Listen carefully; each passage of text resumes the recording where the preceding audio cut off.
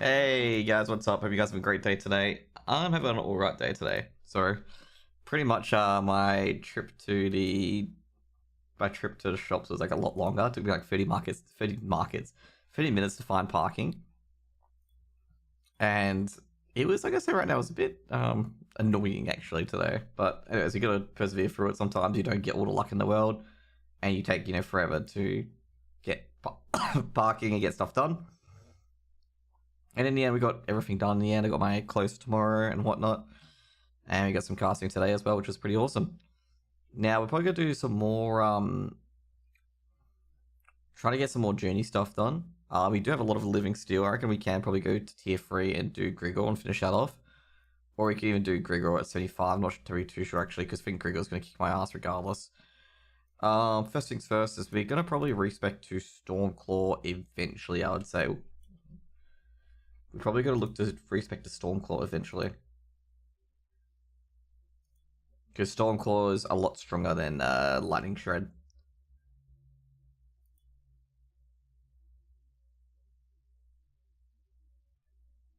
Basically, Lightning Shred's the build you go when you don't have Storm Shred, basically. I think the next one will be Kid Badu, jeez.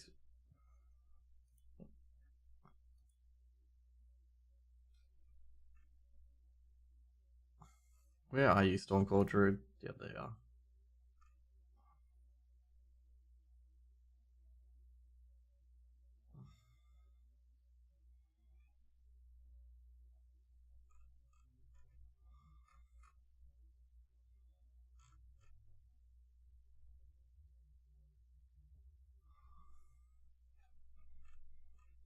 We'll have to get ranked up as well. Okay.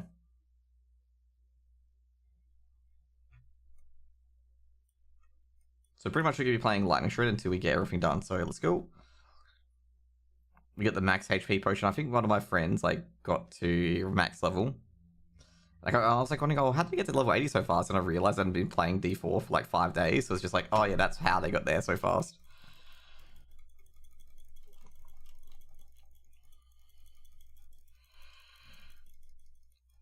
School. So level 90 at the moment. So someone told me the other day on other stuff, like to get things Tempest Roar, stuff like that, you have to be level 80. I thought Tempest Roar was available at Sacred, but it turns out it isn't. So yeah.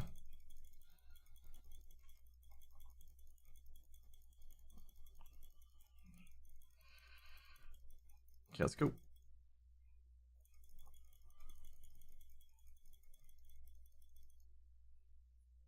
Okay, we got Ancestral. Awesome.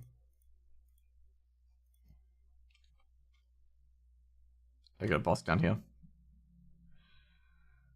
Oh, don't tell me they've killed it. Never mind. I thought it was an actual boss, like the debt and stuff like that, but no, it isn't.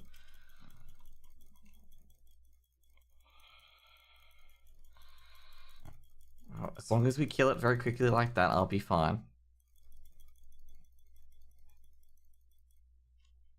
There's actually someone on one of my YouTube videos that criticized me using Blood Harvest for leveling. I thought it was so weird because I'm just like, it is like the best way to level, bro. Like, there's nothing that beats it. I think a lot of these old school players don't realize, like the people returning back from season 1, that stronghold leveling isn't very strong anymore.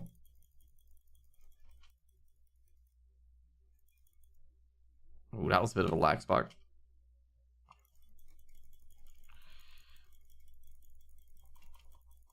Oh, dude. This homie is like fucking balling.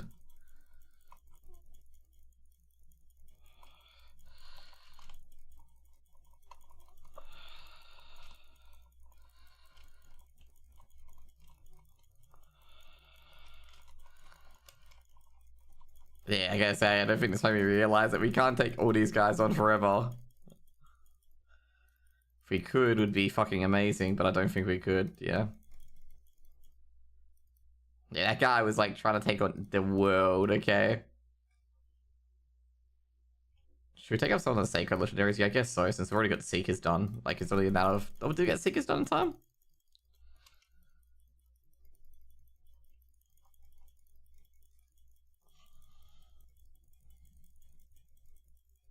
think we did get the Seekers done, yeah. Yep.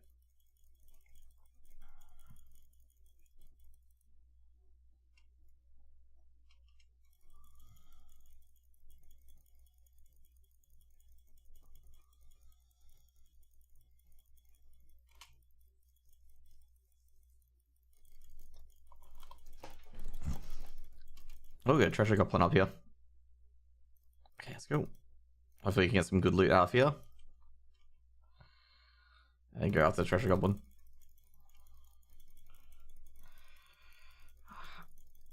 Another set of bloodseekers, actually. Is this just a random encounter?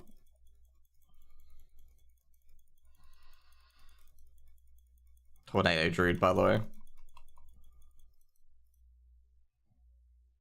Oh, that's the last level up I needed. Okay, that's good. Yeah, I was gonna say we're gonna get that award for doing all the hunter claims.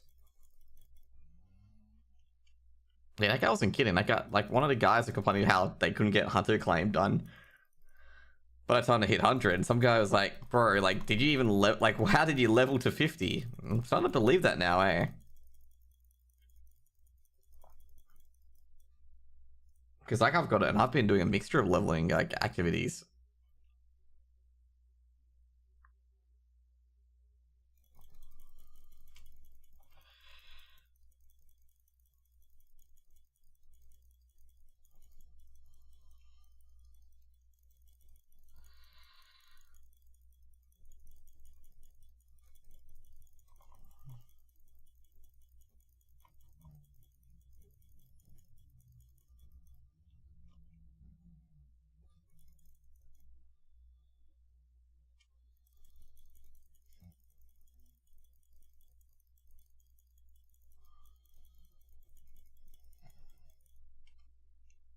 It's fairly interesting. You can get rawhide shit through spiders.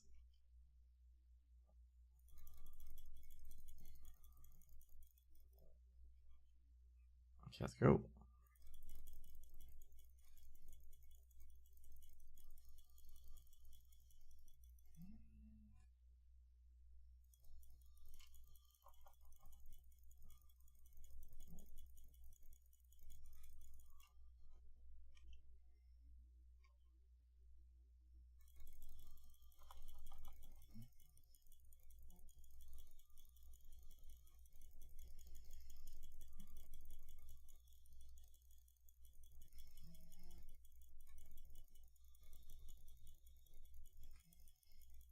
And that should be it. There we go.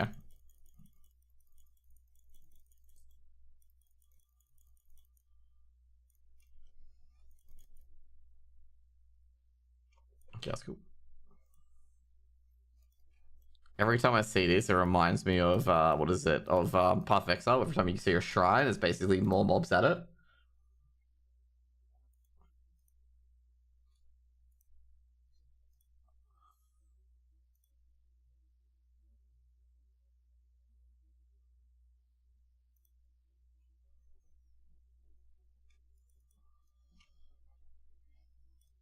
Probably actually good time to come back here. Oh, get rid of that.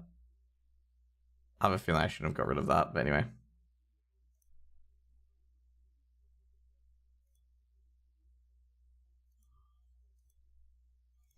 Gotta go through what's good with Stormclaw or Storm whatever.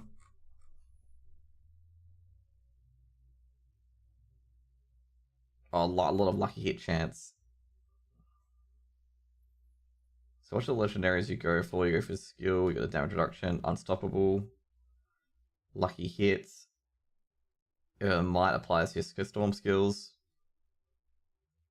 And basic attack skills increase your attack speed. Okay, cool. So I didn't delete anything bad. Oh, what's the helm? Helm is life, poison resist, basic attack speed, and cooldown reduction.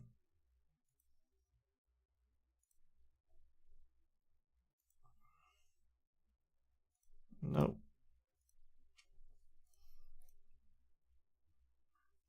That one's not very good. We got better experiences anyway. Okay, that's pretty good. We can just change the rank of wolves to something else. Okay, that's good. So we got CDR, and yeah, we can change the rank of wolves to something else that's high CDR as well. What boots do I need? Just okay, cool. What's the neck do we need? Damage reduction to poison enemies, cooldown reduction, and venom and movement speed. Okay, I've already got venom, so that's fine. Never mind. Okay, we don't need that.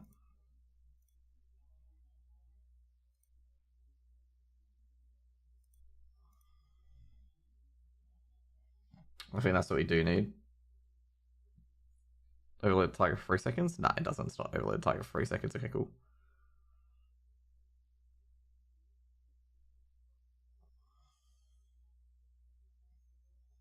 Basic attack speed, dude. That helmet sucks so much, though. Cool.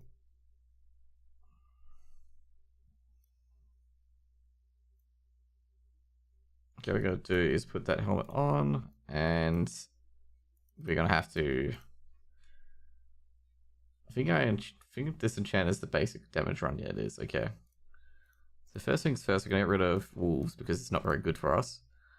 And we put max life onto it. I think it's probably the better one. I think the other one is poison resist, and I guess lightning resist is alright, because we think we got max poison resist from our talents currently. Yeah, we almost max cold resist as well, which is good. Next things next is the jeweler to get that out. And the damage reduction one to go in. Where's the damage reduction one? No, not that one. I could have thrown that one out, actually. No, I got one here. Awesome.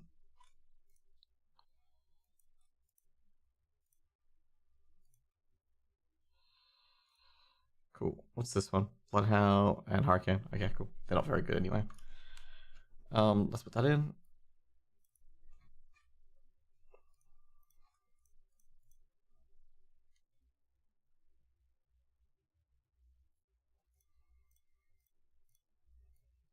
Okay, cool. Then we gotta get a gem in as well, which we can just go back to Kerbadu for it. One-handed weapons. Oh, we're gonna have two-hand anyway, so amulet or rings. What rings we need? Lucky hit chance, crit chance, damage close enemies. Okay, cool.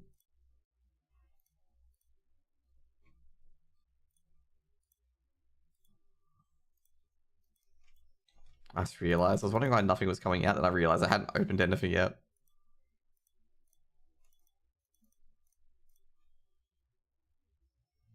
No lucky hits, and what's this one? That pulverized creates a shockwave. Even though it is a very good one, we don't need it at this stage.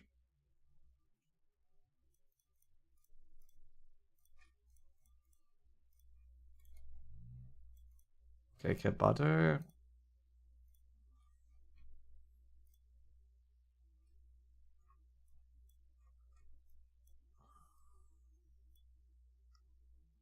I guess at level 95, yeah, 95, you make the return. We got the glyph in here, we do. Okay, which one do we put in? So I think it's the shapeshifting damage. Yep, okay, cool.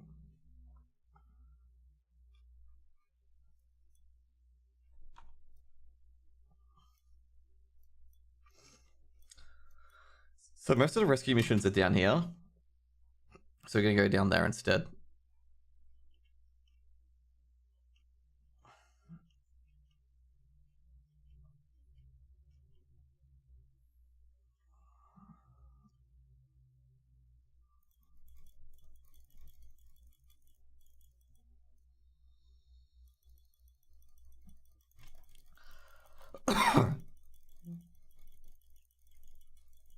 Good thing about Stormclaw is a very, very easy switch.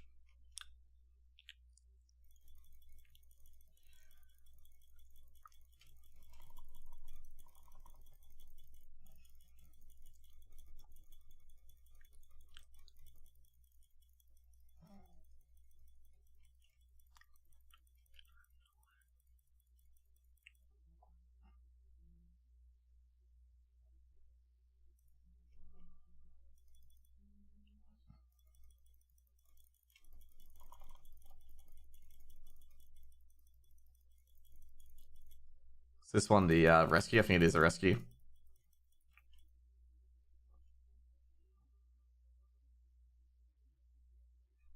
There we go.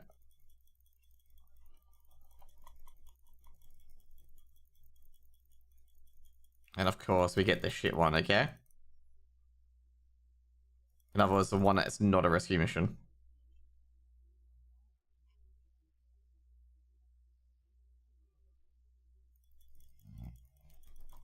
Now we get our favorite one. Our favorite one's the one where you can just do it super easily just by freeing them.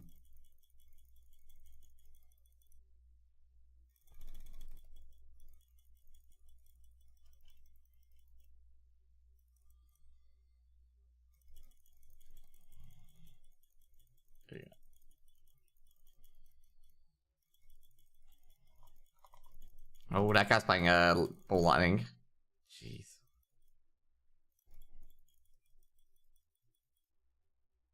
Okay, cool. We got that done. Now I'm thinking we're heading up into Nightmare Dungeons. Oh, jeez.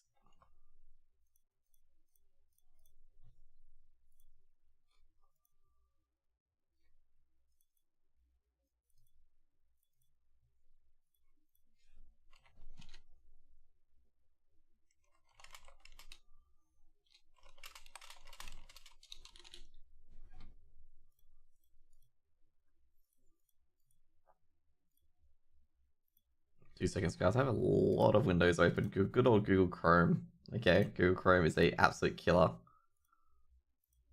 Okay, cool. Let's do some Nightmare Dungeons. What do we got here so far?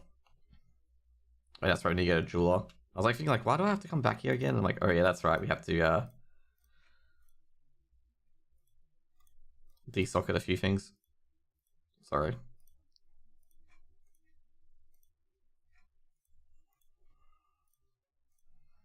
And that, we'll go on to that. And then what we're going to do here is, I wonder if we've already upgraded everything, right? Yep. Except that, okay. So all our powers, all good to go. All of our active, awesome. Okay, cool.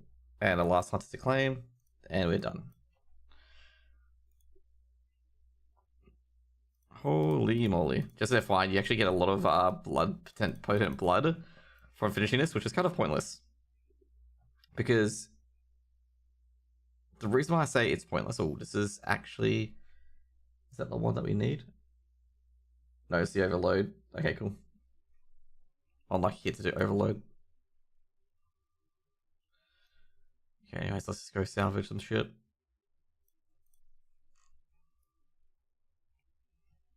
My stash has got a thing above it, as far as I know.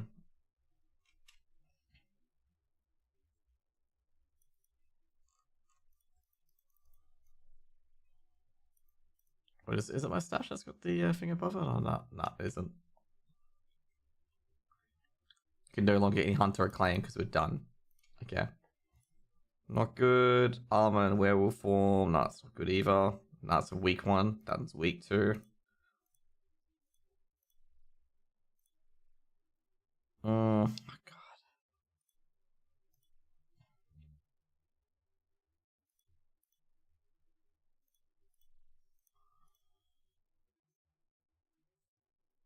Okay, nope. There we go. Okay, Nightmare Dungeons we go to. Get an elixir on. Okay, Whispering Vault.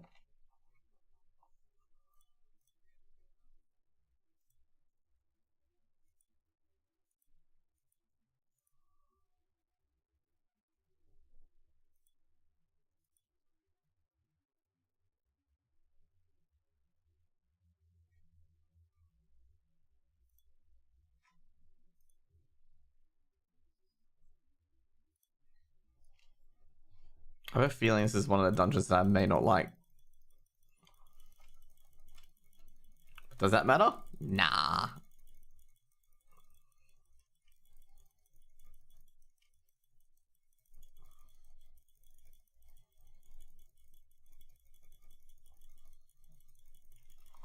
I feel that shape-shifting thing does like so much damage. So I'm not sure what to upgrade to at the moment. I'm not sure if it's either Fang or Claw or another build. I should probably take a look at the guides or the changes into Stormclaw, because Stormclaw's actually, I was actually looking at Stormclaw and it's actually very, very strong. What do we want? F Sky. Fang and Claw level 21 towards later. Okay. So upgrading Fang Claw is fine, and upgrading Spirit Werewolf is fine. It seems like we don't get any damage via Werewolf. Oh, sorry, not via Werewolf, but via Vulnerability, given that we're not using the Vulnerability one.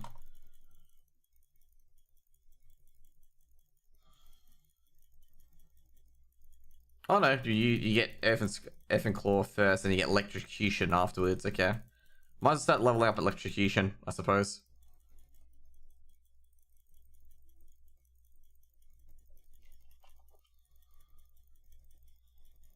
Get Electrocution to 15, you know? The thing is, I could go to build now, it's just I don't have any lucky hit. So pretty much like everything would be pretty shit because I don't have lucky hit on rings.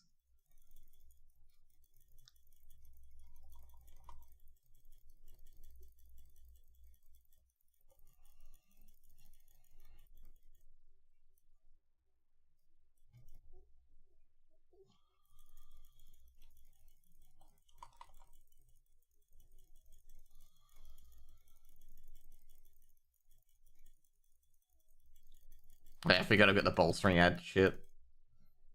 If we get some lucky hit chance, it'd be great. But you know, at the same time, I'm playing a game where basically loot is really, really RNG, and there's no crafting table like PoE. Actually, PoE did announce this new league today. I will play the new league of PoE. Okay, this one is basically just Zerg to seal.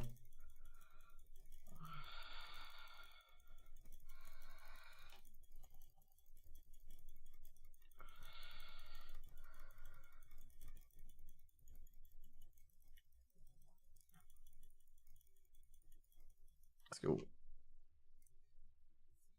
Good start, good start, good start.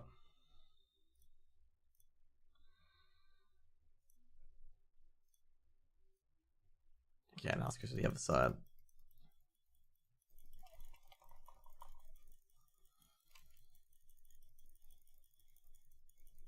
Fucking anticipation not proccing at all. So, like, it makes my GCD smaller, but like I need... Oh no, sorry, Calamity not proccing while I'm in wear there.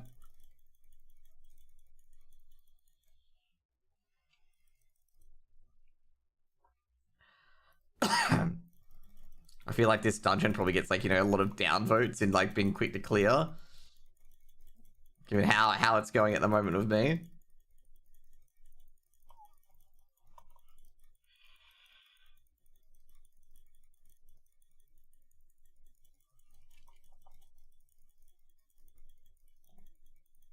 Because yeah, it's actually really, really slow to clear.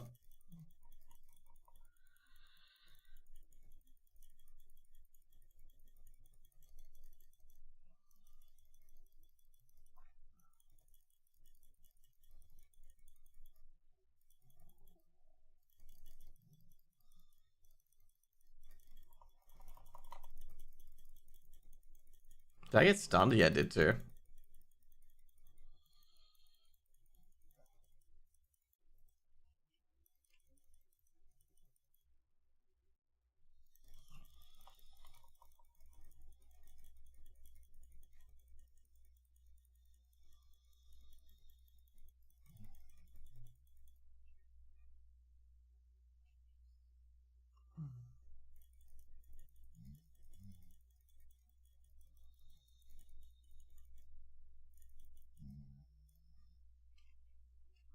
I wonder how much gold I've got. I was gonna say 119 million.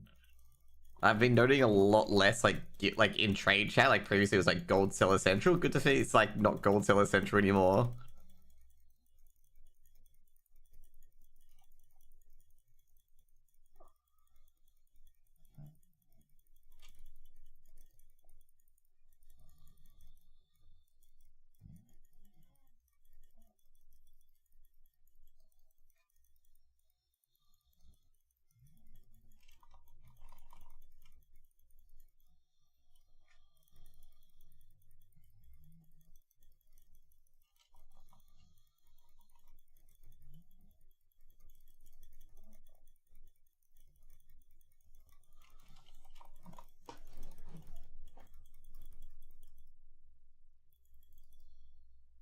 Okay, let's see what we got. Okay, more decks. Awesome. I get more shapeshifting power as well. What if it's better to put Fang and Claw there at the moment or no?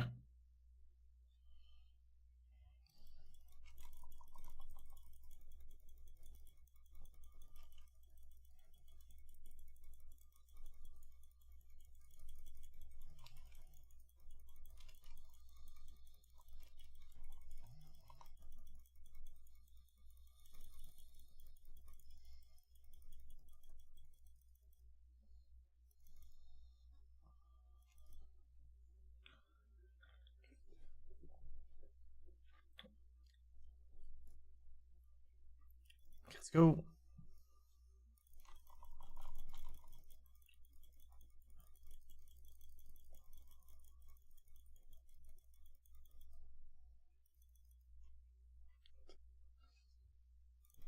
Trying to remember, do we get straight to the boss right away or no? Yeah, I think we do out of this.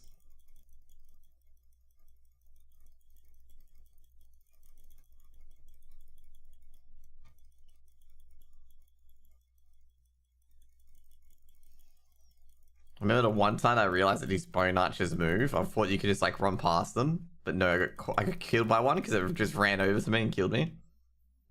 Like I thought I escaped it because I went behind the wall, and like it slowly crept towards me and killed me.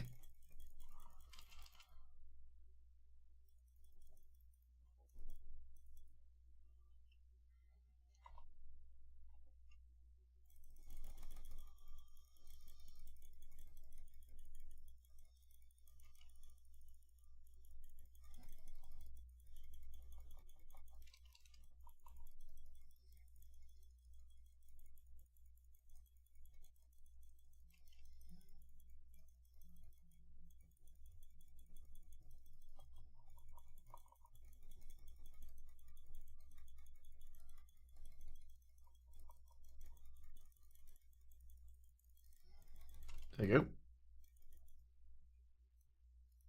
We never get anything unique, don't we? Okay, yeah, Fang and Claw to 16 though.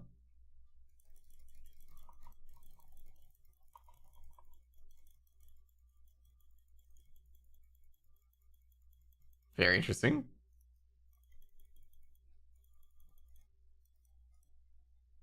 Okay, electrocution should be here. There we go.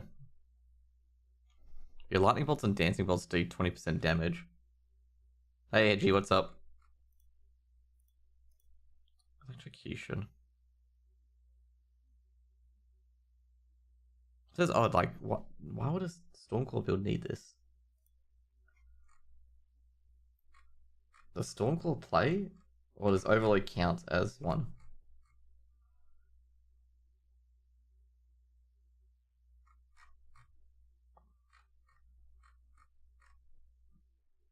The Twitter stream sucks, so here I am. Oh, really? The Twitter stream? Oh, Twitter stream is pretty bad, actually. I'm not gonna lie. What have you been up to? Are you going to your shipping, or you going to the Stockholm studio? Because last time I was actually, I think when I went to Winter, I was going to catch up with a few of the casters, but basically, and Daft Mike, and basically they were in Stockholm as far as I know. Like, because I met Heku, obviously.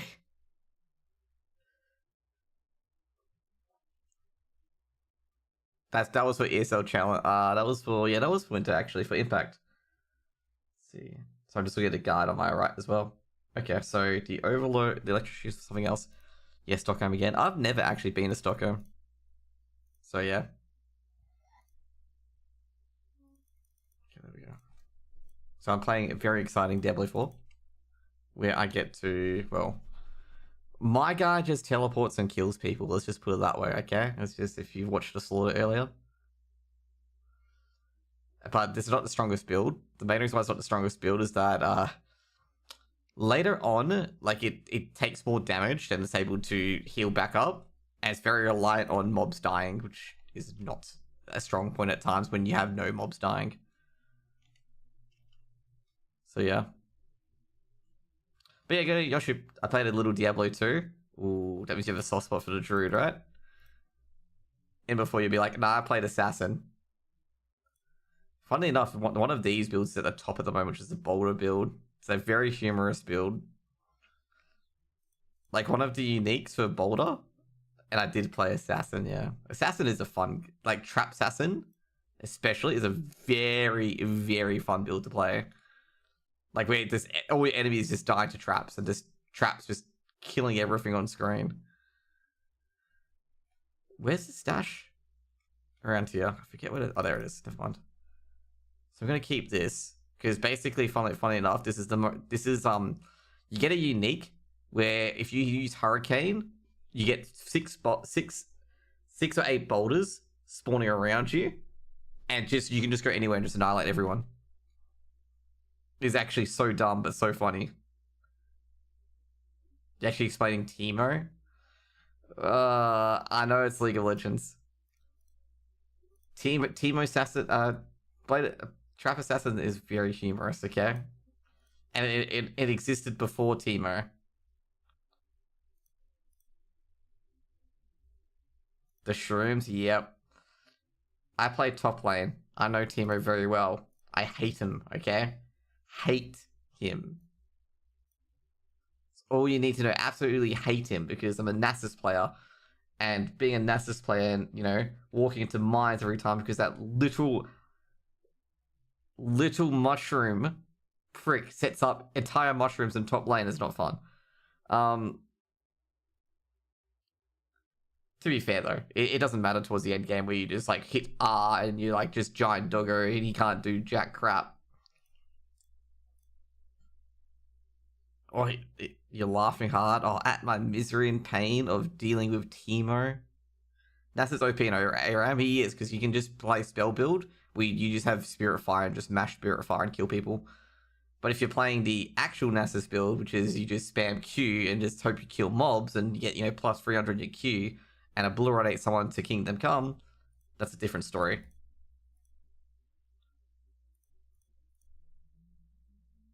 Because they play ability power Nasus, right, with the Spirit Fire? Where you just use E? No, you do the actual Nasus, but you actually have to have the team back you for the stacks. That means you gotta kill targets, though. Wait, what? This is the weirdest Helltide I've ever experienced. It's like a Blood Harvest Helltide. You do it and build lifesteal. So yeah, your Q does heaps of damage. Yeah, I don't want to do Helltide today. Then you just go, oh.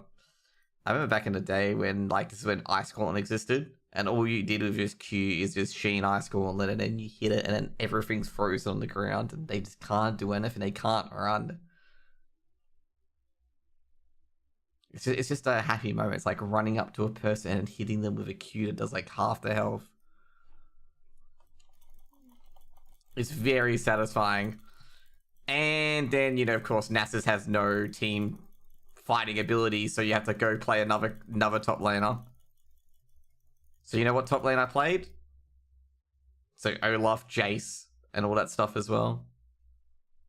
I did play, I'm trying to think who else I played top. I played Nunu top. Nunu's abusive top lane. And who else? I've played Lux top. That is not recommended, just an FYI. Not recommending Lux top. The meta was evolving to Vayne top when I stopped playing League. Where like you have a Vayne in top lane. I'm just like, ooh.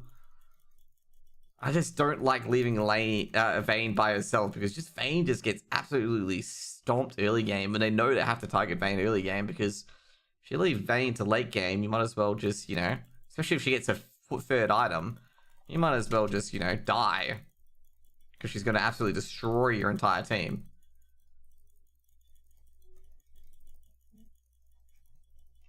Okay, cool. But no, Teemo is literally pain, okay, and against the Nasus top lane. Like, if you get a good Wither, it doesn't matter, because he can, like, he would have a Shroom on him always. And he'll also do the Blind Strike the moment you try to use Q, so your Q doesn't hit, and therefore you've wasted a Q CD on missing Teemo.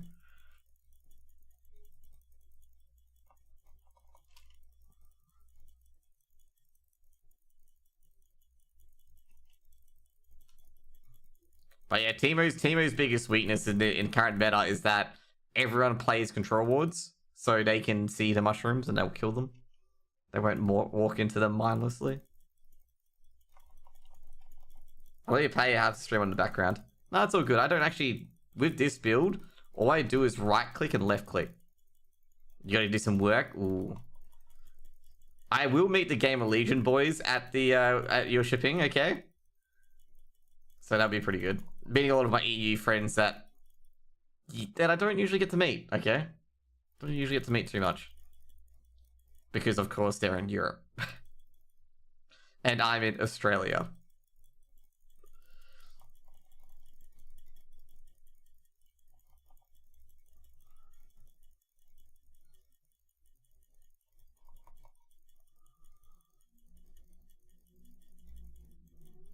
Oh, jeez.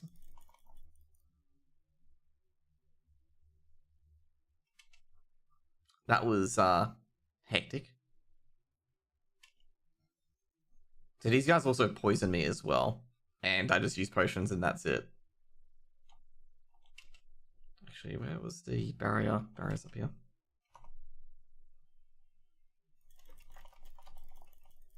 There's actually a lot of fun Druid builds in the game.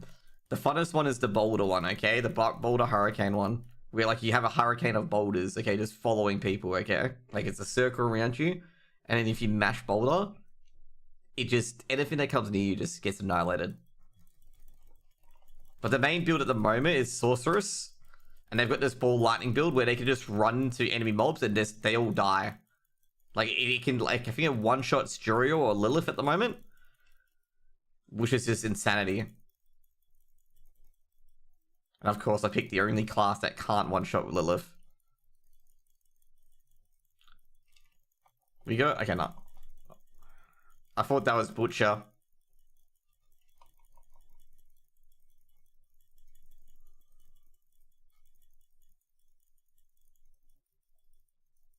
Okay. What levels these things?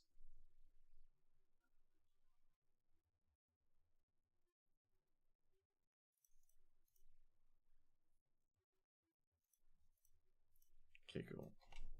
I really should salvage some of my sigils because some of the sigils are pretty low.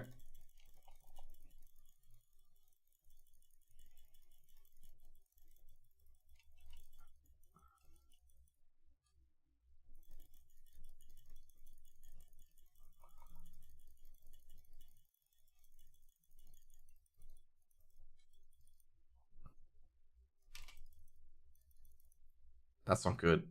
Okay, good. There's these mobs that also blow up. I have to constantly make sure I shred them, okay? The move is called Shred, by the way, that I'm using. So in this game, like, you can improve your abilities. And with Shred, you can just teleport to mobs with your second attack.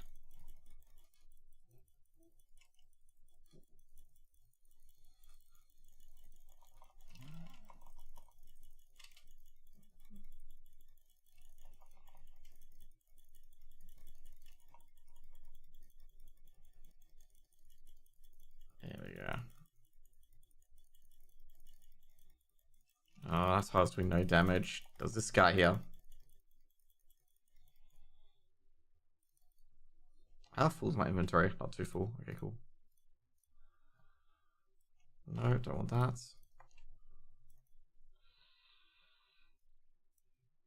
Okay. Wait, where's the... oh, there we go. Okay, electrocution. So this is basically Diablo 3. Essentially, okay? Where, like, you level up your glyphs to do whatever.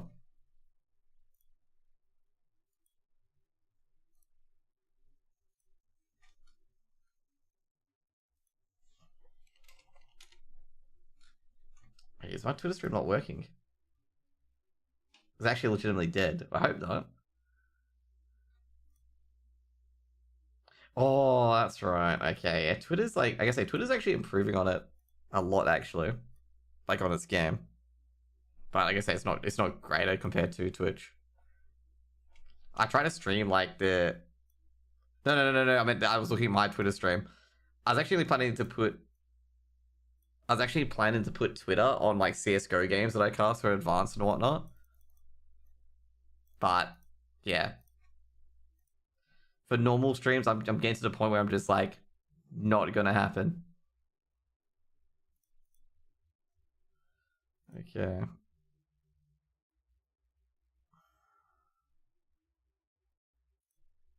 What do I need on rings for conversion to Stormclaw? Life, crit, damage close. Do I have any of these? Nope. I need life. I guess with this one, I can change this one, but I can't change the other one.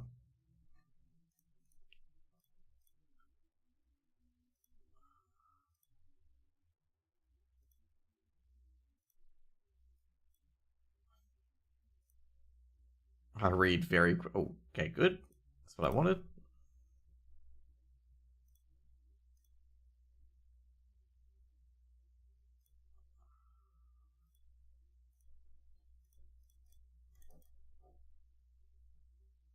This game can sometimes de-evolve into, like, it's got 2 of the stats do you want? Still not good enough. Oh, wrong tab. This time. I'll keep that on me. Let's keep all these off me.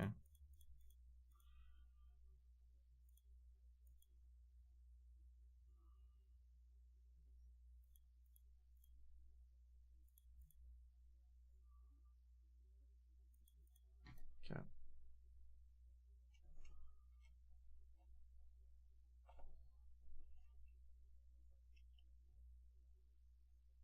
Move quicker. Okay.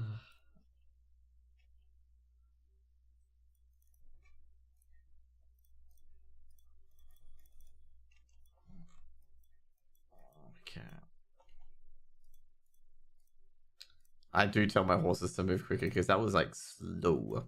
Like that horse like was moving like half the speed I normally move at. Okay. So anything below level 48, 51s, damn. Just salvage all these.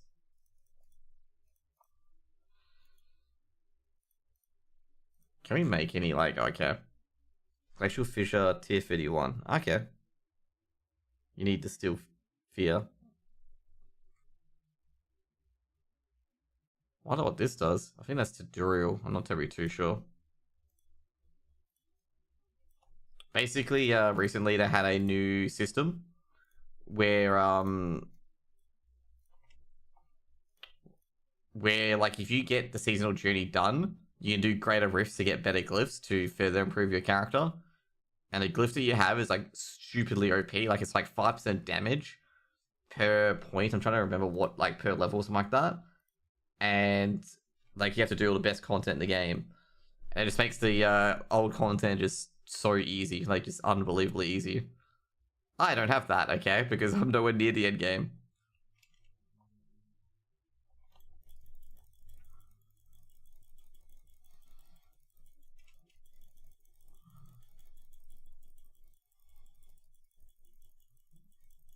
Oh no.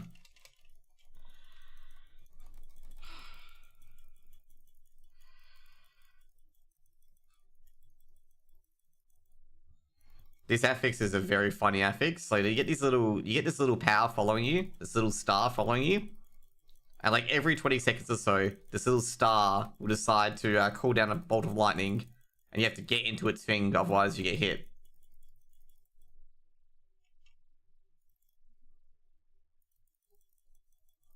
Okay. It's up there with Teemo annoyance. I have actually died to it before. Because the light, like with Diablo 4 and its bosses, the room locks, so you can't get outside if you attack the boss. So what happens to me is that the lightning caller decides to spawn its little dome as I engage the boss, and I die because I can't hide or be immune because the dome's outside the boss room.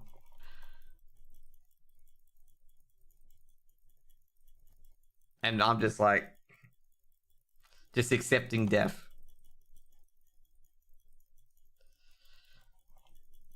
Ooh, what?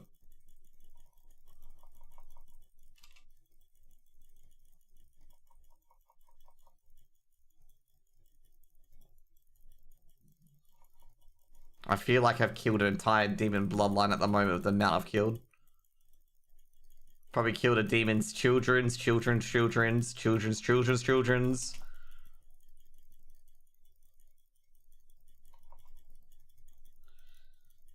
Uh,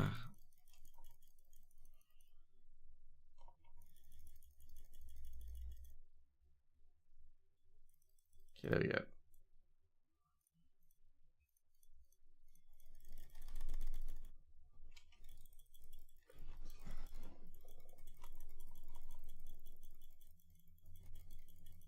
But yeah, I casted M80 v EG earlier. I'm gonna say EG's improving slightly, but I gotta say they get struggle big time when they don't get invites for like blast and stuff like that. Like they're gonna struggle because they're not qualifying for any event with their current team.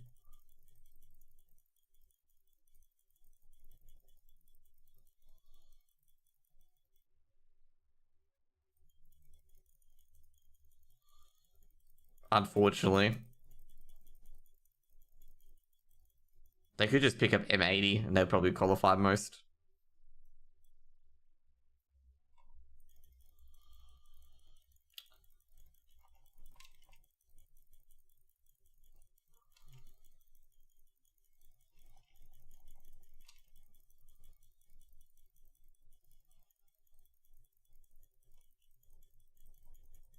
Because yeah, I casted EGV M80 with Ishmael.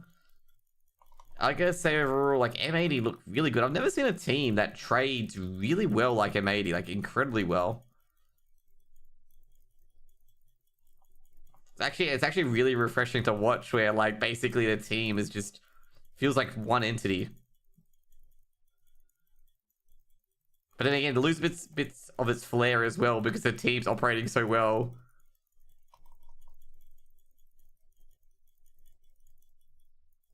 Is everything dead yet? Okay, cool.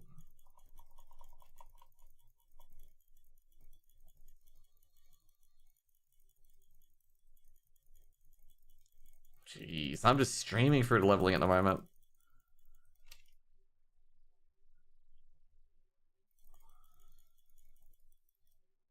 I just realized I got the aura, that's why I killed him basically instantly. Okay, cool.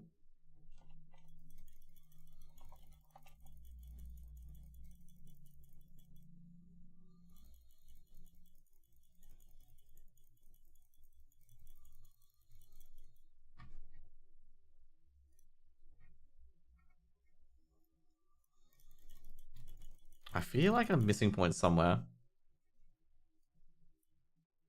Okay, good Dex. Where's the other points I should be getting? Got the Dex down there. Yep.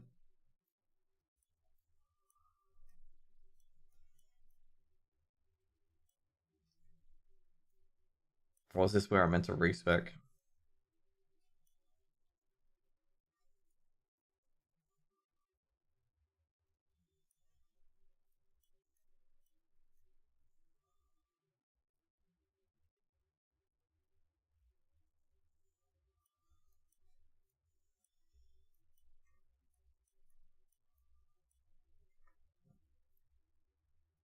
Oh, that's fine down there.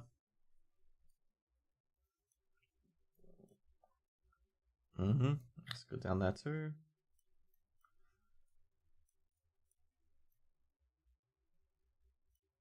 I think this is the point where I do respec, but I think they said it's like level 55 that you respec at.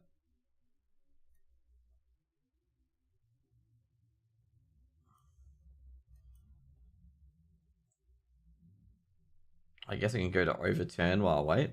Yeah, let's do that. Go to overturn.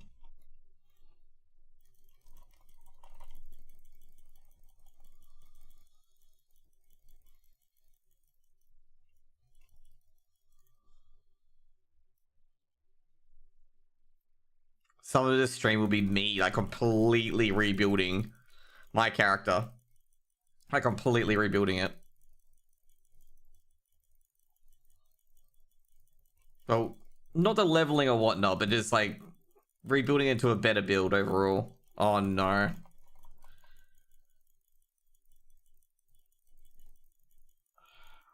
Well, this is a lot better actually.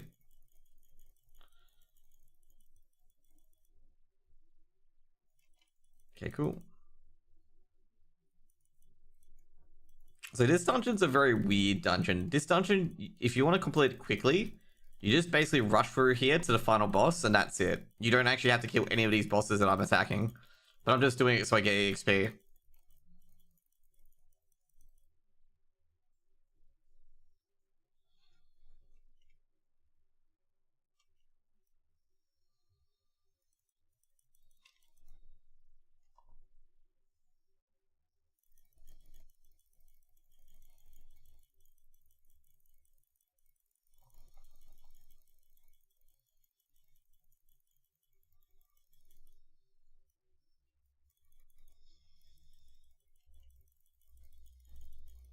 There he is. So this is called Jalal's Rise, and it's named after this dude, okay? Jalal. Okay, cool. We're close to the boss.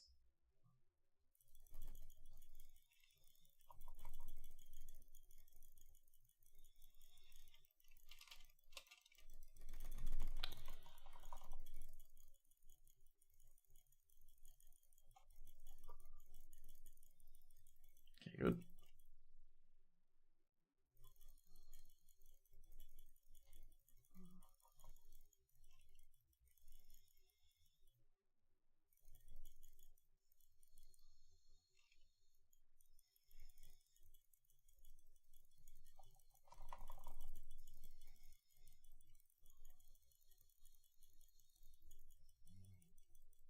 Let's go. There's the boss, and there we go. Trying to remember what the boss is actually. Boss is a giant plant creature.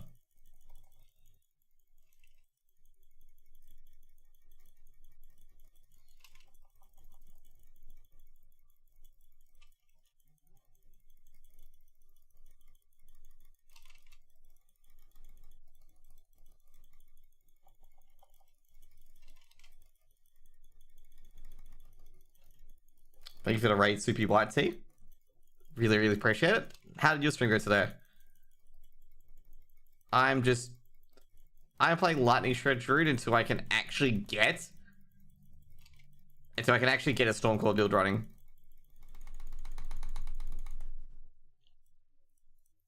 I got another crone stuff. That is good. That means we can potentially play it, okay? Get more electrocution. There we go.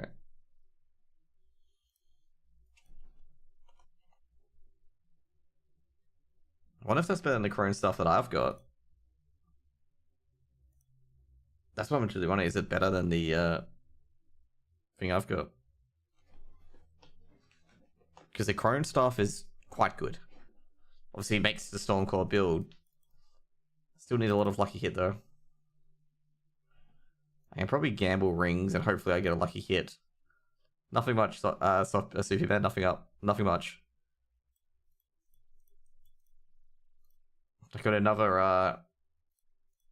another crone staff. Just trying to build up a set so I can switch to Stormclaw, basically.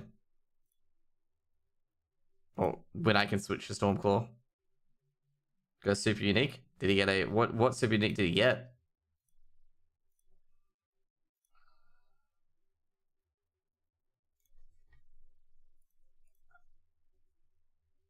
Life, poison resistance, basic attack spell. Helm? Which helm? Unless there's only one helm.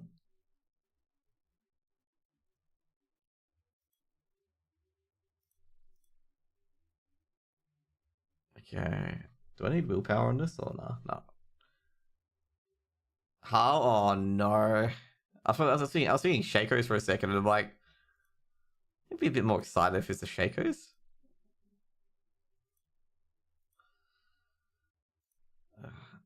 Let's check which one. I think my I'm trying to think, is my Stormclaw better? I got this ring, by the way. I was so annoyed that I got this ring, okay? Because I wanted it ancestral.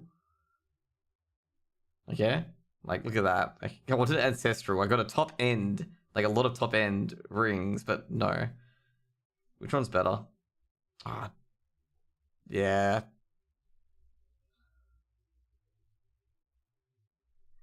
No, I've noticed I got rated. I noticed I got rated. Was the stream like delayed or something? No, there's no delay. I didn't notice I get rated. I said thanks for the raid, dude. I was mid boss fight. Okay. Yeah, this one's not very good compared to this one.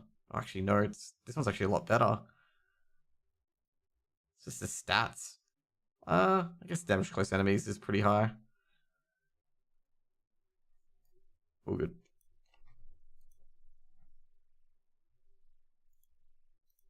What have you been up to anyway, Scorpion? What have you been up to? G'day, Zeal. Wait a second. Is my chat behind or no? My chat's fine. Yeah, to be fair, I'm not at that point where I get like a lot of uniques. Like I don't even know how to farm uniques. Okay, like a lot of people like to talk about Eudorial runs and stuff like that. I know how to get into Druid and whatnot, but I just don't think I'll be able to kill it. That's probably the key issue that I'm worried about is dying to it and wasting your mats. Kind of like Path of Exile. Like Path of Exile is kind of like that as well. Like if you die, like you're kind of wasting your mats.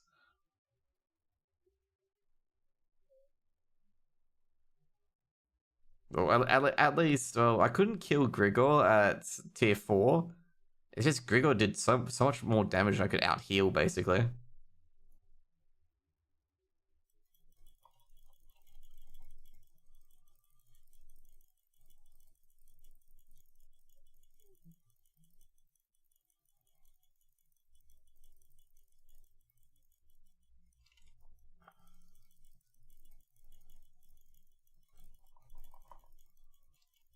What class do you play anyways, Soupy? What class do you play? Necro? Sorceress? Nah, I'm just gonna go with Sorceress, okay? 100% Sorceress. Sorceress main. Because everyone's playing a Sorceress this tier, because Lightning Ball is just way too good. Way too good to pass up.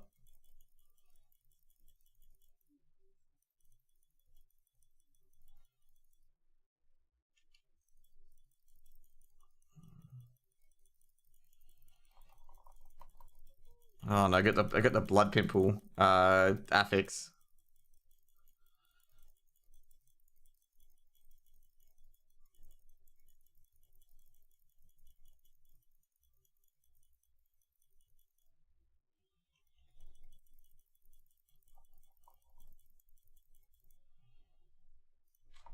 Should have done the shout out as well. There we go.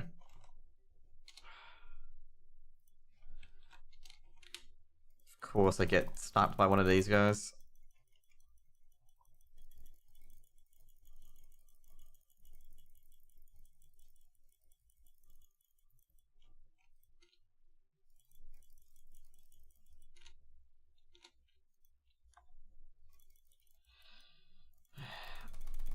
I give up with Twitch at times, okay? I really do. There we... Alright, because they're not... There we go.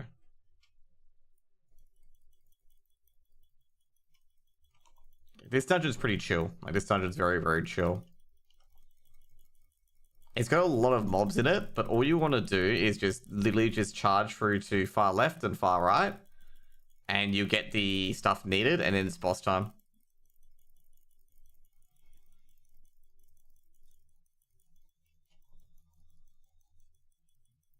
Which is exactly where I'm coming to.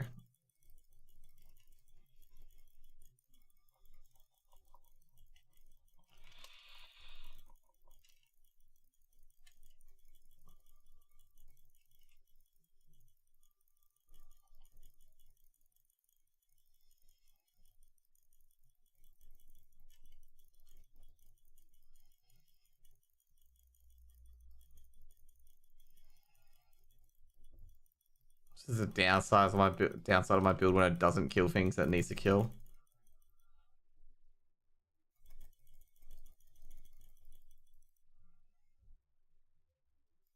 Let's go.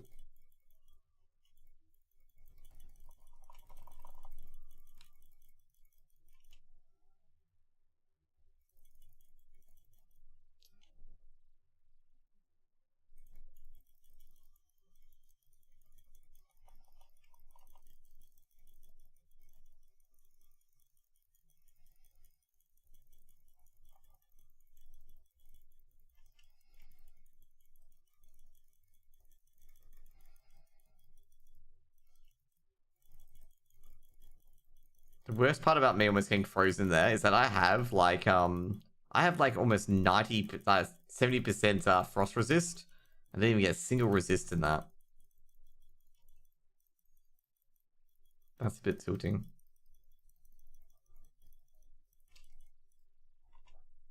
The cool thing of that as well, by the way, if you do get what is it? When you do hand in the thing on the pedestal, you get all your healing stuff reset. Your healing potions reset.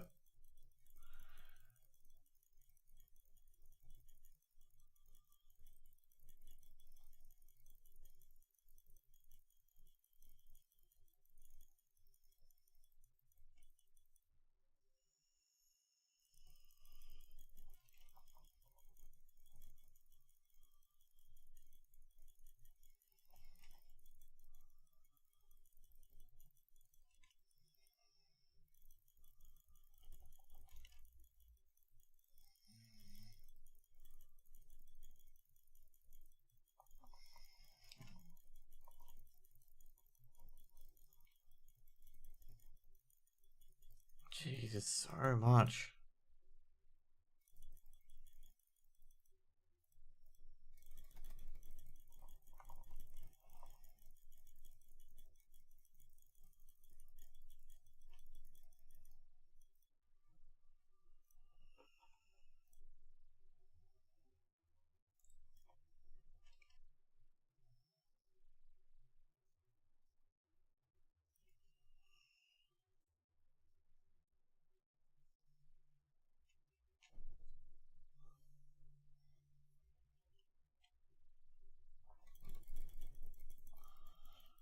There you go.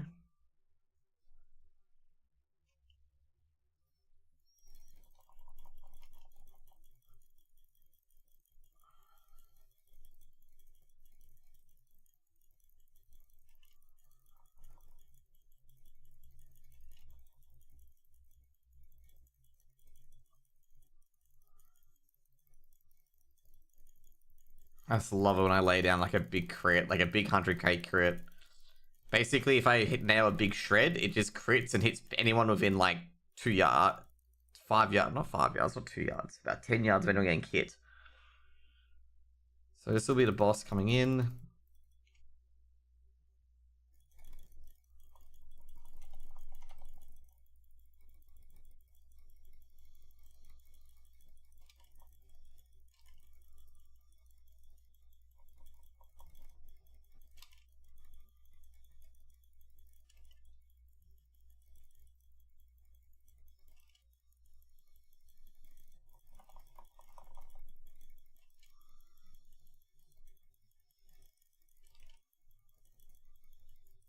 Ooh. There you go.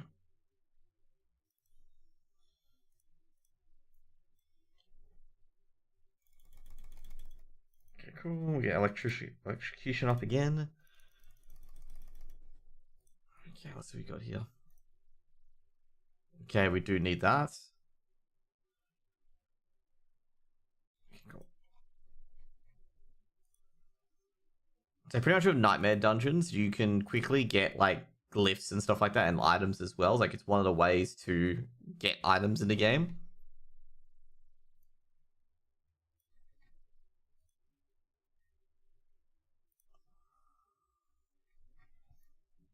Like and also to level up your glyphs. Like glyphs are kind of important because it allows you to do a lot more damage. Now, one thing I was happy in particular was getting this one because I would need that for Stormclaw. I need extra attack speed.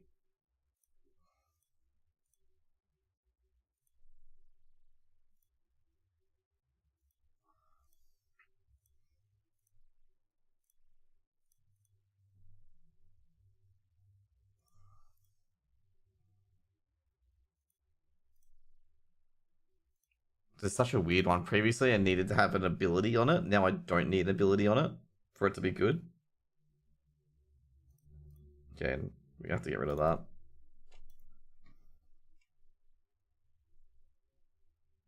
It is very quick leveling as well. I think we got a new Blood Harvest zone. Yeah, we do. I don't think I need too much of Blood Harvest either, but might as well just get some Whispers in as well.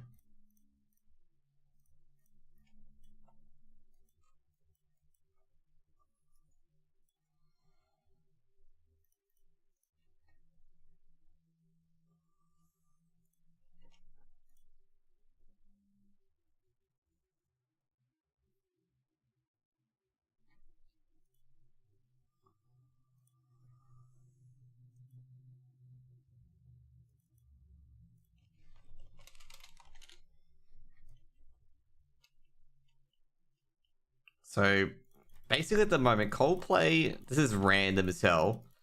So basically I'm taking a friend out for lunch tomorrow. Okay, so lunch at a really, really good restaurant. Because I've never been there before, and they said it was really, really good, so we're going there. So Coldplay are in town, and Coldplay's at this stadium right next to the place as well. Which is kind of interesting. I completely forgot they're Coldplay are in town at the moment. So Coldplay are in Perth currently.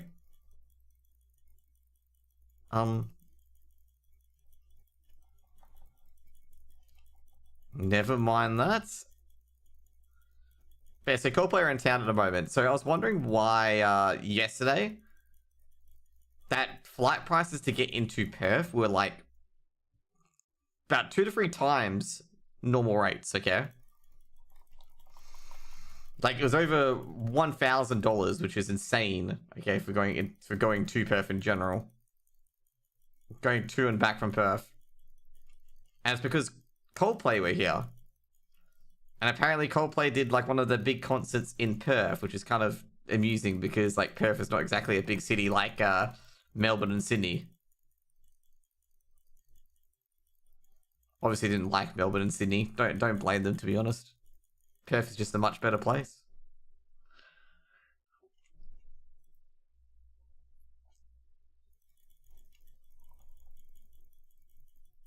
What's the other quest here to destroy?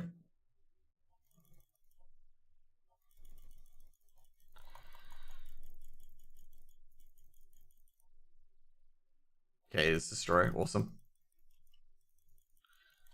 Good thing is we're in the right area if you want to destroy.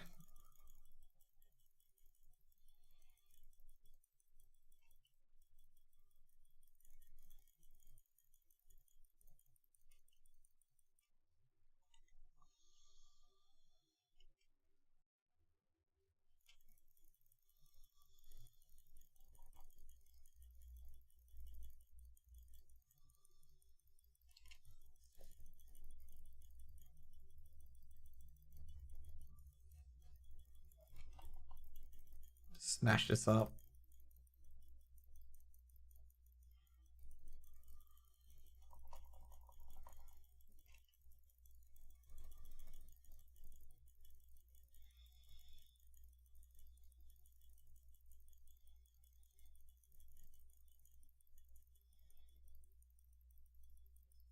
It's always that one little mob that's like protecting the dude. Like there's these mobs that have purple assurers that make you do like 90% less damage to the other one. Almost every time I have to try and like just kill it immediately, just find it. Sometimes like they're hiding under other mobs. And it's just an absolute nightmare.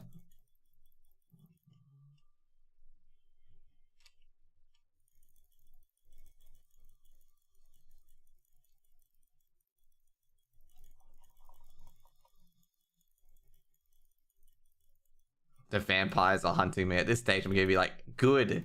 Good that they're hunting me.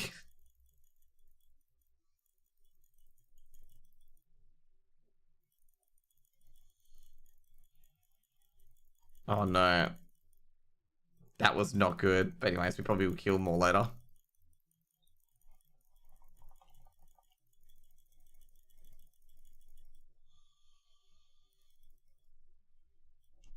Okay, to the whispers we go.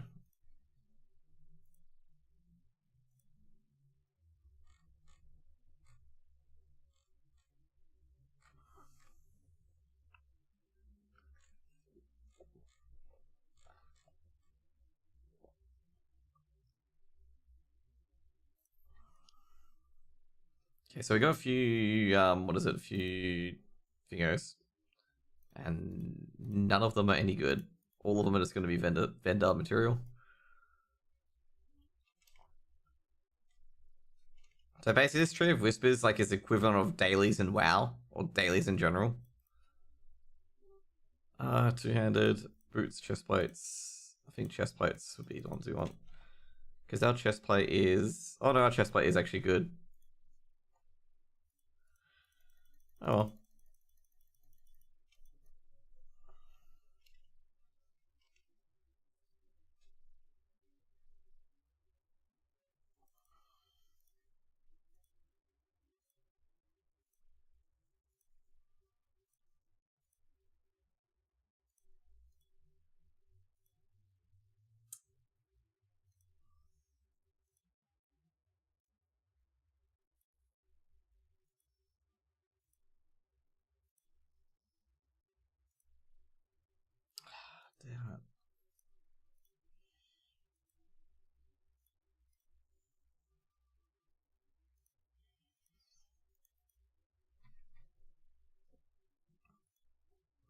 trying to think, how much does it cost to refund the entire board? Well, I suppose I can do it twice.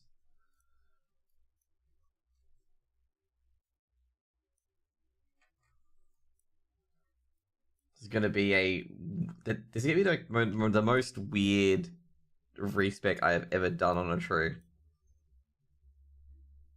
So we need 225. Okay. How much points do we have?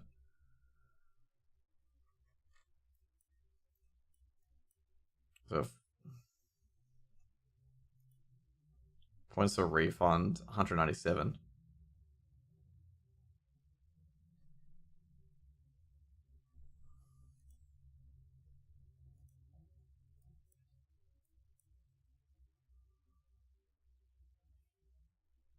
Okay, we can do that. Says you can do it now, which is good. Okay. That's what we're gonna do. We're gonna do it now.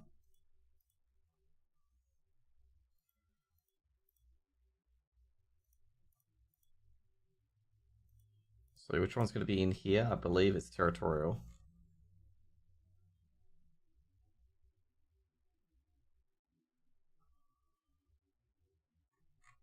I forget it's done by levels as well. Where's territorial? There we go. And we want to get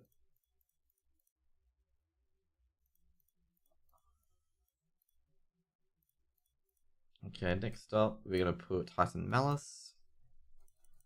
This is how this game works after time as well. Like he's going for specific skills. So the glyph is here, so we keep it as is. So we touch it. So I think it's at this dex point. Do we switch, or is that willpower point? That's the willpower point. We go this way. And then it goes to the glyph, and that glyph is Fang and Claw. Fang and Claw's here. There you go. And Fang and Claw is this one.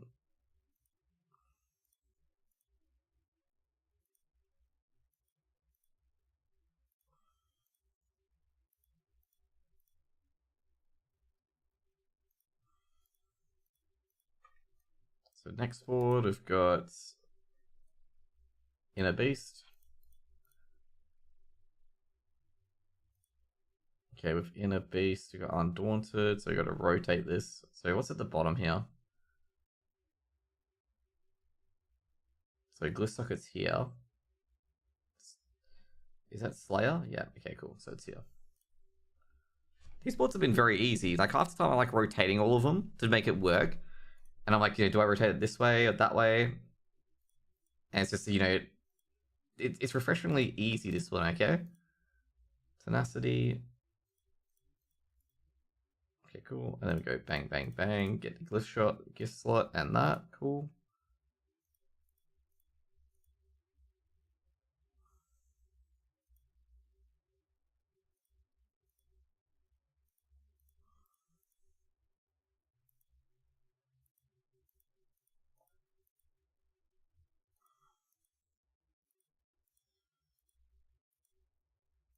Is it up to 4? Yeah, it's up to 4. Okay.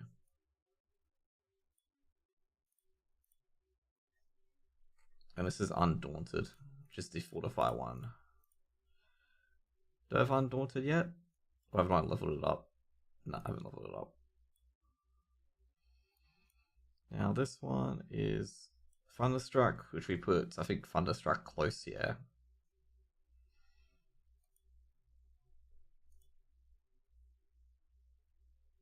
Nope, that's not it. We gotta rotate it.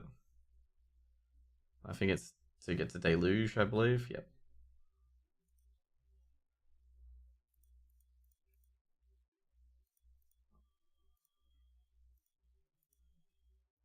And which glyph is here? I believe the glyph is Spirit. Do I have Spirit leveled? That's actually a good question. Do I have Spirit leveled? No, I do not. So Spirit should be here.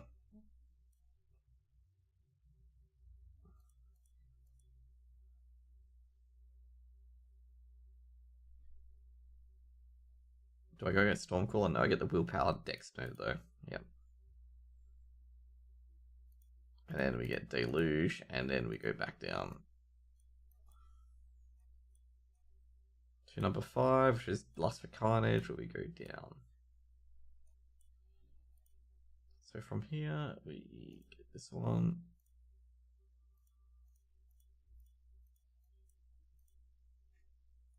Okay, we open this one, which will be Lust for Carnage.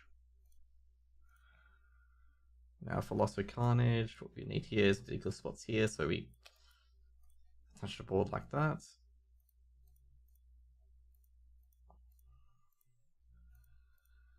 Glyph spot, we put WW, so Werewolf. And then we go down here to Feral, because that's what we want more, is to be more feral apparently in this build. And then we go into Lust for Carnage, which is huge. Okay, next up we go to number 6, which is Ancestral Guidance, which we need to get the extra spirit damage. So at willpower, we just basically go left. Next up, I believe, is Ancestral Guidance, and we don't get the glyph. We are just purely going for Reclamation and Ancestral Guidance.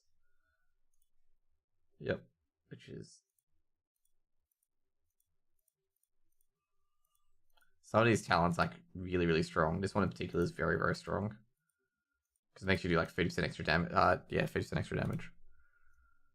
Okay, next up is 7.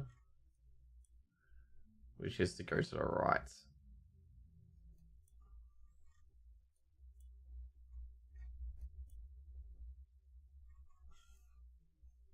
All I gotta say, this is the most interesting build I've ever done. So, we're gonna get to Heightened Malice, which I believe is over here. So what we're gonna do is keep going up. Then bang, bang, bang.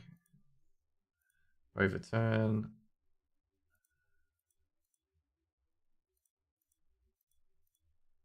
I think I should have got Heightened Malice actually, because Heightened Malice actually beat DPS upgrade.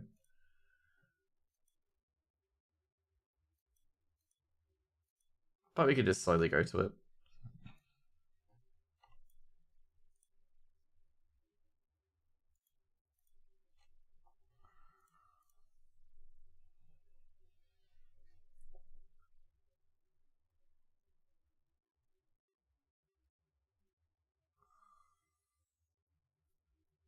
So this could play a bit differently to my current build. But I should probably do all the damage all the same.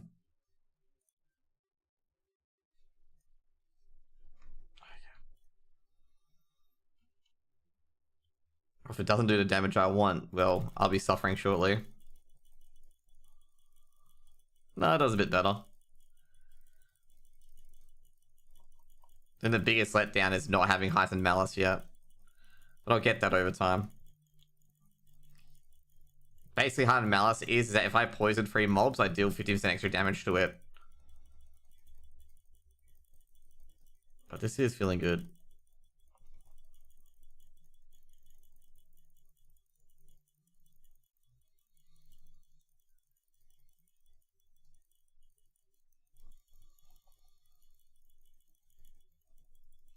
Let's go.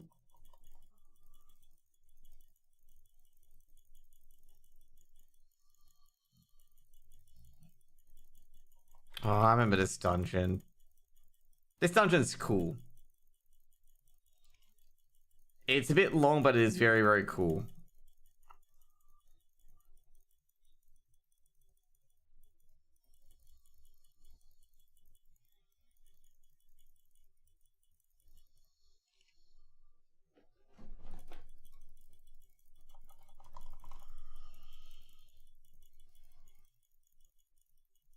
So these quartermasters have ridiculous amounts of health. And that's pretty much it. We're just gonna shred them to pieces anyway.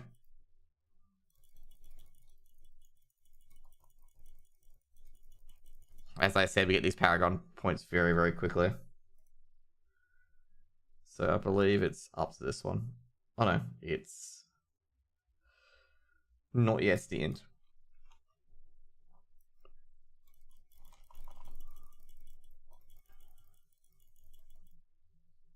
Let's go.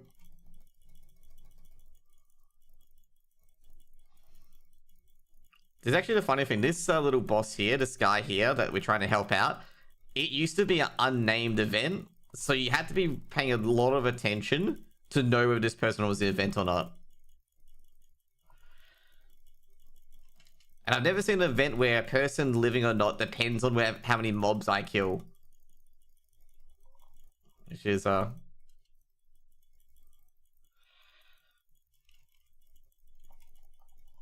I guess games have weird endings where, like, you know, if you don't kill enough mobs, then, like, the character dies.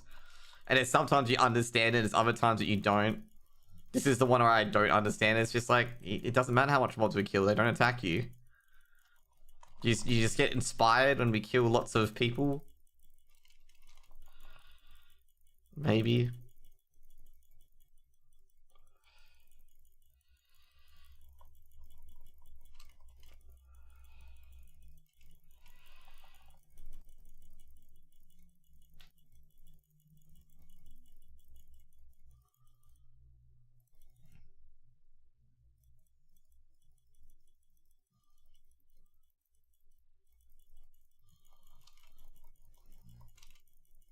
To be fair, there's some games where, like, if you don't kill everything, basically, you do fail. Like, I think one example, it's only a brief example, is Fallout New Vegas. If you don't kill all the fiends at the near the airport, that they launch a successful attack on the Karen airport. To be fair, though, you do want to kill all of them anyway because of the loot that you can get from the head dude, the head bandit. There we go. That's the guy I'm looking for.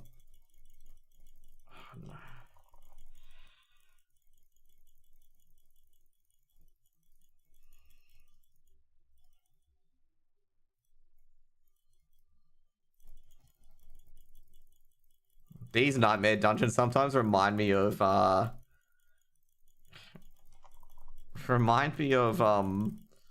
world quests in WoW. Okay, like where world quests, like at the start there used to be just one little thing and that's it, and then world quests evolved into this like 10 little tasks in one.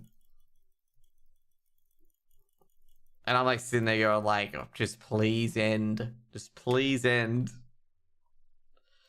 Who we got today? Okay, this is a unique boss.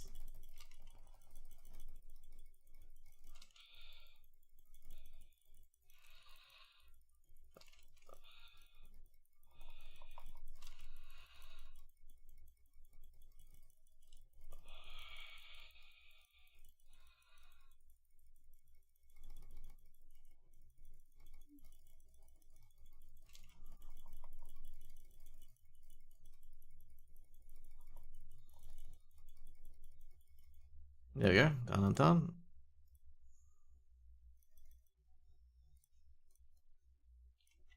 Okay, what do we get here? Nothing.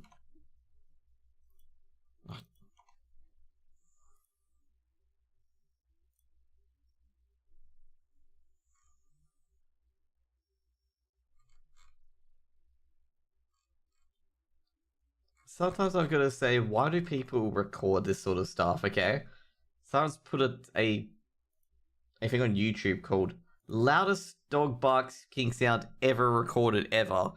Yeah, you know that's the things you need on YouTube is things that bleed your ears. Okay, prime YouTube material. Ooh, we got a top end. Okay, that's good. No, it's not very good. No, we don't want that. Lucky hit chance, dot damage over time, which we can get rid of, crit.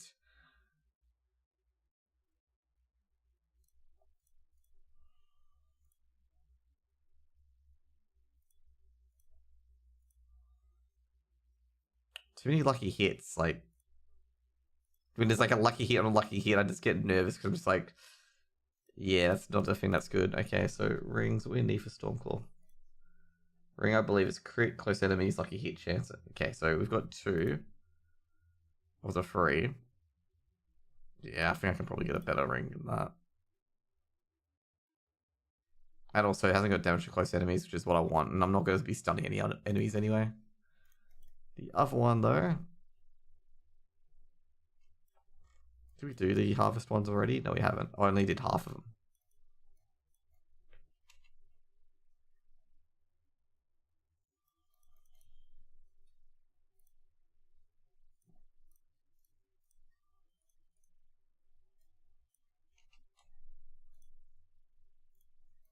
So funnily enough, that one where the guy's talking about there that, you know, they're dying and stuff like that.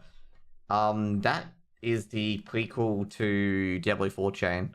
So basically, you follow the story of the dude. Like if you've watched the Diablo 4 cinematic, there's a quest that basically ends up with you following the footsteps of the dude that originally released Lilith.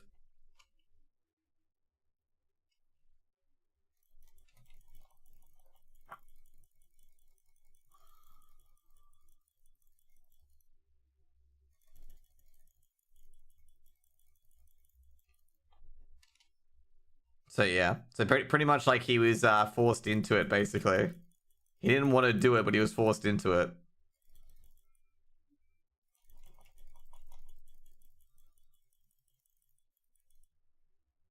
There you go. What a name, Master Yi. Okay, assassin called Master Yi. Doing tier 4 at 61. That's actually big props, actually.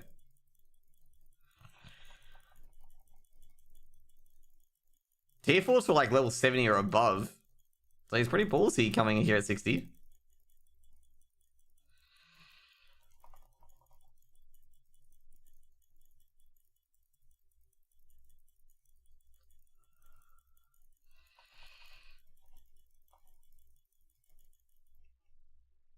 It's actually quite funny. There's a guy here. Okay, so there's an event here for the harvest for the vampire people that you're gonna kill. And it's so pointless. It actually legitimately is pointless because the guy always dies. You can't save him. Like you can't do anything to save him, and it annoys me because you can lose a credit. Like you get a credit for saving him as per se, and you can't possibly save him because the mobs blow up, and that does enough damage to kill him. So you're pretty much boned. Like in certain dungeons as well, especially like some of the level ones I'm doing. There was a certain quest where you would have to like fight off a wave of like mobs, like fight off waves of mobs. But the problem is that the NPC's HP did not scale with the dungeon, so pretty much like when they met against those mobs, they just died instantly, and you couldn't do anything about it. Like they get one hit.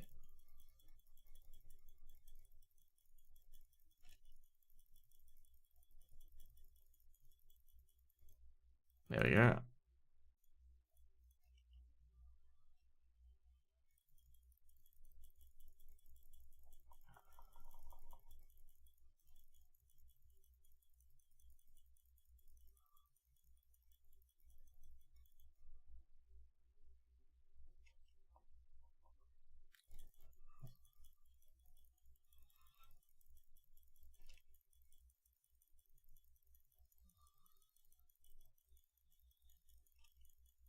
Ooh, that's not good.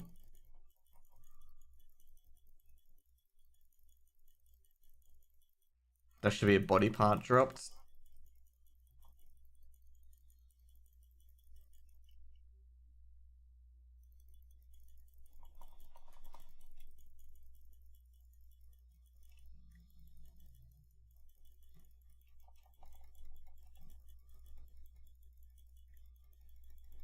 Holy shit. Shredding the poor guy. Just doesn't exist anymore.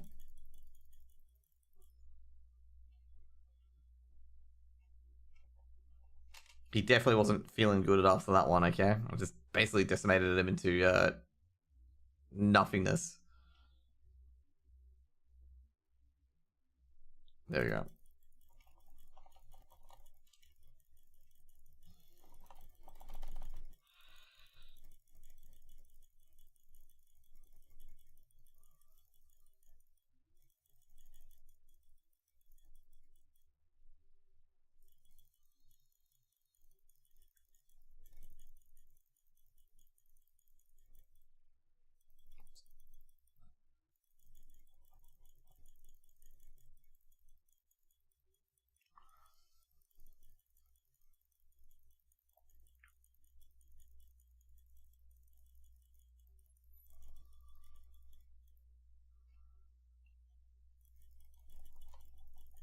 Oh yeah.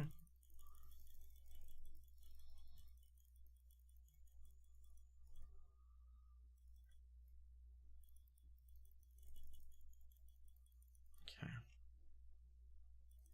Kind of annoying. I'm trying to look for stuff to destroy, and I keep getting the rescue missions. Oh, treasure goblin. Let's go after him.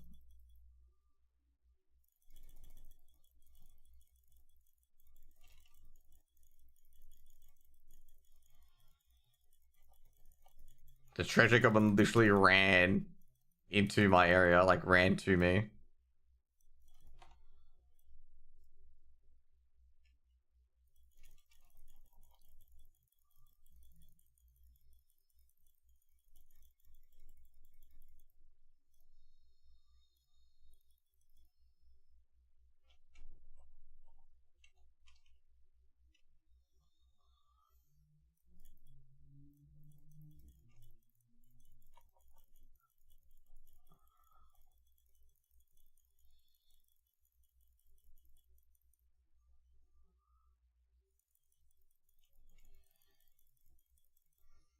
There we go.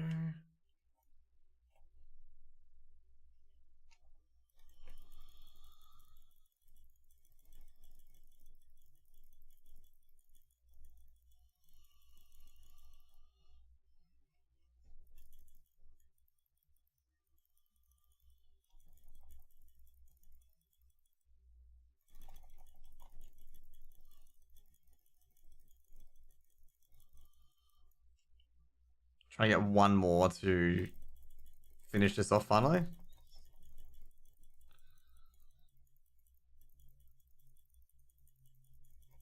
I actually did want to be a content creator today at, not today, sorry, this time going to DreamHack Winter, but I didn't get it in the end. To be fair, I don't have the CCVs to really justify it anyway.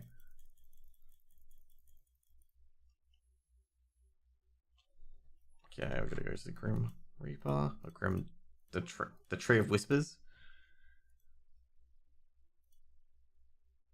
You might as well be called the Grim Reaper, actually. Might as well.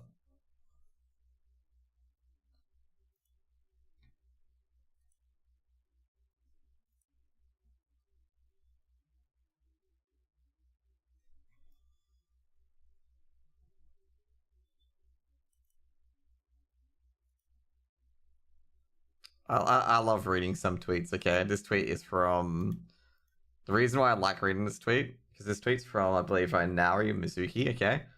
You'll think I'm going to be nuts, okay? The thing I miss most about Ireland is the weather. I've never seen a person ever say they miss anything in the UK because of the weather, okay? Just never, ever. Just having a bit of a giggle, obviously, about that one. Because every time I go to the UK as well, it's just always raining. It's always cloudy. Like, there's never been a time I've gone to the UK where it hasn't at least rained or be cloudy once.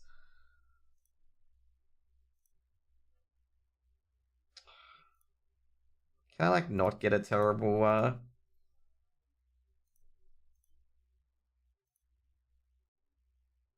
Let's see. That's... What's my leg at the moment? That's... Oh, how... Nah, that's... That is weaker. Yeah, that is weaker. He looks so promising as well, actually.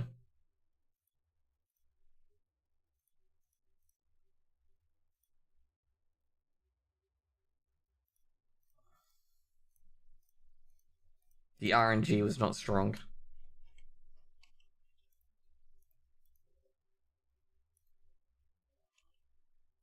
The RNG was weak.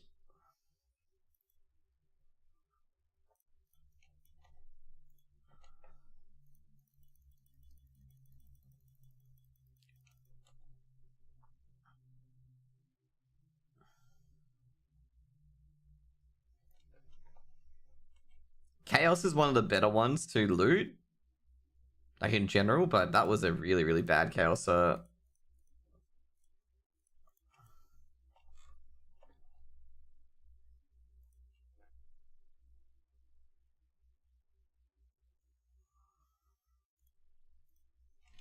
Renegade's Retreat, which is here.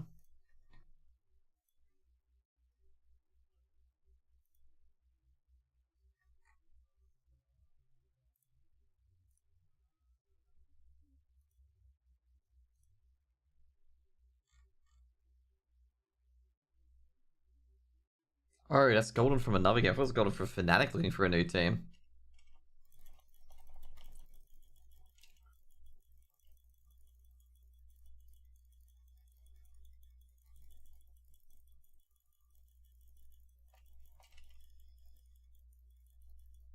Okay, that's a good start. Do I have extra crit damage though on this one? Because I did just hit for 400k.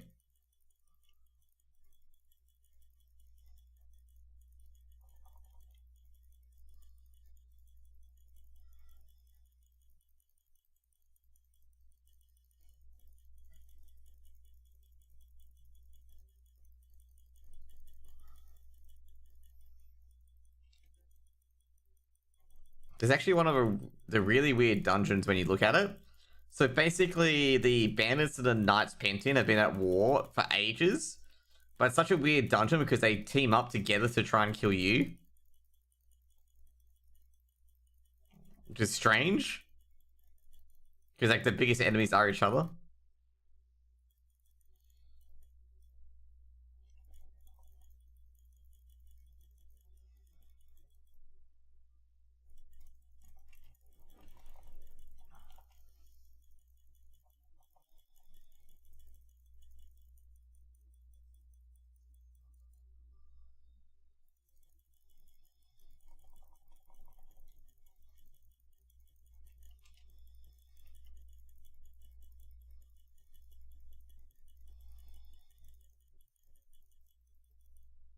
There we go. We're absolutely smashing it.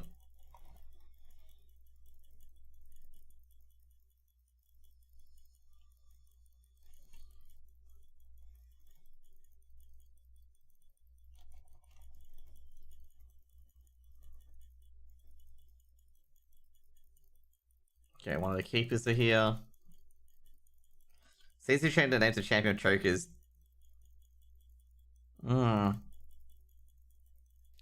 CTC?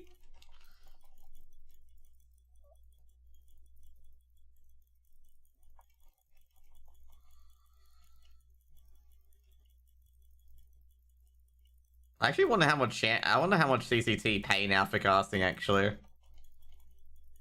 It's always thing I wonder now since they're becoming heaps big, like how much do they pay casters at the moment? Because if you didn't know, like CCT were paying half ESL. And I was telling the guys, like, in CCT, like, now the guys, of course, taking ESL, they're getting ESL gigs as well. And I'm like, you really need to take, I said to them, like, you really need to take CCT to tiles because they're underpaying you grossly.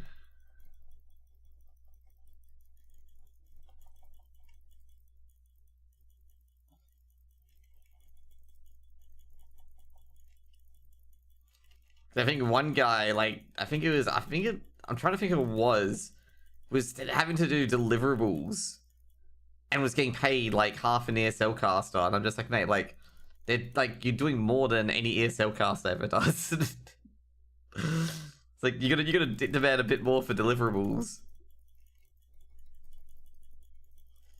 Did Vertex lose or something, or is it just big losing? I know Vertex was basically losing to Sunday School on Mirage. I can't imagine Vertex losing the other two, any of the other maps.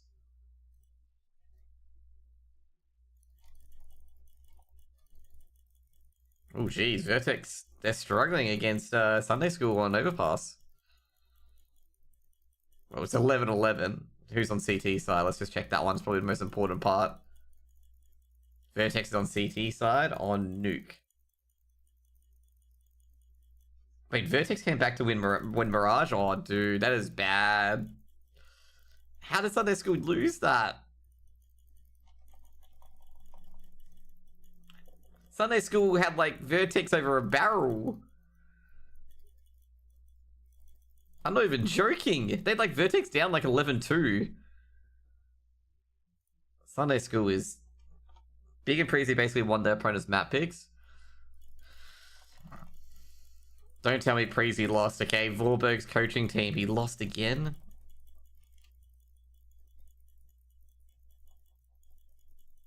Vorberg is my favorite coach, okay? It's really... He kind of got to drive quite hard on EG. I was actually legitimately annoyed at GamerDoc for that. Where he was making, she was making Vorborg's job incredibly difficult. I was talking last night about a beat 2-1. Okay. That's good. I'm happy for Vorborg winning.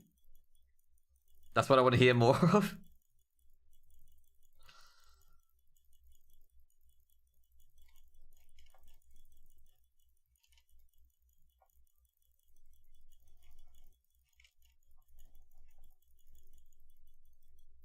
Funnily enough, I actually have to get stuff ready for DreamHack Winter. I haven't packed my bags or anything like that yet at all. But I really need to at this stage. I'm actually really putting it off. I'm like sitting there going like, oh, I can do it on the weekend. Oh, I can do it on this day. Oh, I can do it on this day. I think they're up there the favorites to win this tournament. They might win the tournament. Alright, if they don't win the tournament, someone's gonna say 3-3-2. I'm surprised no one said 3-3-2 about EG earlier when me and Ishmael were casting them, okay? They just like, oh, maybe M80 is just good. I mean, they just beat Big. Yeah, true. Big, I can say right now, Big never make really deep runs anymore. It's really sad to see that they never make deep runs into playoffs. Because they're good enough to make deep runs. But I think Tabson is I'm not saying cooked in front of it. I think Tabson's getting to that point where he's peaking hard.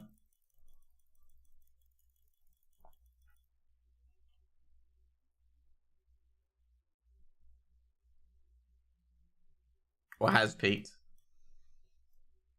Oh Jesus, 12-12 on Nuke. OT.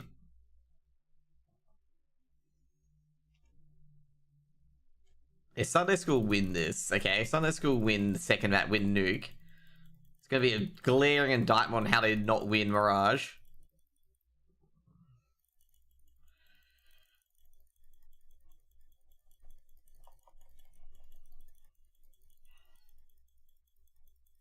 But Castle, yeah, they don't get deep in tournaments. They really don't.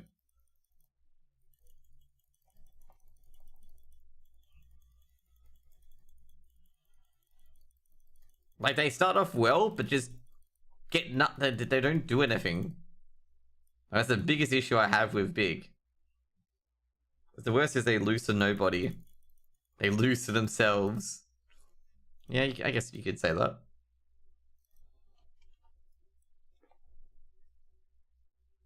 Okay, did we get any good things here? No, we did not. We got nothing.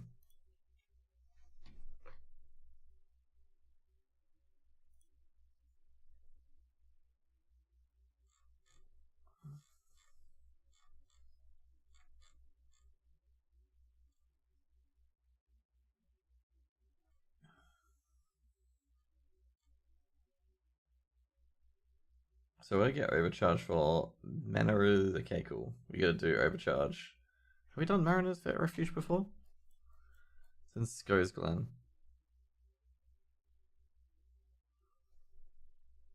I don't think we have. No, we have not, because it's down here. And we have never been anywhere any.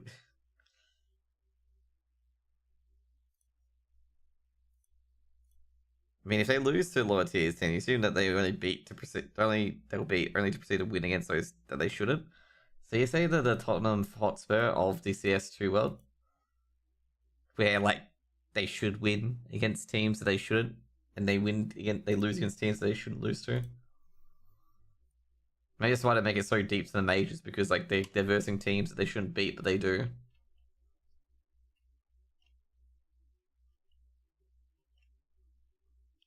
Favorite topping for nachos? There's guac, there's beef, sour cream, salsa. I think the original nacho is probably the best. And then cheese, mozzarella cheese. Delicious.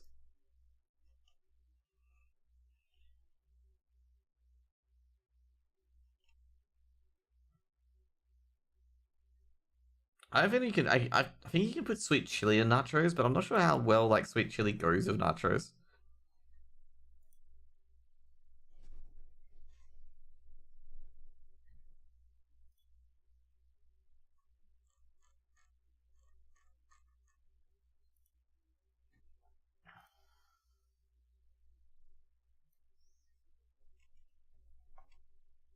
That's cool.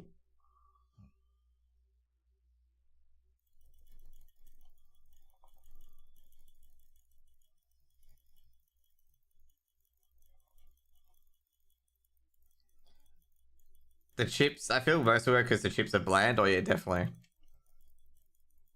I'd say the best one obviously would be the meat. Obviously, the meat needs to be good.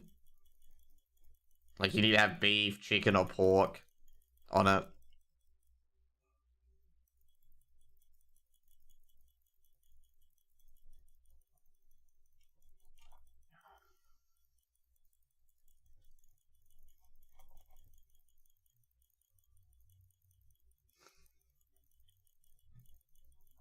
Barbecue shredded sounds bomb, dude. It is sounds bomb.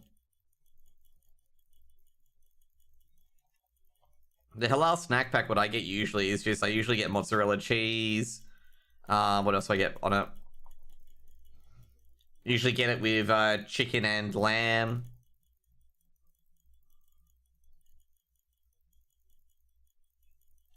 The chicken and lamb is so good.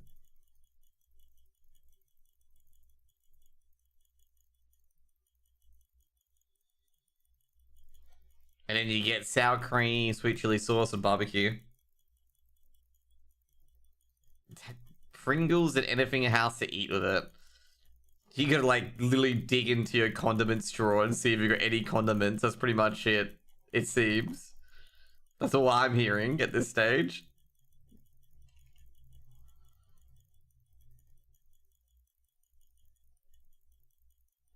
Dude, I remember going to Korean hot pot. Okay, my friend I goes to Korean hot pot with. She is a fiend at spicy foods. Okay, like she just eats non-stop spicy foods. That. I think that's pretty much like that's their tournament. I've never heard of it before either. A lot of these gambling companies like make their own series or tournament or whatnot. I am always wary of those sort of tournaments because gambling companies running tournaments is not exactly a good conflict of interest to have.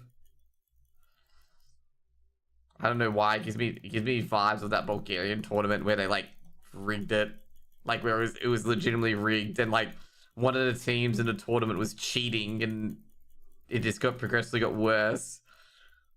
And that's how HLTV got rid of all the like any league that wasn't like, you know, because basically previously like if you had a league you could get onto HLTV quite easily, but this is the straw that broke the camel's back and ruined it for everyone.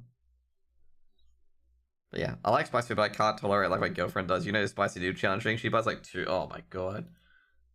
I'm not gonna lie, that's what my friend does as well. Like she was eating the swish and sauce, like the spicy swish and sauce, and she was like eating it like it was nothing, and you know, basically like obviously she was sweating, her tears coming out of her eyes, and she was still eating it. I'm like sitting there going like, how can you eat this? And she said she just enjoys the sensation that it gives, and I'm sitting there going like, okay, that's fine. I'm sitting there going like, oh god, I can't do this.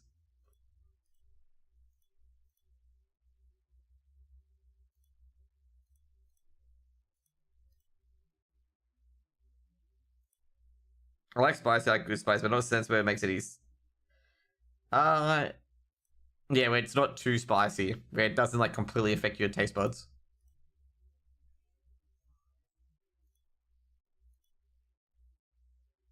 Like she talked about how she liked the sizzle on her like tongue and whatnot, you know, for spiciness, which means like it's very spicy. And I'm sitting there going like, oh no, like that's the sort of spicy that I don't like. But it was good either way. Like, you know, it was actually really, really good sauce. I had some. It was very spicy. I had to drink like a lot of milk afterwards to just get it out off my tongue.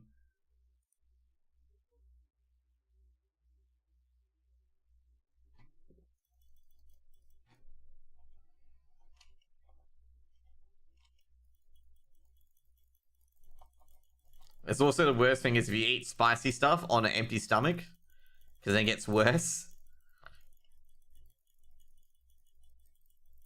Because then it just stays on your tongue for longer, because it's the only thing you've tasted in the last, let's say 5 hours. Did I just one-shot that dude? I think I did. Yeah, I did. Jeez.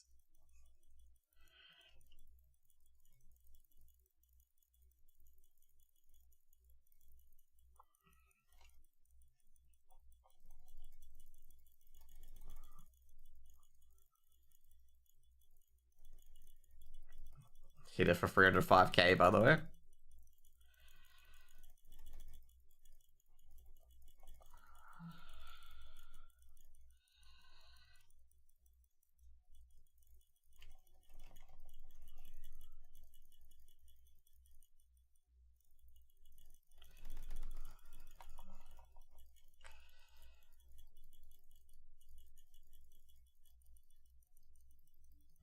Did you watch the I think you watched Sports Ball for this week. I love Sports Ball, okay? Every time you're in a trader Sports Ball, I love it so much. I am beginning to like the German stuff he does. It is so good. I'm not sure if he's gonna be doing any German stuff this week, because I'm not sure if they play in Frankfurt or not. But it's just so good. It makes me chuckle because it's like perfect German as well. Like it's not like, you know, trying to do German. It's like perfect German. My favorite one was the first one he did, okay? When he's just like, you know, about Miami struggling, missing crucial first downs, and then like he goes like full English and German accent, and Chris Jones becoming a fucking idiot.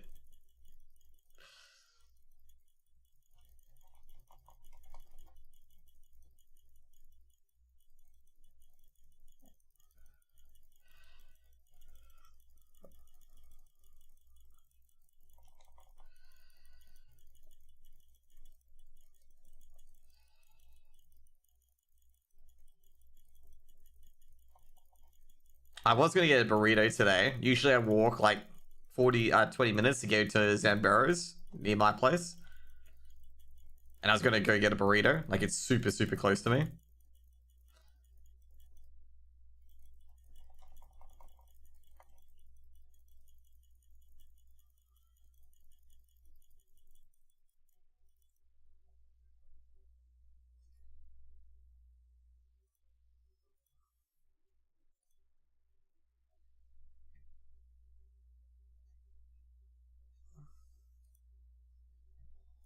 Okay, that's good. A lot of these primetime games have been awful. Wonder who the hell comes up with these matchups. Oh yeah, this week won't be awful though, okay? But yes, I gotta say, you're not the only one to complain about these matchups. Well, the Denver game was pretty good, but I swear to God, it's not really Denver winning that game. It was Buffalo losing that game. But no, I think the most important part is that they've got the Vikings playing, okay? They've got the Vikings playing. Because by law, the Vikings can only win by one score. They can only win or lose by one score, but a penalty of death, okay? It is so uncanny. I wonder, like, how many other teams have won or lost by one score for an entire season?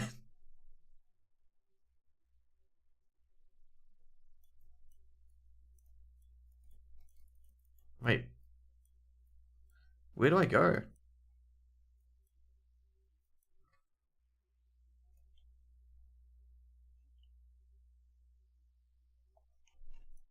Hmm.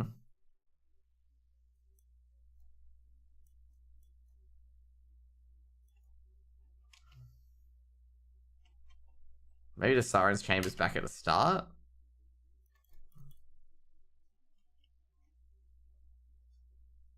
Last year there were tons of Broncos games. Yeah, there were. There was. They were expecting Broncos to be good, to be fair. Let's just be honest. They're expecting the Broncos to be good with Russell Wilson, okay?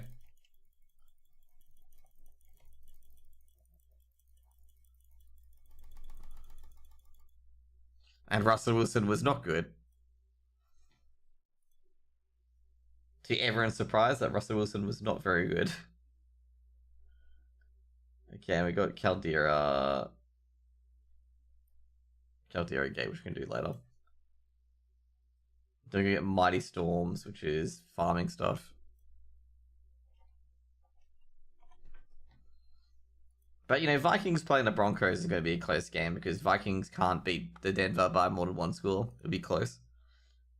Missed field goal but flag, dude. That would have been like unbelievably tilting, okay? Like tilt machine, okay?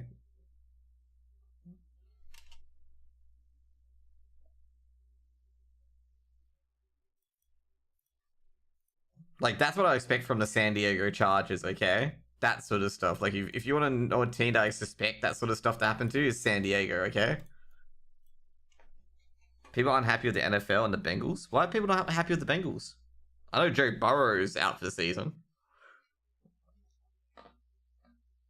Like, how can you get angry at the Bengals, okay? Maybe the O-line you can get angry at? Because the O-line got Joe Burrow's injured? I'd blame them for that.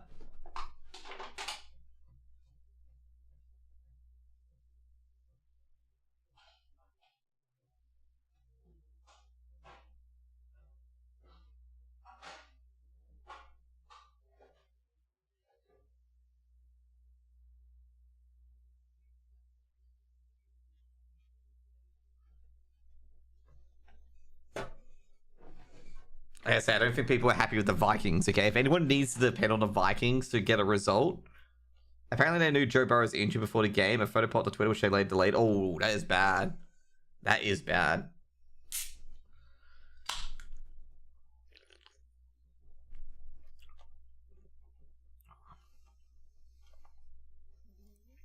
Yeah, I hate like this at times where they're like going, oh, we take injuries very, very seriously.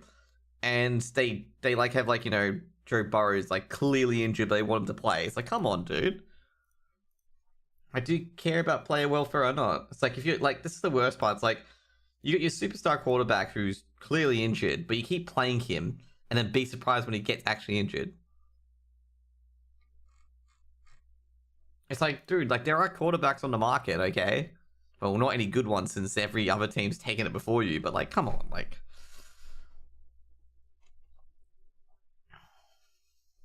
Could have been Joe's call as well to play. You can't deny that one as well. Could have been Joe's call to be like, oh, no, I'm fine. There has been injuries like that before, like where like the player has clearly said they're fine to play and the team's recorded just in case they try to sue him later.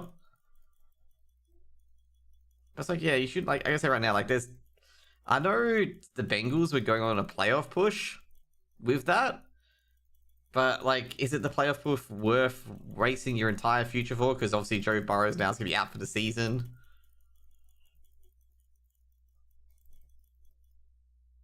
I mean, like, look at the Vikings, for example. Look at the Vikings, okay? They have Josh Dobbs as QB, okay? Josh Dobbs, a team that barely knew anything about the Vikings offense, but is able to run the ball, like, able to run it like he's been there forever. But, you know, it'd be good if the Vikings win the Super Bowl this year. I don't think anyone would be too pissed off if the Vikings won the Super Bowl this year, okay? Like, no one would be like, oh, you know what? I can get around that, okay? And they win the game by one score. To be fair, I think everyone would be like sitting there waiting for the Vikings to miss a field goal and to lose because they missed a field goal. Like that would be prime Vikings. Like everyone would be like, they're gonna miss a field goal now. They're gonna miss a field goal now. Like, you know, every field goal is like 10 times as hard for the kicker. Bengals most likely went to playoffs. Aren't Bengals 7-3? Like, they have a decent shot at it. Like, do they have a good running game? Like, if they have the good running game, they might be able to make the playoffs. I know the AFC North is actually ultra competitive this season. Joe Mixon, you know, give him a shot. But yeah, I can understand, like, you know, when you lose your star QB, it could be pretty meh. They could go to free agents, but I'm not sure there's any free agents left who are QBs. Could get Tim Tebow. Bring Tim Tebow out of retirement. Ravens on top. Oh, sorry, that's right. It's the Ravens that are 7-3, not the Bengals. Yeah, as I said, that AFC North is very brutal. And I don't know how to steal. Like, you know, Steelers are like that team. Like, you have no idea how they're 6-3. Ravens are 8-3. That's right. They won on Thursday. I completely forgot about that. They won on Thursday. But the Steelers are a team you're sitting there going, how the hell are they 6-3? Okay, that's literally the Steelers. Like, you have got to sit there and be like, how the hell did they get 6-3? They are literally, they are not good, okay? I don't know how they're 6-3. They are not a good team. It puzzles me to this day that they are 6-3. Because they were struggling to the Bears.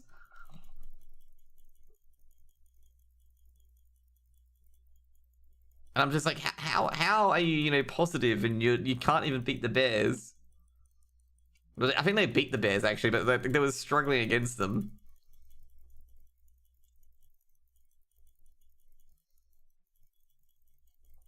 Kind of makes sense things teams that they beat. Yeah, like I guess they're not very good.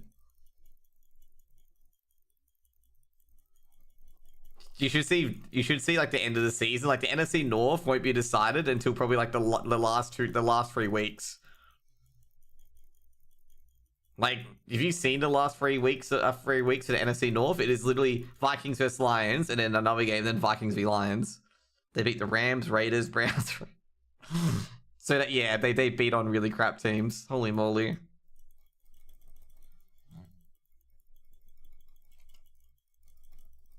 But yeah, like the NFC North is going to be decided in like the last 2 games because Detroit and the Vikings play each other.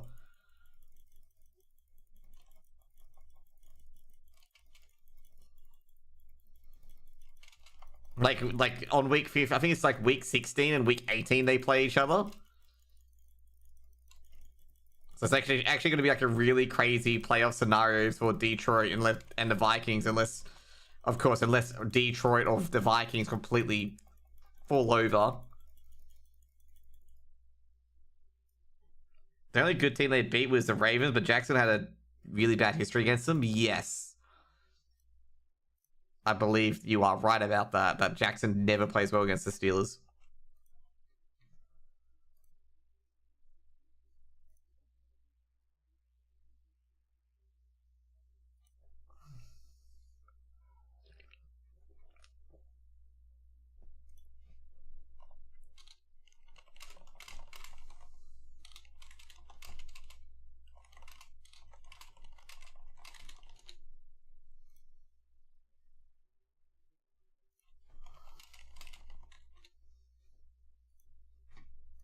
But yeah, I think you're right. I think Jackson does not play well against the Steelers. It's kind of like Kirk Cousins in prime time. Sorry, I gotta change that. Kirk Cousins previously with prime time. Okay. Oh man, dude, I couldn't. I think who was it against? Where like Kirk played the best game in his career, and it was prime time football. Oh, I'm trying to think who it was. I'm trying to think of the team.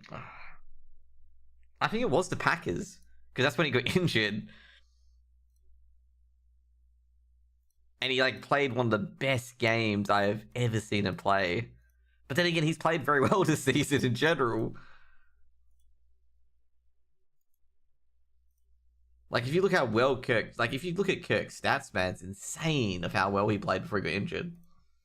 Like that's why I kept saying the Painful, man. I'm like, Painful, like, Kirk's playing fucking really good football. Like we're having like 1 or 2 key mistakes mess up. It's like not like we can't make the playoffs, we can. Like we're just inches away from winning games. But I think he's pretty happy at the moment, Painful as well. But to be fair, like I do agree with Painful. If your team's going 1-4, like it's very hard to get to the playoffs, especially with our roster, or not roster, but our schedule, because the last few weeks our schedule has been probably one of the worst. I think the game we talked about was against the 49ers. Yeah, it was against the 49ers. That's right. Yep, that's it. And like Kirk had the game of his career.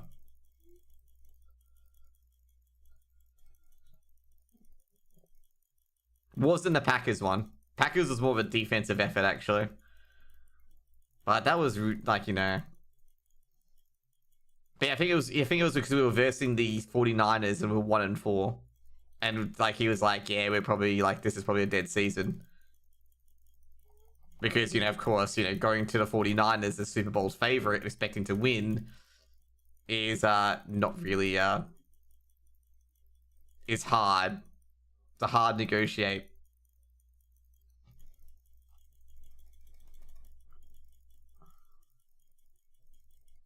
Cousins went 378 yards, 1 int on Monday Night Football. Yep.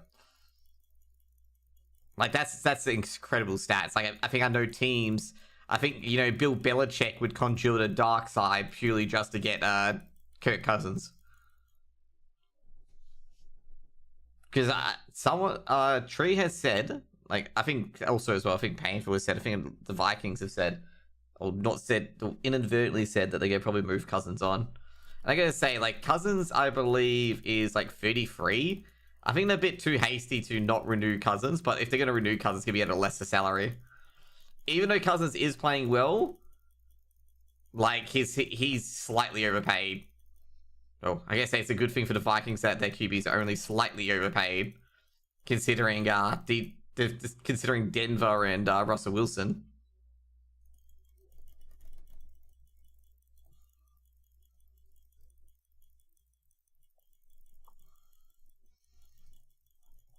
Who would have ever expected that that Russell Wilson, like that Russell Wilson trade, would fail that badly? Watson was a bad investment. To be fair, I don't think, like I say with the Browns, I don't think the Browns gave up too much to get Watson. Okay, like Watson was damaged goods, and they knew he was damaged goods. Russell Wilson, they were expecting a Super Bowl, and they didn't get a Super Bowl. You get what I mean? Like with Watson, you knew he couldn't keep his hands to himself, kind of thing. Okay. I'm surprised. Like that sort of stuff goes like unmentioned. Like you know how like the NFL really cares about certain things, but then they let Watson back into the NFL. Then again, I can't really talk either because like they've let see Adrian Peterson back into the NFL after what he did to his son. But I just think at this stage, just the NFL actually legitimately don't care about some of these issues. Okay, they legitimately just don't care.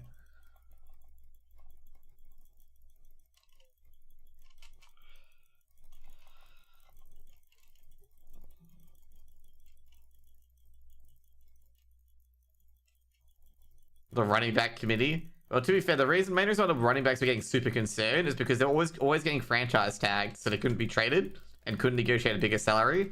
That's why they brought up that committee kind of thing.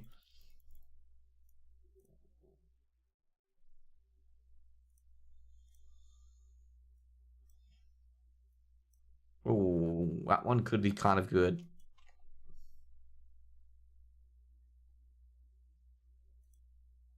To be fair, they did not help themselves either. I do agree with that. They did not help themselves.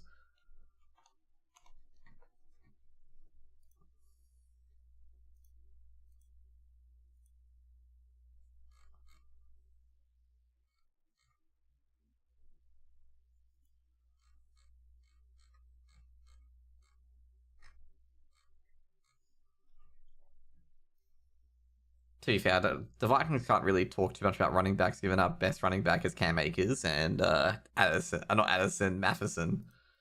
Like, Matheson's not a star running back, unfortunately. He's doing a lot better, but he's not a star running back.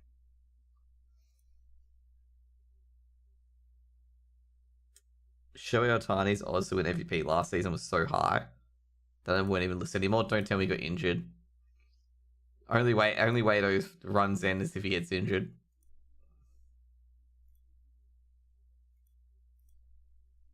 And, it's depression if he gets injured. Okay, got a lucky hit chance here. That's not very good. Okay, so lucky hit chance, barrier generation, damage class enemies. We've got minimum on that. We want to change up barrier generation to either crit or life. I can keep that in our back pocket.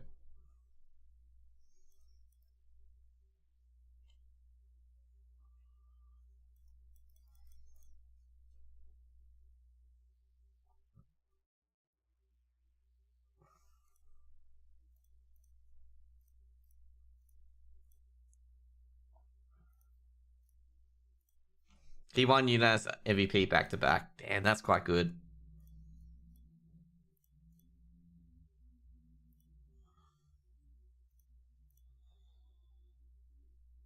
Yeah, that's really, really good.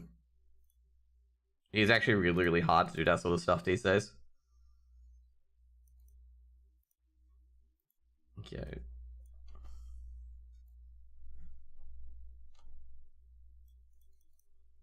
Because of injuries, I think he might not pitch as well this season. Is he in college or? I guess he was his college, right?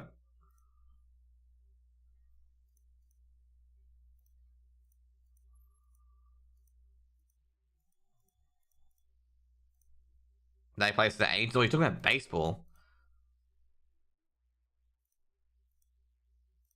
Dude, the Twins won. The Twins got to the playoffs. That's all you need to know about how happy I'm about baseball, okay? Twins also won a playoffs game, okay? It's the most important part about baseball. The Twins won a game.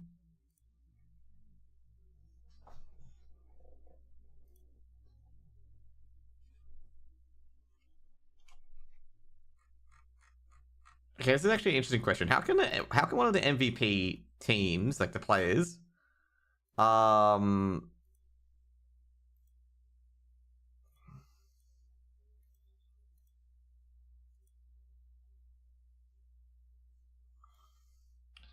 like how can one of the MVP talents or players come from a team that didn't make playoffs? Or did the no? I think it was the Dodgers that made playoffs. It wasn't the Angels. Did the Angels make playoffs? I don't think they did. I thought it was the Dodgers that made playoffs.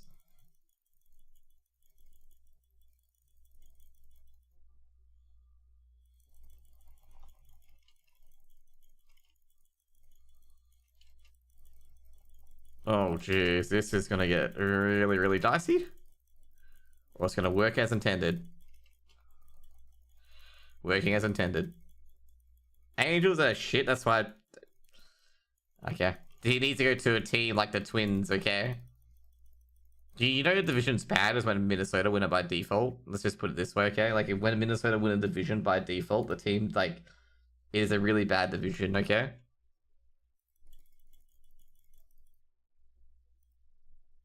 It's not even hating on other teams, like, you know, Minnesota win a division when the division's like really, really weak. And that's in any game, okay? That's even in hockey. Like when Minnesota win division in hockey, it's just like, mate, there were other teams even trying. Were even other teams in there?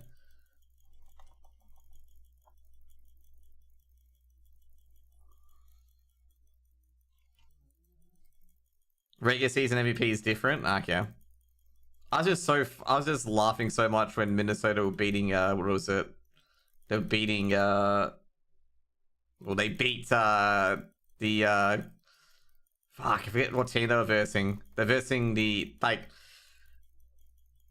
versing Toronto, sorry, the Blue Jays, okay? And I'm sitting there going like, how are you losing to the Twins? The Twins can't even win a playoff game. No one expected Rangers, yeah, no one did. Like, no one expecting them to win at all. They're expecting Houston to win, basically. Just an FYI.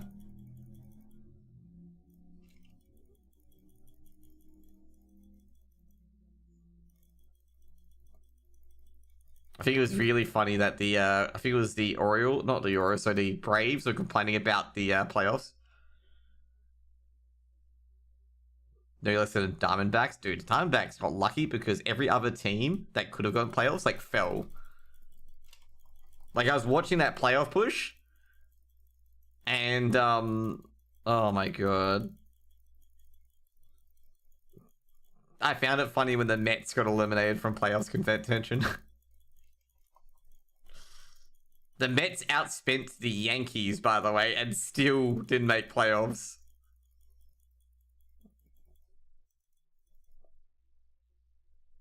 I thought that was the funniest, okay? Like, I think a lot of Mets fans complain that that the Yankees, like, you know, spend too much just to win, and then the Mets spend a lot and they still can't get into the playoffs.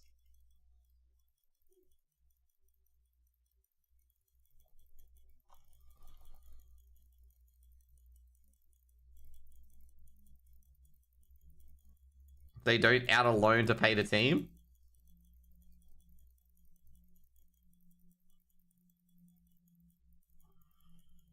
The Padres are broke. To be fair, I gotta say, I'm surprised baseball does not have a salary cap, okay? Hearing some of these people who get paid, like, tons. And not to mention as well, they have, like, you know, so many different rosters.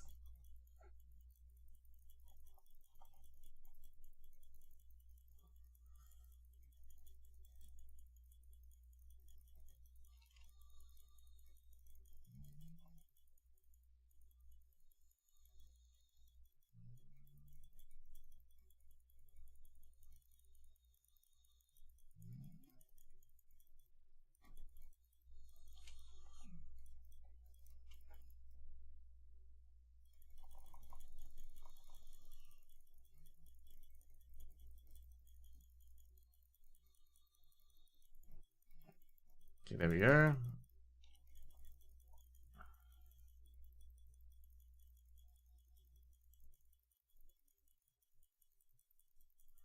Yep, exactly. That's why I don't feel sorry for any of those franchises. Like, you paid, like, you know, you paid more budget than like most teams have in general, and you lost.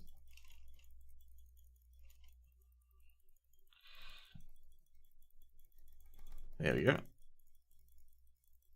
Yeah, they don't. Salary's always been the weird thing for me. Like, you know, Gareth Bale, for example, when he was being paid the big bucks, you know, being paid the big bucks to stay on an operating table.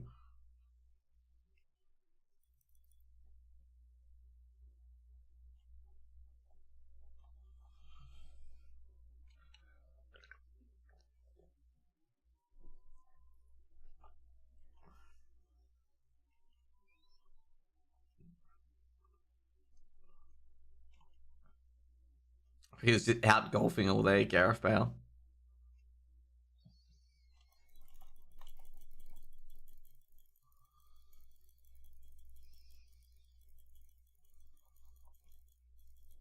Players get paid millions to sit on a bench. Exactly, but I think, like I say, I think there's still a lot of those players that want to play the game and that they will, like, you know, they will give up their contracts if they want to go play football. Like, I've seen a few players do that where they just basically be like, nah, you know, I'm going to go to a different team because I want to play some football.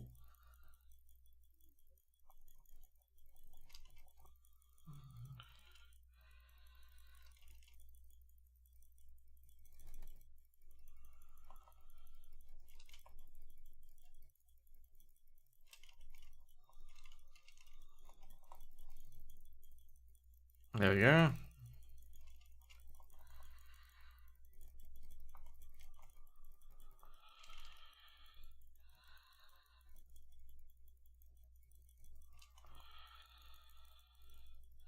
Oh, that's not good. Can we just kill a Bloodseeker? Awesome, finally.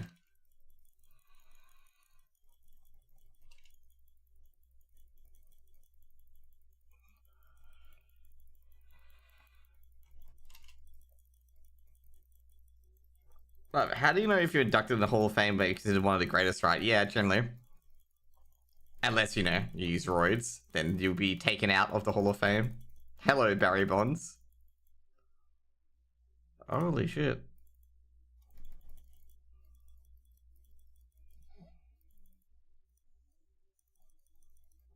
Do you know how much a joke the Hall of Fame, the Wrestling Hall of Fame is? Given that it's pure entertainment, probably is a huge fucking joke. That's what I'm gonna say. Probably a huge joke, given that it's entertainment. I think they would have Andre the Giant in there at least, because like basically, you saw the interview that is the most emotional that Vince McMahon has ever got with a wrestler is with Andre the Giant.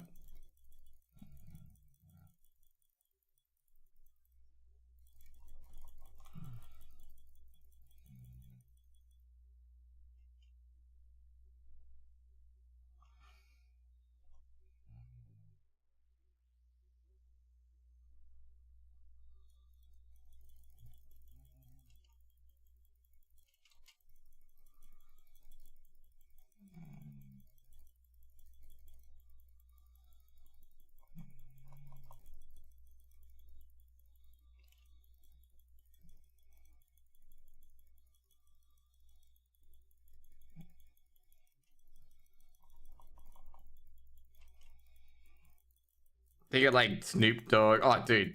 Like I gotta say right now, you should never take wrestling seriously. It is such a meme. To be fair though, Donald Trump did help out like Vince McMahon quite a bit. Like, you do know that Donald Trump and Vince McMahon are very, very good friends. Like, they did help each other out quite a bit. It's like not, what am I gonna say, it's not unusual that's the case, okay? Like, Donald Trump and Vince McMahon are very good mates. So it's not unreasonable for that to be the case. Okay, there we go. We got the legendary needed. Okay, perfect. Like, if you didn't, I think it was like when Donald Trump was on the like this is Donald Trump was on the verge of bankruptcy. If you didn't know, this is why he started appearing on all those movies and TV shows and whatnot, because the property prices were getting crunched, and he was in near bankruptcy basically. So that's like, so that's why he like did all those TV shows. Fresh Prince of Bel Air, The Nanny, and all that shit, because he's trying to get money.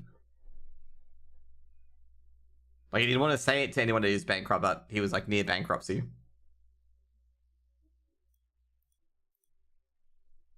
That's according to Donald Trump, though, just an FYI. Lucky hit chance. What do I want? What else do I want? Like, lots of things. Basics, tax damage.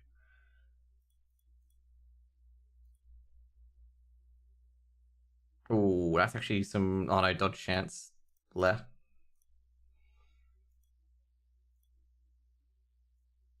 When I saw dodge chance, I'm just like, ew.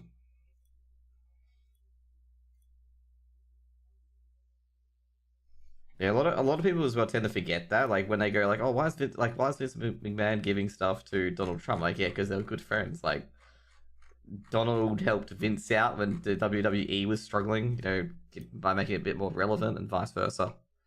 It's kind of an interesting thing to look at, like, their like interactions and stuff like that between certain stars.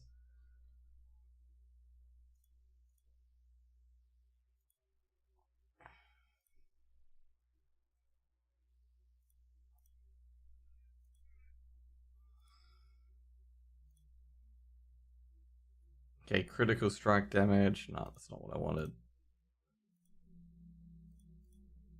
No, okay, we do need to get rid of these two. Awesome.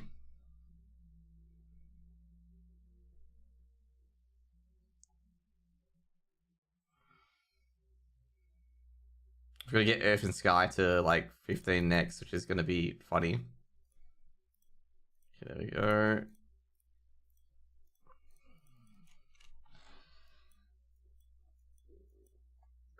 Okay, what do we got here? Okay, save. Okay, cool. So it's most saves up here. Okay, cool.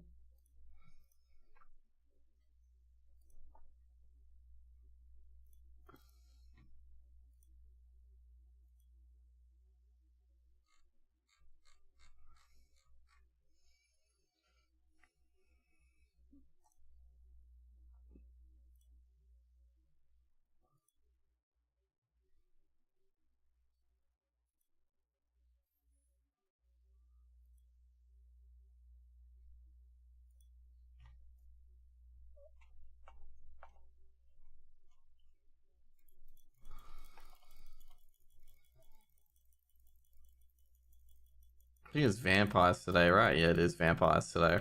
The things. Okay, now we're gonna go to the Bloodseekers.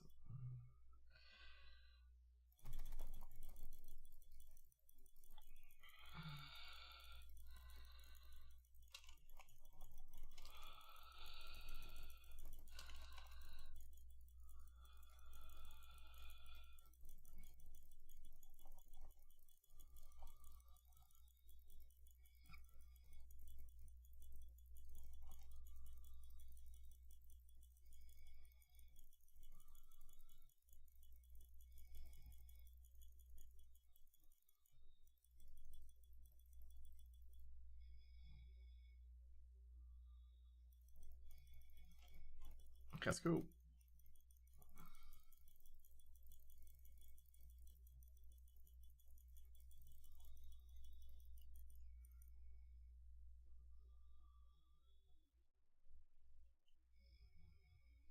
Oh.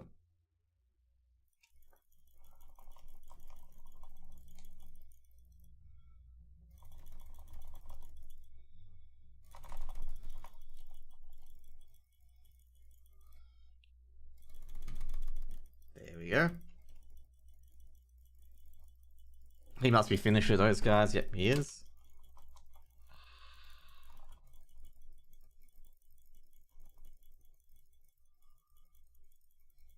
Just gotta slap him to hell.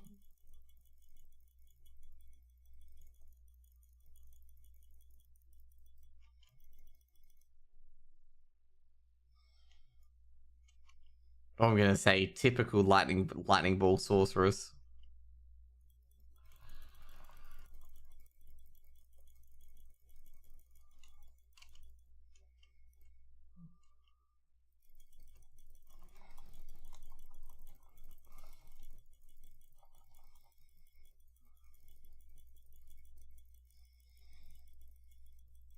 We're gonna get a lot of loot here.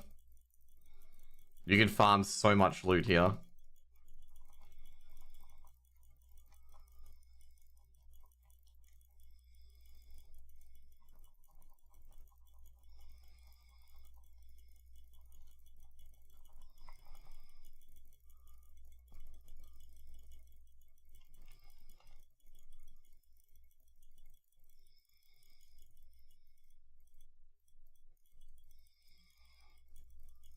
There we go, another Paragon point.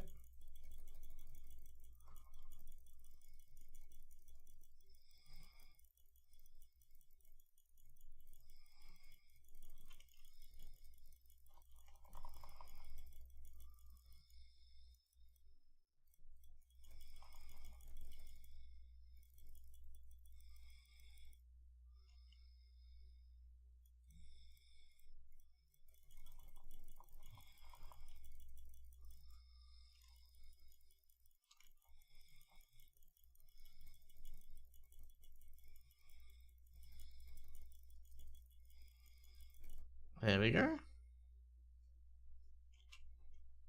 I think we got a Heist and Malice yet? No, we haven't. Okay, cool. Oh boy. I have to go back and vend our stuff.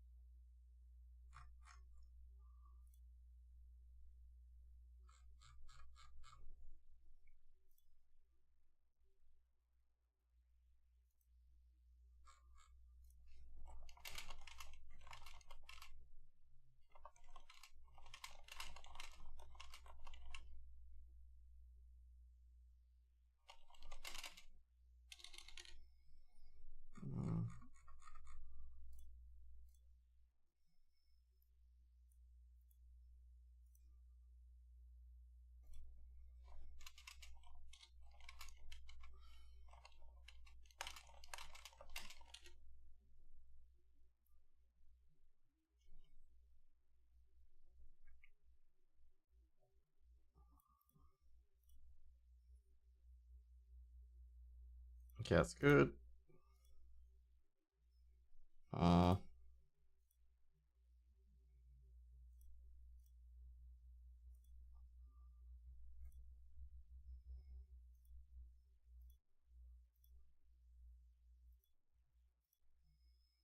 Okay, cool. Another one. That's what I want.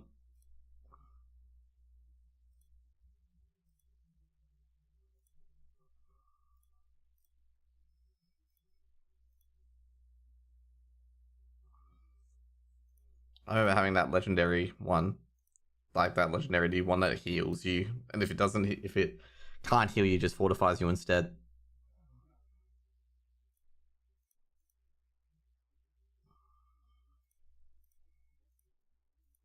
Okay, cool. Sweet.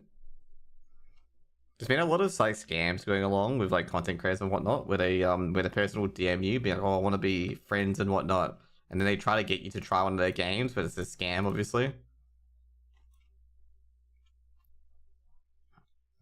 And I'm just like asking one of the content creators where I got a whisper from, like, "Hey, is this person legit and whatnot?"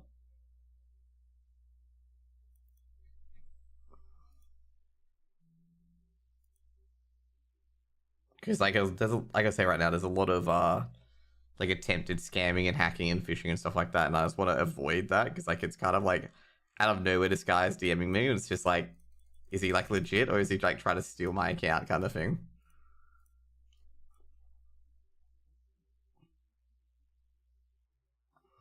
Well, not steal the account, but it's like, not the person basically.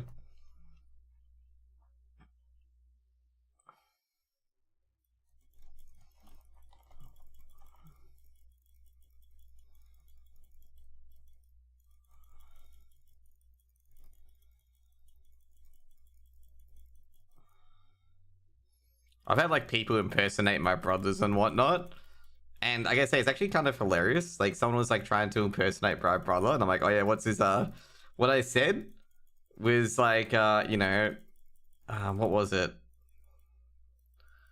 I was trying to think what I said. It was actually a real genius way to like ask him or not. And because I didn't ask him on Facebook because I knew it wasn't him, so I was like proceeding to mess with the dude. And I think I basically asked him if he wanted to play WoW with me.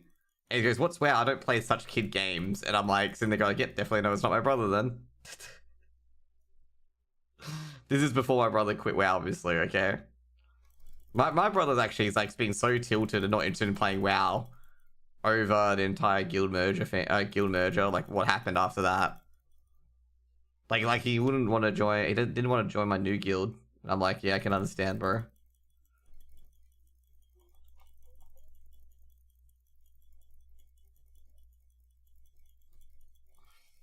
I fully understand his POV as well. Like, you know, when I quit like Kokoda and stuff like that back in the old days, like I was like sitting there going like what do I do now kind of thing, because like you either go to a guild which has done less progression than you, and it's just like, okay, that's pretty much it. Like, you know, a guild has done less progression than I have.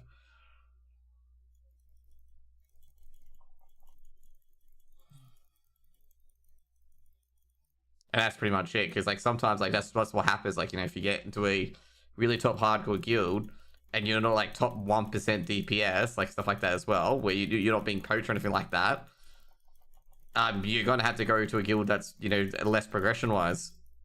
Like you don't go to the upgrade basically.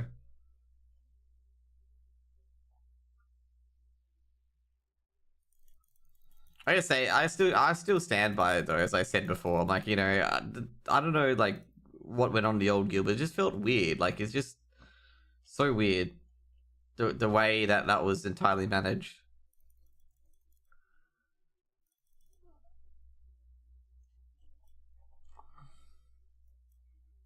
I've talked to too about it too much anyway, but that was like the like I've just never seen a guild do that before. Like, just like to be brutally honest, never seen a guild do that before. Where like there is a solution right ahead of them. Like, there's no like reason to drop this person. Like, you know, don't see any reason. Like, it was doing mechanics, like DPS. Maybe it's not the highest, but like he could do most of the fights in there. And to refuse to take that is like, what's going on? Like that sort of thing.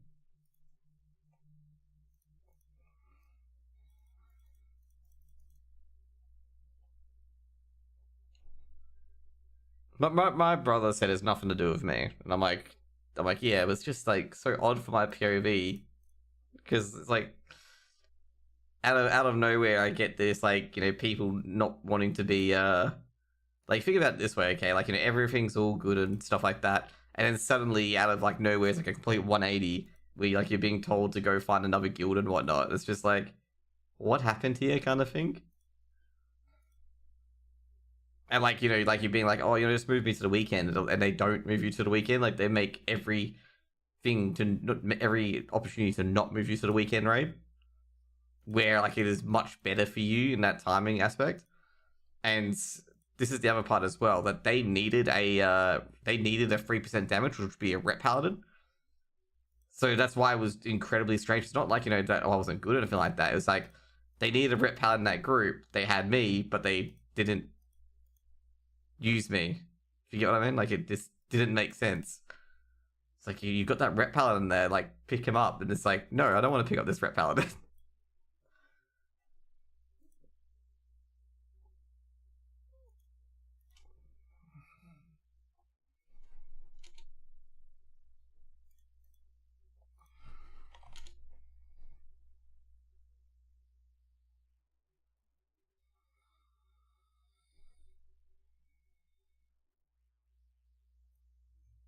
You probably got 20 million 20 million things anyway.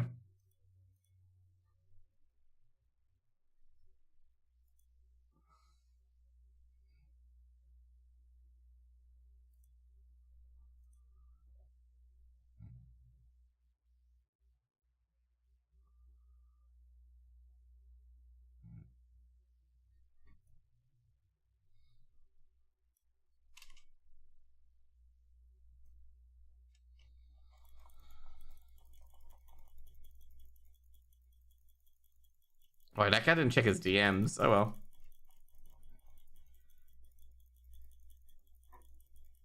Oh shit. I'm so smart, okay? I thought this one was the one where you had to go to the dude. And I just took an unnecessary amount of damage because I went to the guy and had to go to the guy. It's a rock dude I have to stay away from.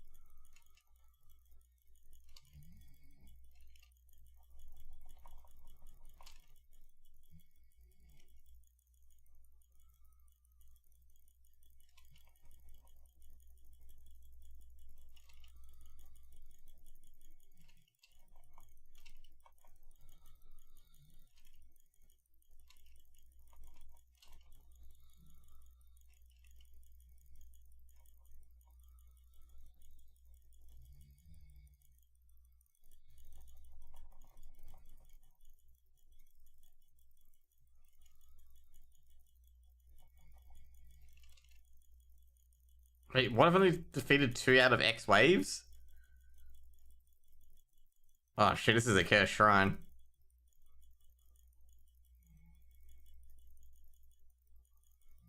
Very cursed shrine.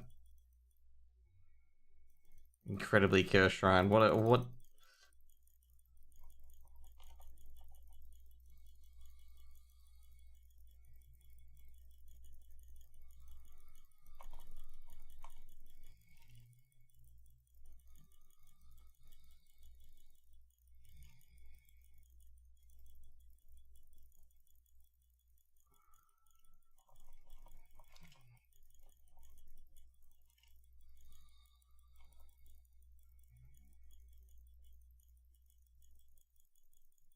Jeez.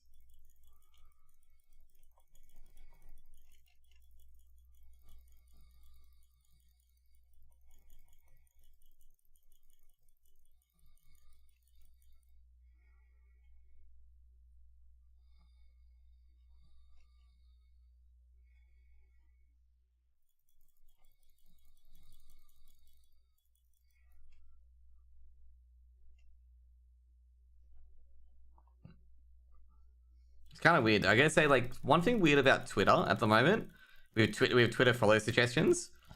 Twitter's asking me to follow a dude who I called out, like, you know, basically, he made some video about Dark Viper. So not video, but some tweet about Dark Viper. And it was about, obviously he watched a video he watched one of Charlie's videos of what was it, of the React content, like, you know, basically Charlie reacting to Dark Viper's 14-page essay, and Charlie going on about how he compared, Charlie was misrepresenting, like cleanly misrepresenting a analogy, or it's hyperbole, okay? So hyperbole, okay? It was a hyperbole about how, so it was a really bad analogy, but it was obviously hyperbolic. And it was about how React content creators, like, don't ask for consent. Like, they never ask for consent, kind of thing, to a person. It's always consent after the fact. And they were talking about how he was saying that that it was similar to, obviously, sexual assault, where they don't really care about their consent at all. Like, it's the React content creator does not, you know, shows a similar care of consent compared to a sexual assault person. And that got a lot of people pissed off, because obviously it's a not way big of a reach, because it's actually similar going there, given Aatrox, out of all people, of what happened with Aatrox and the AI porn stuff, where he made what was it? He made AI porn of like his deep fake porn with some of his mates, which is incredibly disturbing and depraved.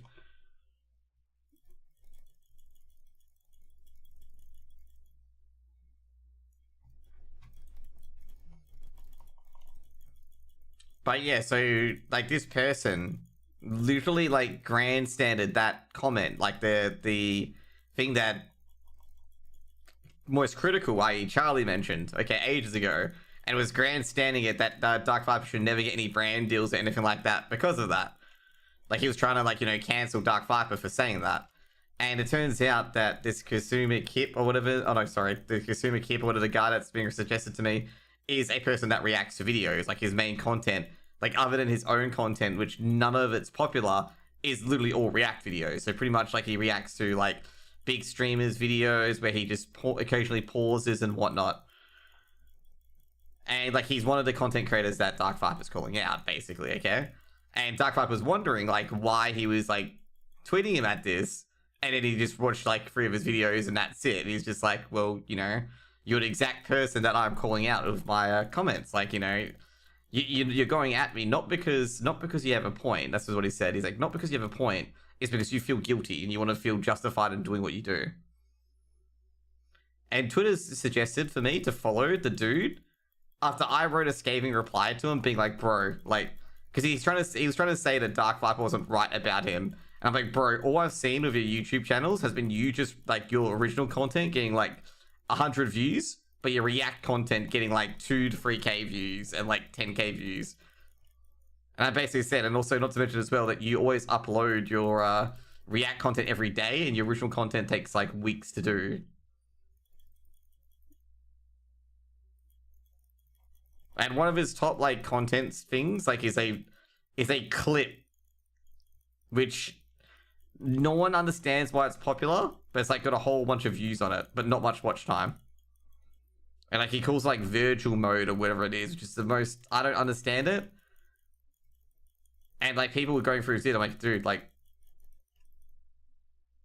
so someone basically said like, dude, like, you're the exact type of person that Dark Viper is talking about. Like all they do is just react to content. They're not creative at all.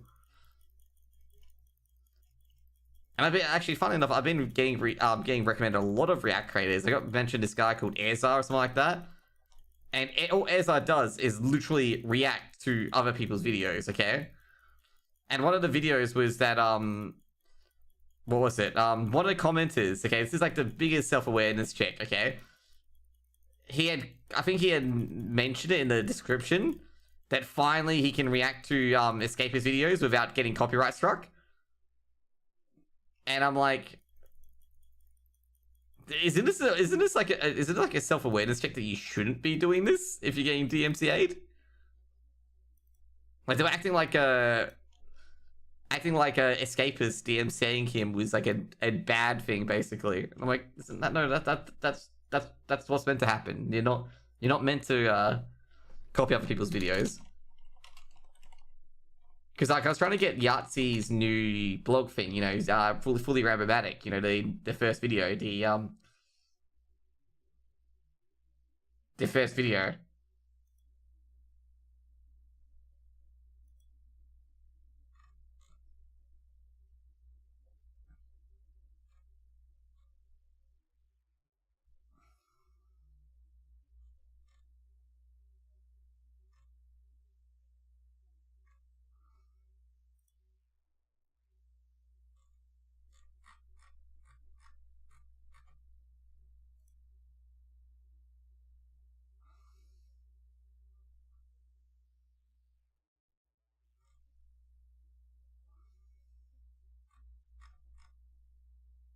But yeah, like for example, like I think it's his name is like Area. He's got like 86k subscribers, and he's got like 3k views on all his React videos, and all he does is just react to videos over and over and over again. And like one of his like viewers is like, you couldn't react to zero punctuation anyway, since the escapers would have DMCA'd your ass. I'm like, yeah, because it's copyright infringement. Like I swear people don't understand that you can't watch someone's entire video and then repost it with your just like your off the blog reactions. You can't do that.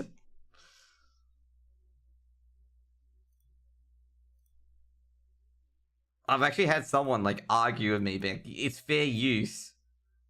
And the guy came into my YouTube channel demanding me to show me demanding my law degree because I said I'm an expert in copyright law, and he's like demanding me to show my law degree, otherwise he doesn't believe me what I said. I'm like, dude, I'm not pulling out my law degree so you can dox me because you can see my name on it.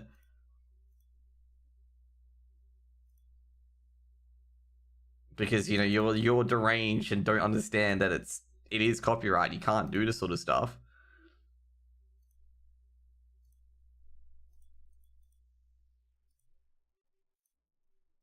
The funny thing is, like, I'd never heard from him because he said, like, you know, wait for Legal Eagles video. Okay, that's what he said. I never heard from him after Legal Eagles video. Okay, because Legal Eagle video just just reiterated my point that you can't do that. Ooh, that's a banger. That's a banger of an axe.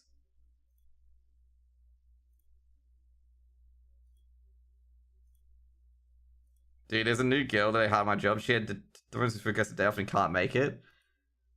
Oh boy. How long is she gonna last?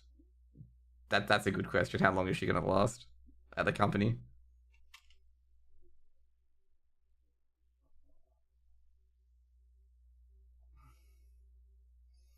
To be fair, I've had like one person in particular that's come to a firm and just try to use all the sick leave tactics, like stress leave, all the stuff leave to just not work and get money.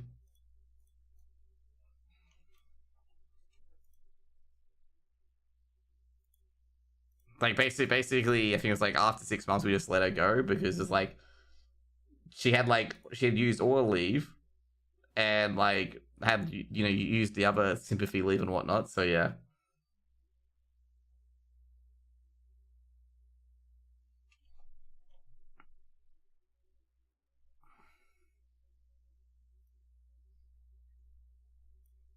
Oh crap! When's Harizara spawning?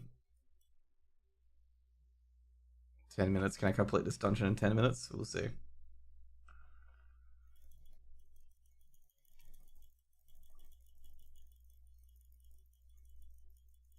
Waited too long in the code and she ran a quest where she couldn't make it due to lack of funds. What the hell does that mean? Oh, dude, she's not lasting long at the job. Just can't tell you that now. She's not lasting long at your workplace.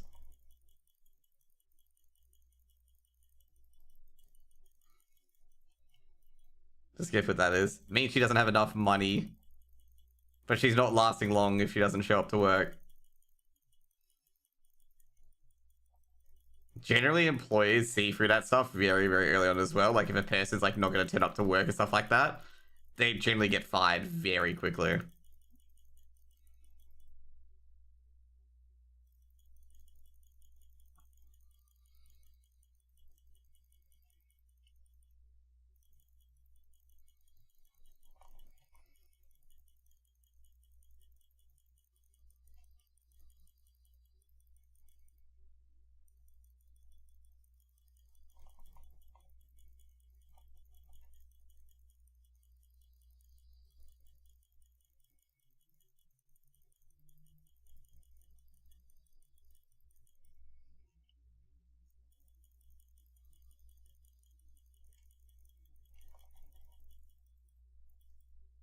Like, the big thing is, like, if you're working for some stuff like that, you can't be, like, using really bad excuses like that to not work and to expect to get paid. It's just, like, it's not their problem, unfortunately.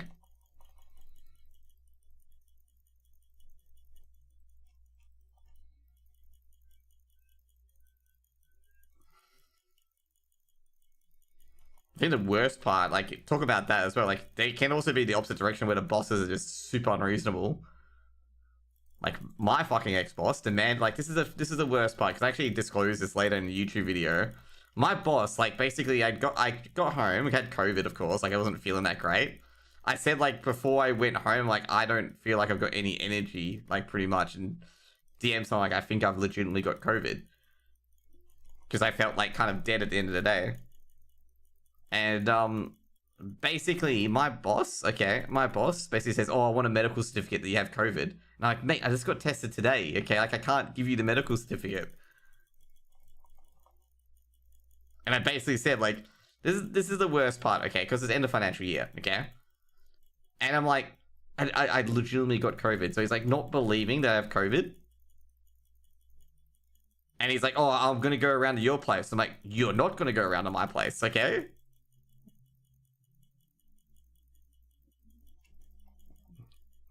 Like, I basically said to him, I said, Zach, like, mate, I don't need you to come around the place. I don't want you to come around to my place.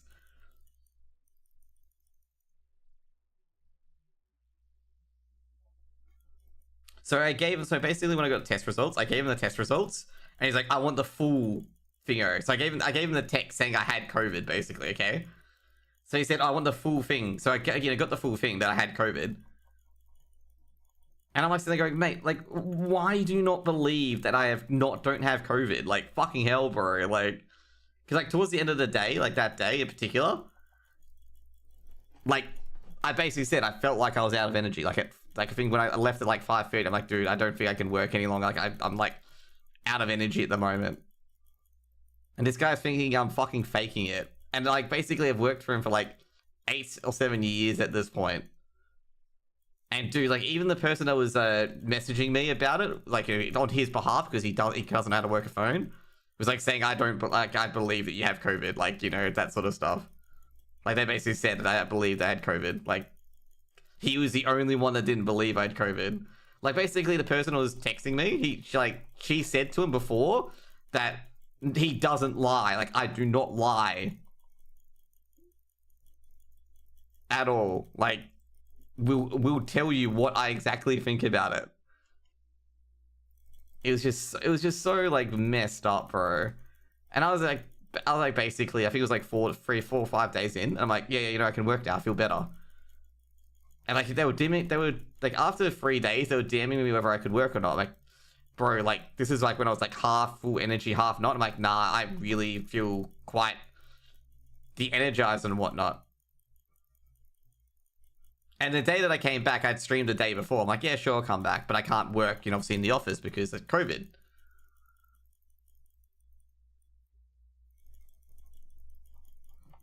And don't worry, okay? Don't worry. If was he an anti-vaxxer? Potentially. He wouldn't get his vaccine either, okay? Would not get his vaccine either. And I'm just like, mate, just get your it's like a flu shot. Go get it. Like that's pretty much it. Don't get me started on what the government sold the COVID vaccine as. That pisses me off to no end. Okay, that to no end what they sold it as, because everyone kept telling him, no, that's not what it is.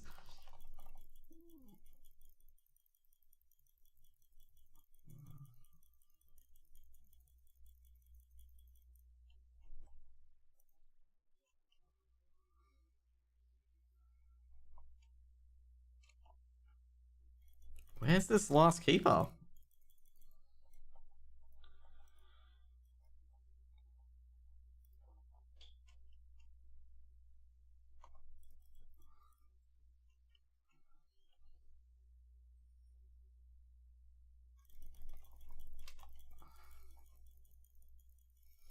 We actually had one person, funnily enough, like during my job there, that was working for another company and doing that work while he was working for us.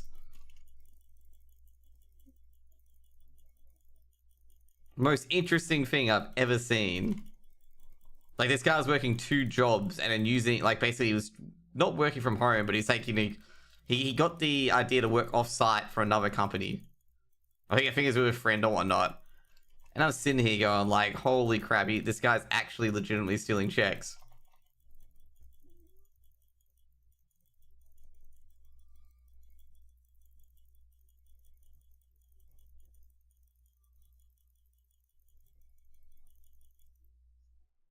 Like the term stealing checks could not be more adequate to this dude.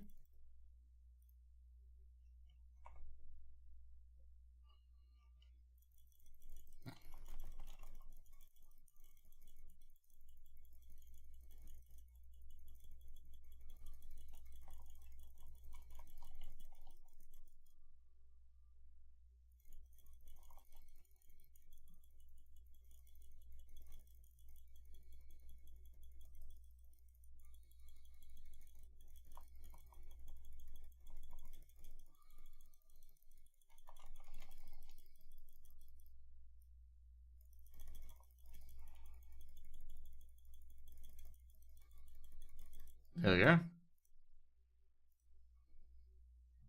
Okay, that should be electrocution almost done. Okay, next one we'll just go to Harizara's boss because we need to get a well boss shortly, which is here. Okay, shit, let me get that quickly actually.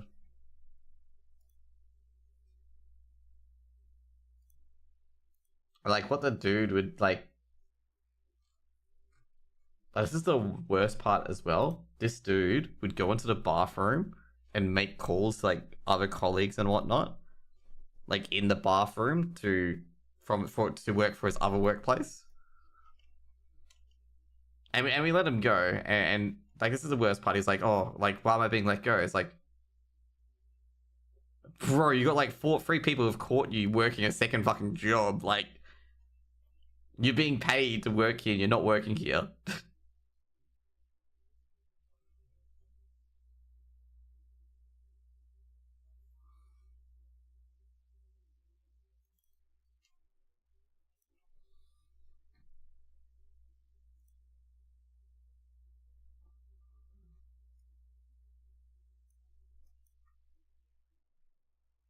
Like, it was quite funny. Like, he was just dumbfounded on why he was fired. I'm like, bro, like, do you not realize you're meant to be working for the company and, you know, stuff like that?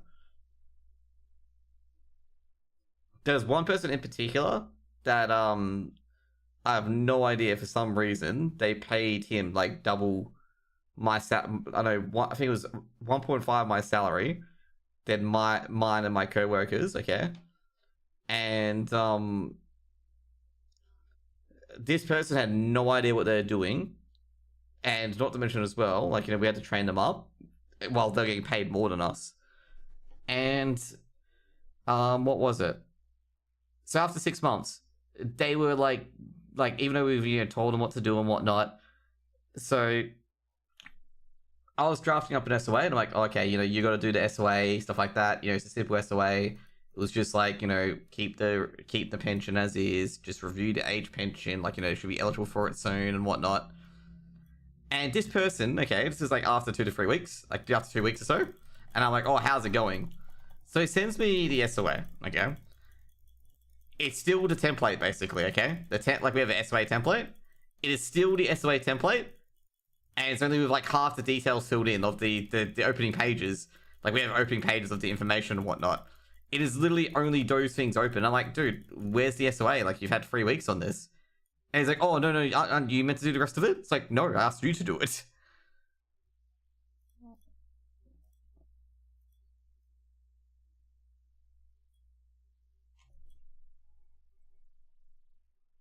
Like, it was actually really, really sad and funny at the same time that he was wanting me to do the SOA, okay? And this was after 3 weeks. Like, you know, he had the file name, this person's SOA, and he had only done like half the entering the information, okay? Like, he hadn't done any of the recommendations, just half the implementation. Then I had to do it. And I like cited him and, mate, you're meant to do this. And it's like, no, that's your job. I'm like, no, that is your job to do this as well. Like, you need to know how to do this. Needless to say, he got fired like after 2 months later when he did like when he was asked to show his work, he had done fucking nothing. And my co-worker had kicked a stink about it, saying that basically she was doing his work and getting paid less. Which, just an FYI, she was like full on right about. And I didn't realize he was getting paid more than us until she told me, because she did the payroll. I did ask my boss afterwards, I'm like, why the hell did you, oh shit, this is good. I did ask my boss and be like, why the hell did you pay him so much when he had no idea what he was doing? And like, you know, he had no idea what he was doing.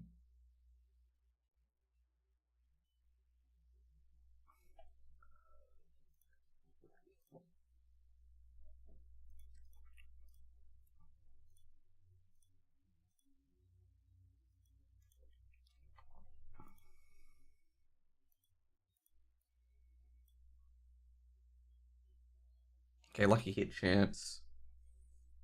This is actually a really strong ring, actually. It is a very strong ring.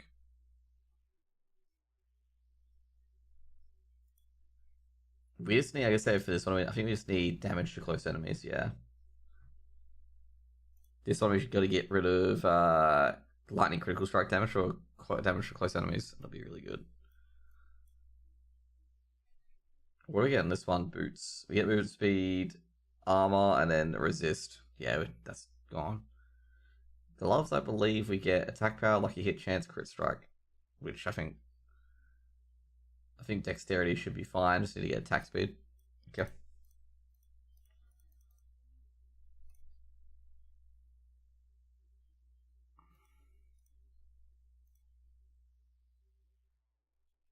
That's annoying. We got like 3 of the things we needed.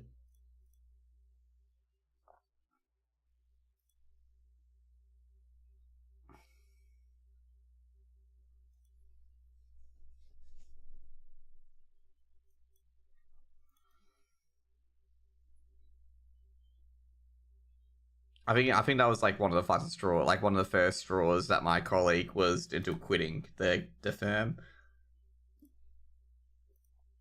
was because of that. I don't blame it, to be honest. Like that was just completely effed up.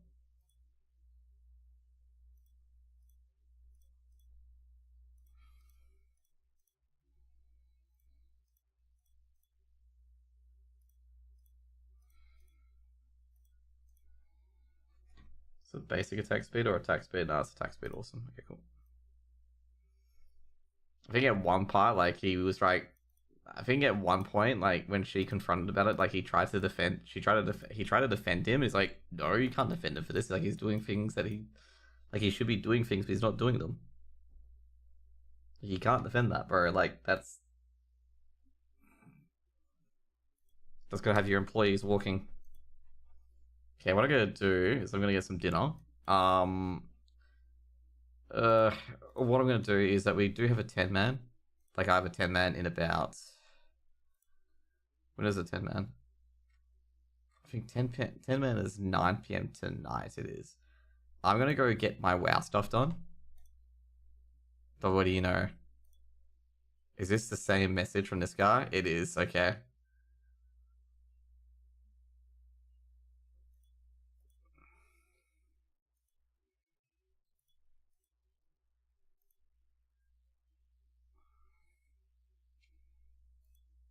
I feel like a lot of people are getting hacked lately, okay? We're gonna do some WoW for a bit. I'll be right back, get my dinner, and then we'll do some WoW while I eat dinner. Because I got some dailies to do. So, yeah. Oh, yeah, I just realized. I was doing a new video, so pretty much I got rid of all my webcam and whatnot. I was doing a video on, like, the origin of splits and whatnot. Because, like, a lot of people have asked in general, they've even asked on Wowhead, like, how do splits work and, you know, what's the history behind splits? So I decided to put that down as well. So people wanted to know the history behind, you know, where did splits come from? What sort of thing from it is it as well? And stuff like that. Because a lot of people just didn't understand it, okay? Like, they were just like, I don't know, you know?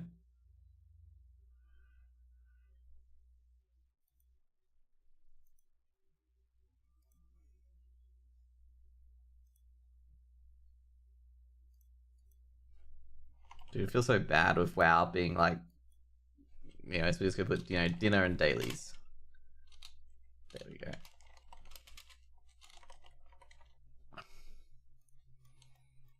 So what we're gonna do is we're gonna get, oh jeez, I've been winning a whole bunch of stuff and not been vending it. Did I at least, okay, there we go. Okay, we're gonna go back to DAO. I'll be back to Diablo in no time, by the way, guys. Like, after this, we'll go back to Diablo.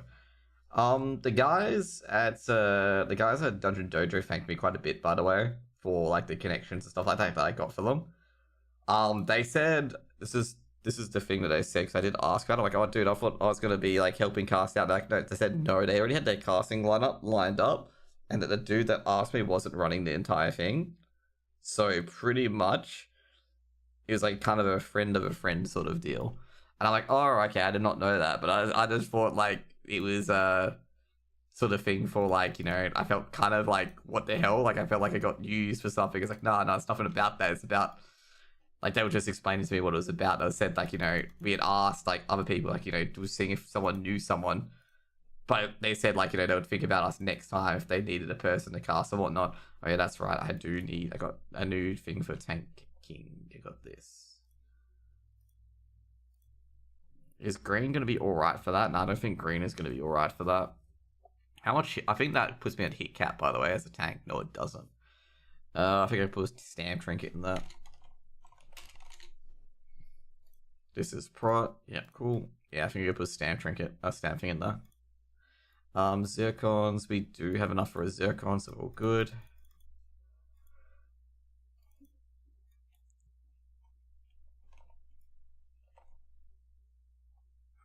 Okay, so this is what we need. We need Curio. So Curio is 1 frozen orb for the Thingo. Then Curio, we need 2 shadow crystals. Because we need a shadow crystal for the prism. To be fair, I'm not sure why I'm doing Icy Prisons for, because the person I did Icy Prisons for is Ross, and he no longer plays. I guess it's just a habit now. To be fair, at this point, like, gold doesn't matter to me in WoW, because, like, in Wrath, because pretty much I'm quitting after this, so gold does not really matter to me at all. Dark Jade, and we gotta get Sun Crystal.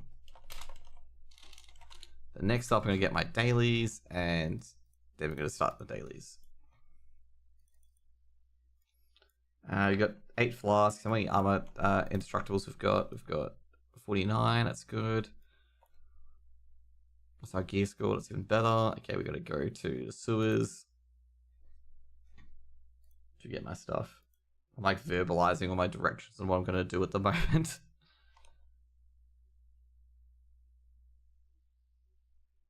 We actually did Flame Leviathan the other day, which was good.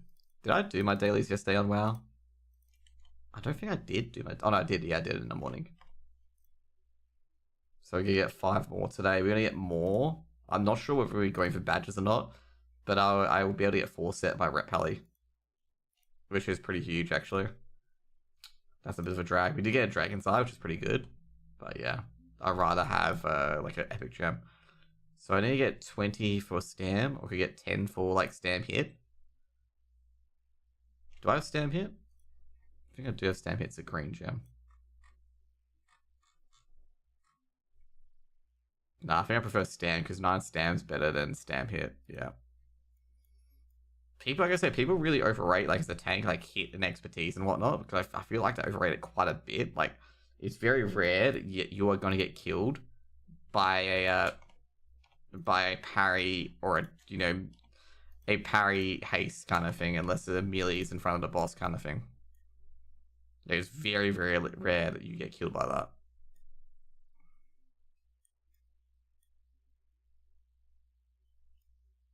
So it should get, so it's 12 bosses, should get 24 badges, maybe the weekly, and that will be 4 set for Ret. Then I need to get the finals piece for Ret as well, because Ret is very, like, Ret needs all pieces, because you may get different upgrades at different times. And then I need to get, obviously, upgraded bit by bit, and that will be me done.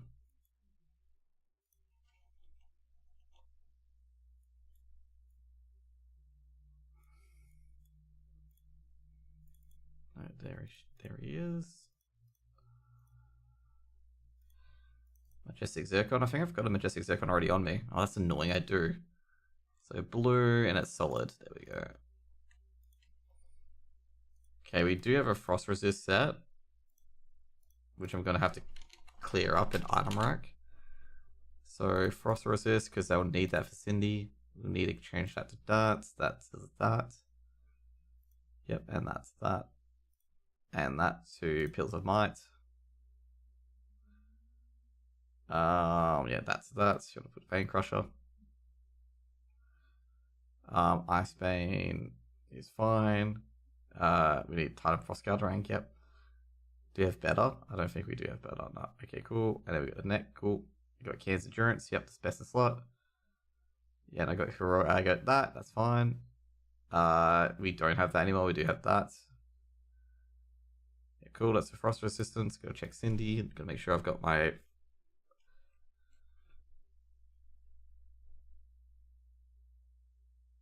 Gotta make sure I got my setup done. So do I have full defense cap in this? Yes, I know. Yeah, I do with resilience enchant. Yep. That's 537. Is 537 now? What's defense cap in RF?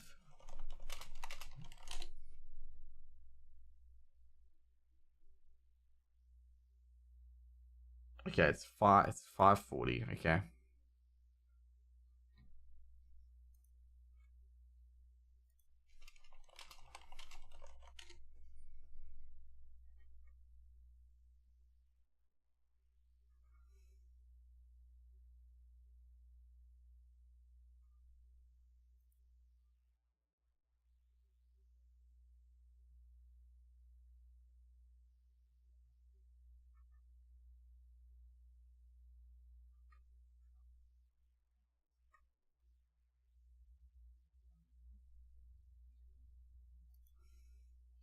There was a debate from 13 years ago about this topic, about someone saying that that's um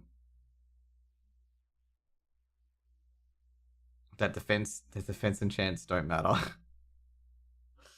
And I know that is wrong because defense does matter. Like, I know resilience doesn't work on non-players when it does, and I know it does. And just like looking at that argument all over again and just cringing. Because the guy's like so sure that it doesn't work, and it's the opposite. It does. Like, resilience does decrease your ability to get crit, like it's part of defense cap. Okay, cool. That's my frost resist done. Because these guys want to do as much hard mode as they can, so I need to get the frost resist done. Have I got the flask of frost resist? Yeah, I do. Awesome. So it should be alright for Cindy. Yeah, I actually need to get more defense because I don't, like, even though I got the neck upgrade, I still don't have enough for defense. I think it's because Pillars of Might have no defense on it. So yeah, I need the defense.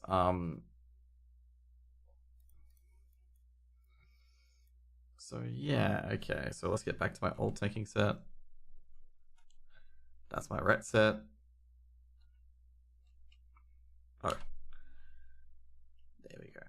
Anyways, be right back. I get some dinner. It'll be a few moments, okay? Be a few moments. I'll put some live music for you guys as well. Or should it be live music? Should I just play it myself? Here we are now. Entertain us.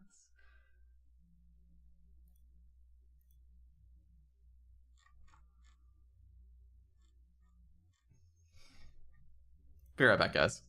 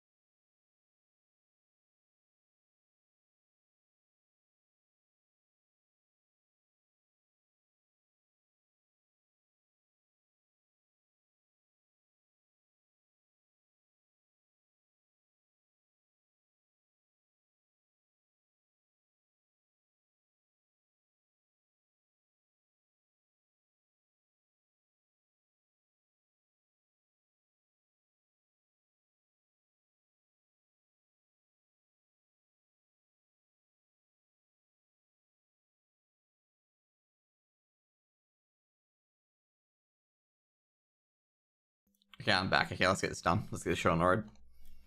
Okay, we're gonna do specific. We're gonna do, where is it? Fortress Souls.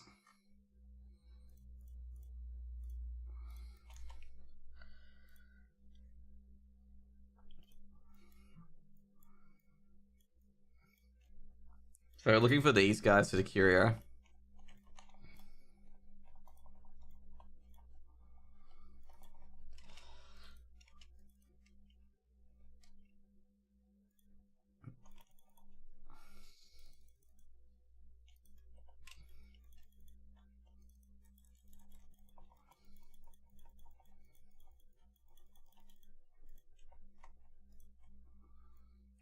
So basically, Fortress Souls is one of the quickest heroics, so that's why everyone goes and does it. Like, you can complete Fortress Souls in about, like, I've seen people clear in about 5 minutes.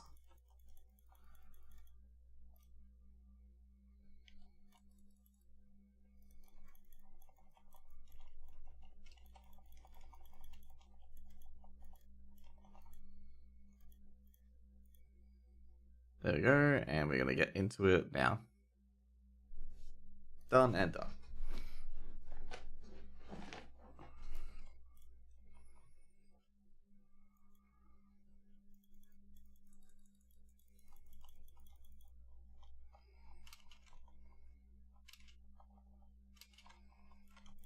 Depending on the DPS, of course. Okay, if the DPS are not good, which most of them will be because this is like, you know, the instance that you do it on.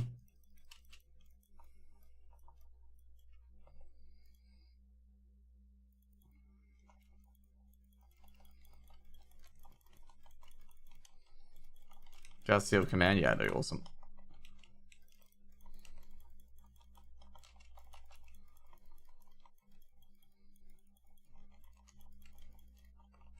So you can see how quick here, like, this dungeon is. Like, it's so quick.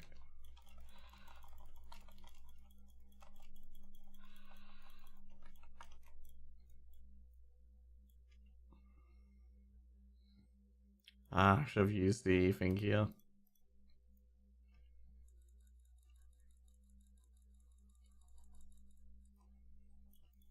Did I get it? Yes, Switch refreshed it. Awesome.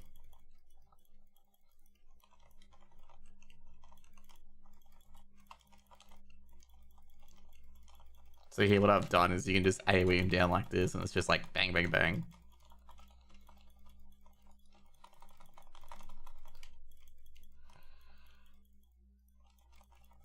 Damn, we actually killed the mobs he was trying to heal before he could heal them. Okay, go, go, go. Don't tell me we've got... no, we've got the gatekeepers on the wrong side. Oh, I got powered soul. Sweet, awesome. So don't lose my divine play. Okay, cool. Then we're gonna pull these guys with the next set. And then we can AoE, because this is perfect AoE. Ah, you shouldn't have pulled it like that.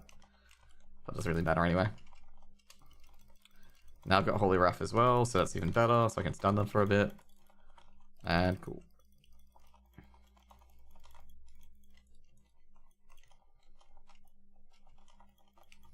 So yeah, pretty much you can AoE him like this, and it's just fucking super simple. Okay, cool. How many sappers have I got? Okay, I'm alright with sappers. Okay, I think I've got them both. Yep, sweet. Awesome. And there we go.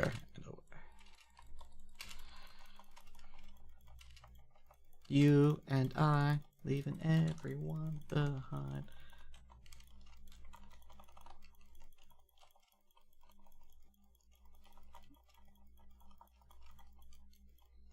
Just smashing it out.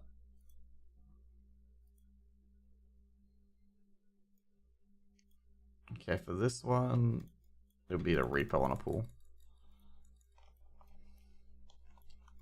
So with some of the pools, you actually don't have to do everything. Like, for that one in particular, you don't have to silence it. Actually, you do want to silence this one because the next pool is the boss.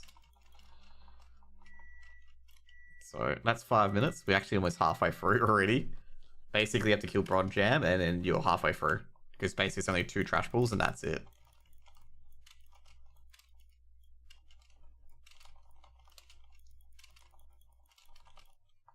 I reckon, like, if you got like a whole bunch of geared guildies, I reckon you can just pull everything and get everything up to Bronze Gem, just AoE it down.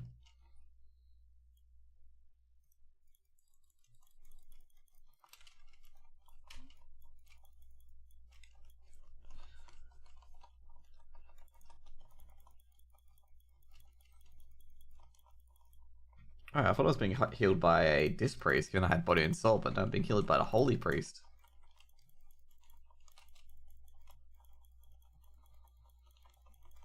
We had MS, okay, that's good. So he didn't get healed by too much. Is he undead? No, he's humanoid. The Godfather stuff you don't know, this is a reference to James Brown.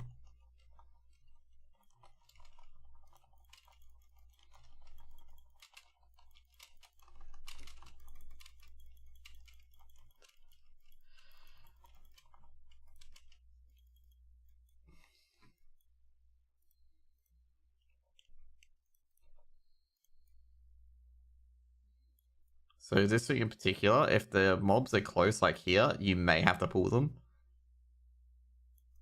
But you can sneak around like this. If not, you just always have to pull them, to be honest. I always pull them. Just in case, because like there's always going to be one person who's going to pull them regardless of what you do. Like someone's going to pull them.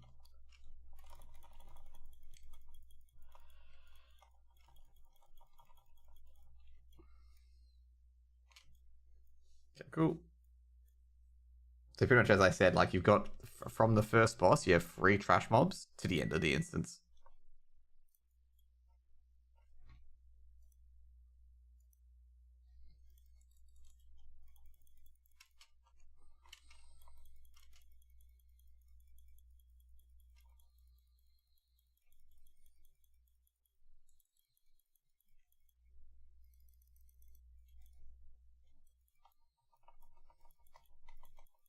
Okay, there we go.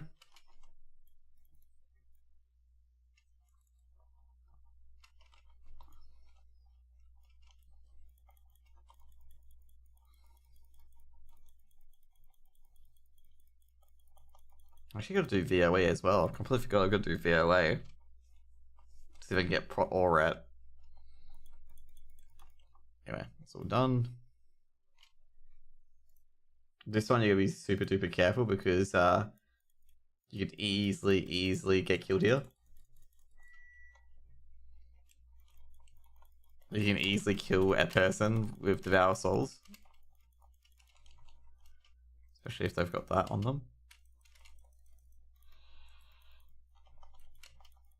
Oh no.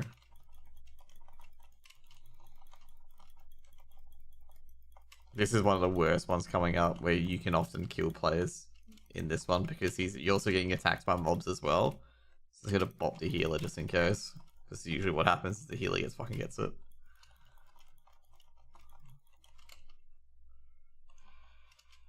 There we go. The mage can ice block it. I just divine sack them anyway. And that's daily done. It is done that quickly.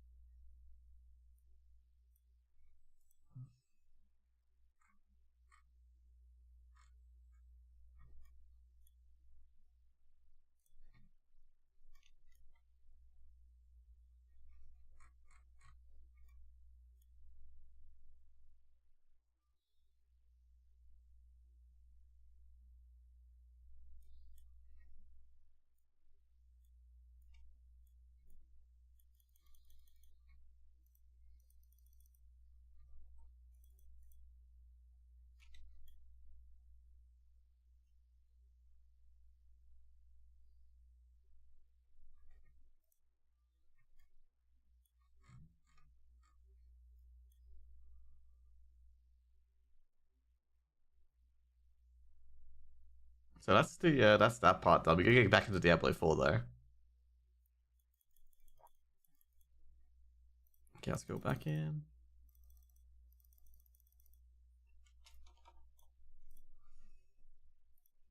I should call my stream title Dinner Diablo Dailies.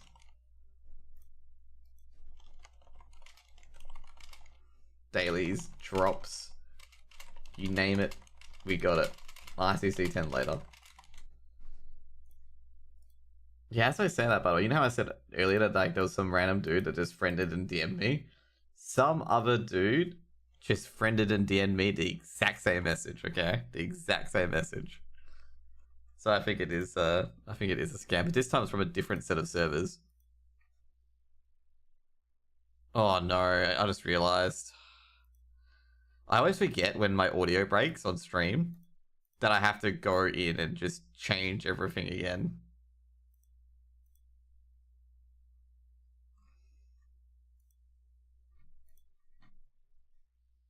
Yeah, let's be right back.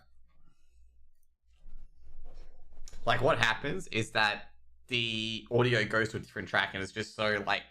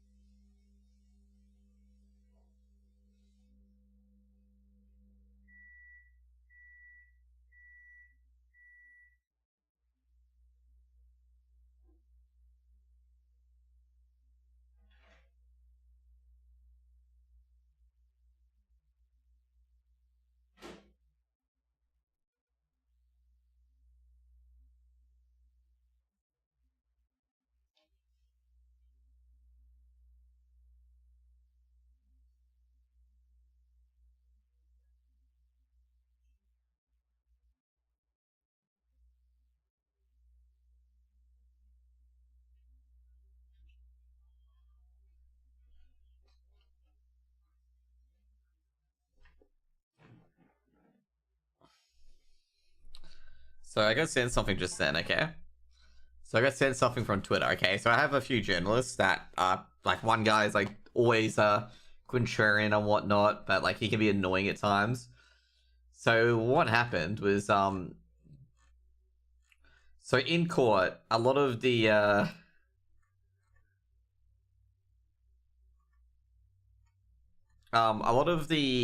if you don't know the January 6 people, for the January 6 people, the Trump insurrection, which I'm going to use very lightly because it wasn't really an insurrection. But people claim that, walking into a building is an insurrection, stuff like that. That's what it's been termed as. So, what happened is that they've released now a video of, so what had happened is that a lot of the Trump people that got convicted for walking into the building, I'll mute the music quickly as well, had been, let's put it this way, they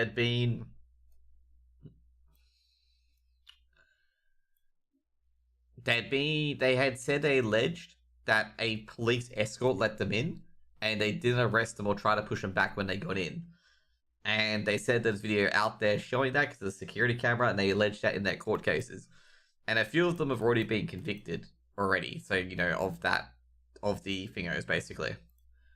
So there was a few people, alleging that, basically. So what happened recently was that the video has been released now. Okay, they had the video. So during those January, I think it was the January 6 hearings or whatever it was, they had the video of the police escorting the protesters into the Capitol building. Like, the police were just sitting there. The protesters were just walking in the Capitol building,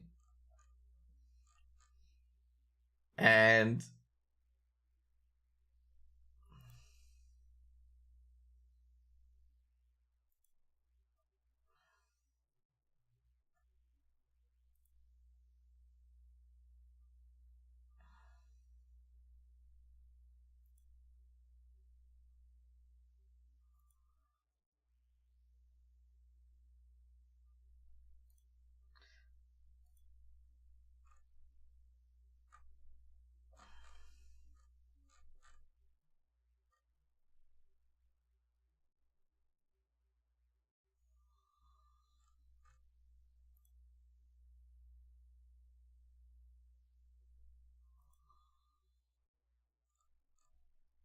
So is an interesting one though.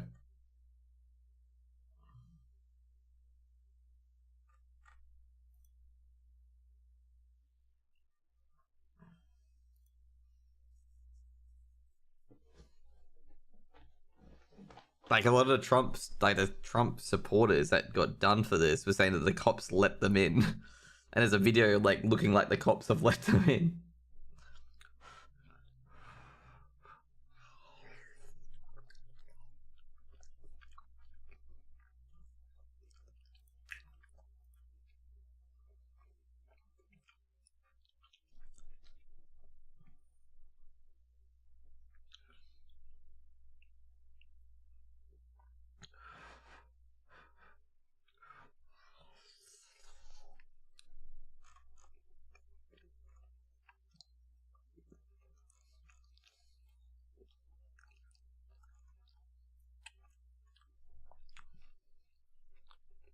We'll wait for the rest of the videos to come out, but yeah.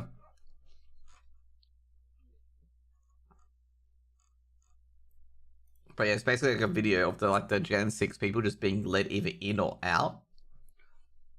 Not many people can confirm whether they're being led in or out of the building. But like there's no like violent clashes or anything being broken. It's literally like just Gen 6 protesters just walking through the building and that's it.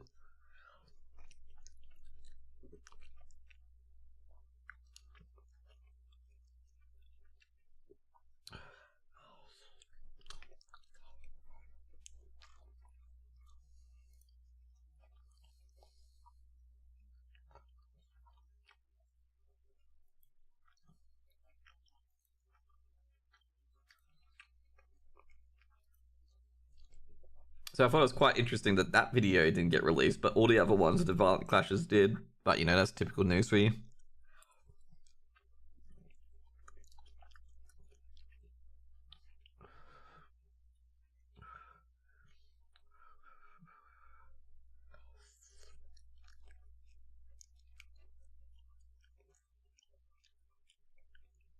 I think that's gonna, I gotta say right now, I think that video, like especially if it's can be relied upon as a defense, is gonna result in the government losing a lot of money in lawsuits for like illegal imprisonment and whatnot.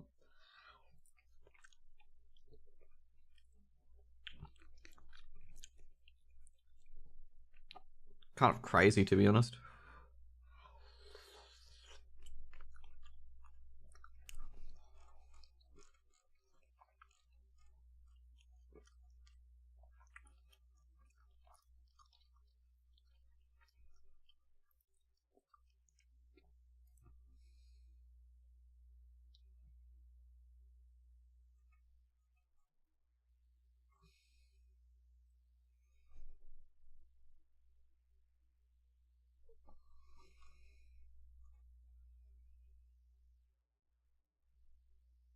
Oh, they are being walked into the building. Oh boy, that's not good. They got another video and they're being walked into the building.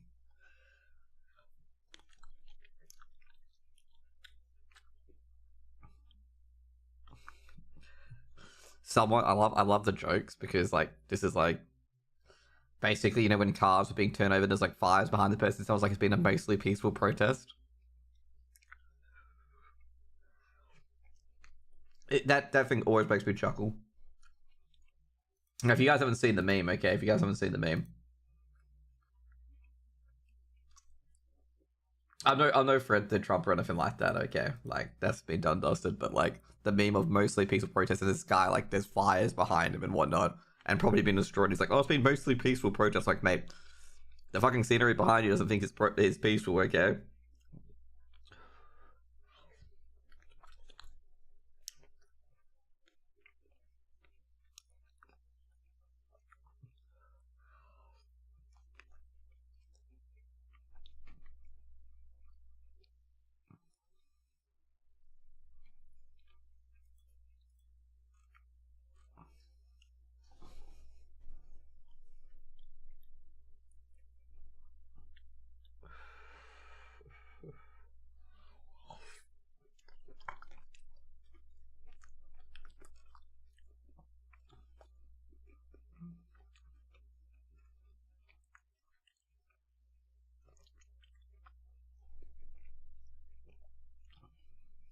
I just love the mostly peaceful meme. Like everyone goes like, "Oh, it's mostly a peaceful protest," but like the protest like has gone berserk and like everything on fire.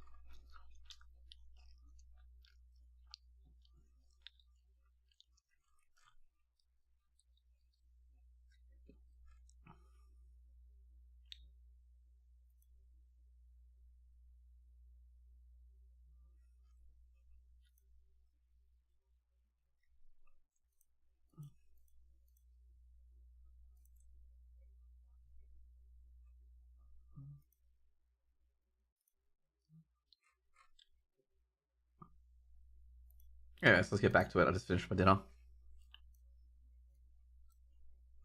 Okay, how long have we got? Okay, we gotta rescue villagers.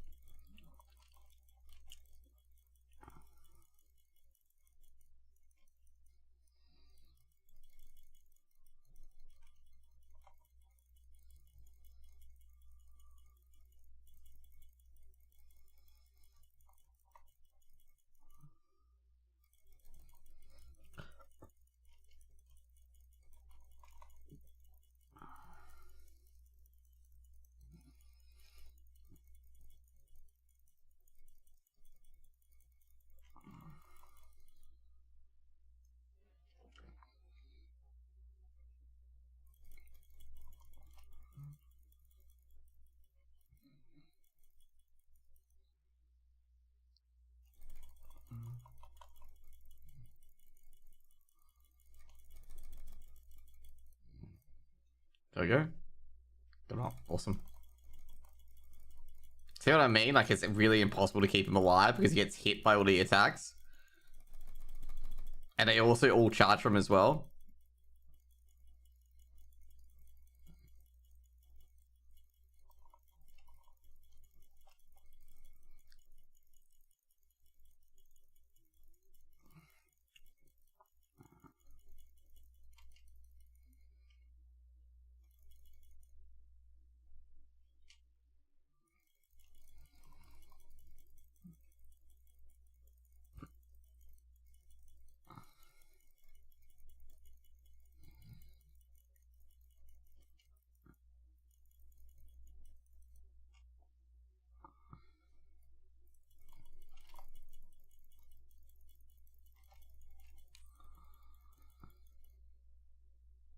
Ooh, got the ring. Could it be the Druid ring? Oh, it is the Druid ring. Trying to think which one would not be good.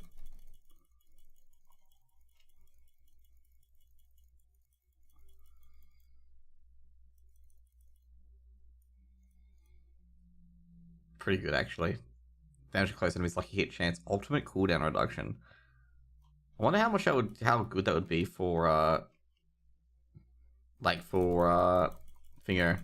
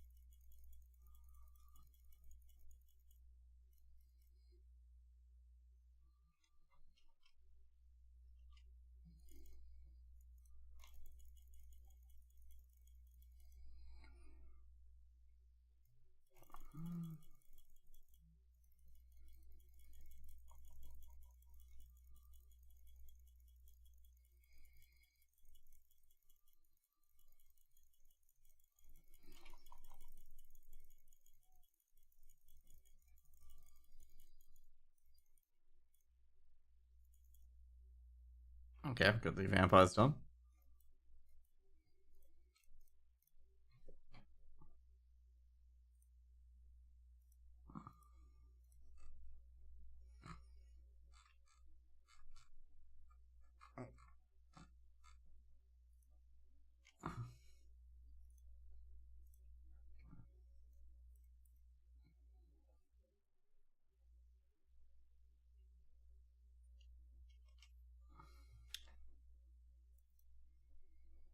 Okay, two-handed chaos. Got another paragon, nice. And found.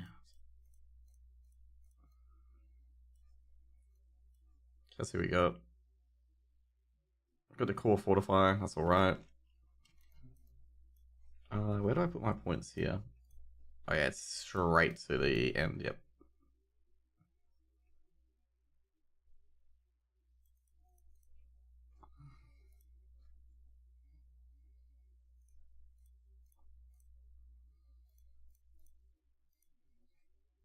Where's this one? Yeah, there it is. And we're gonna go into here and we're gonna get this one. Indeed, another happy customer.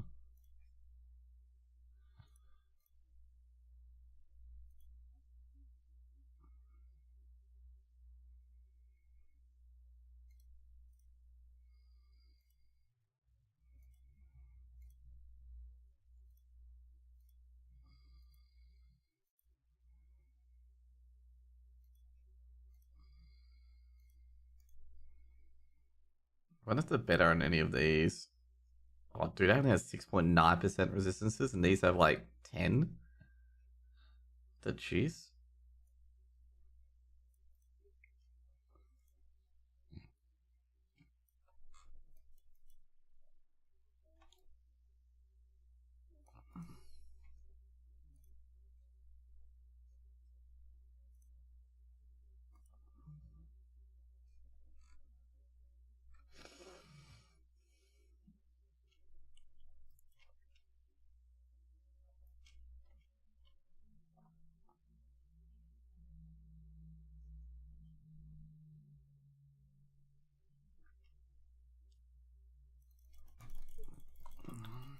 Oh, damn.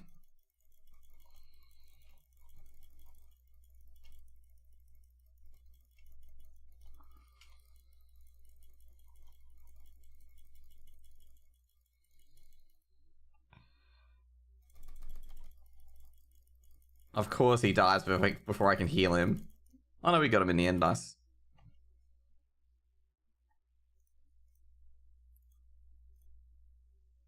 Buried Halls, level 59. Damn.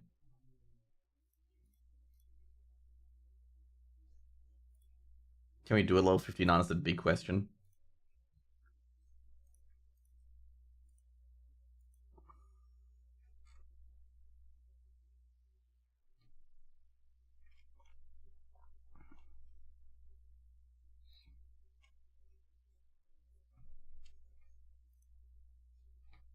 Okay, let's go.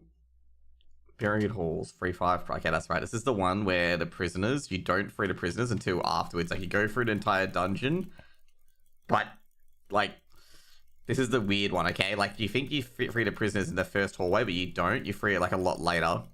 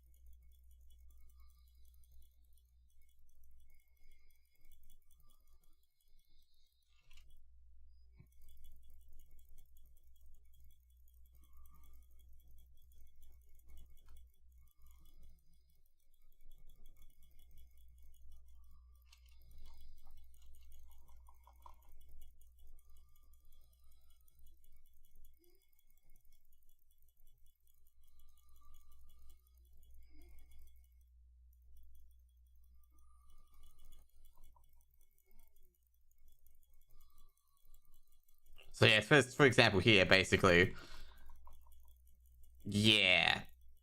So you need to know about that one, okay? It's like, yeah.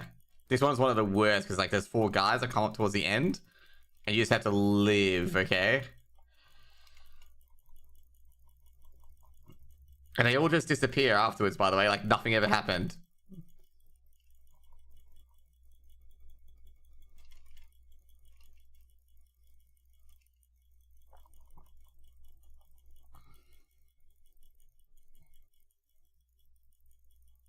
There you go. Like, you can leave, by the way, even though I killed all of them, you can leave, like, once the attack's done.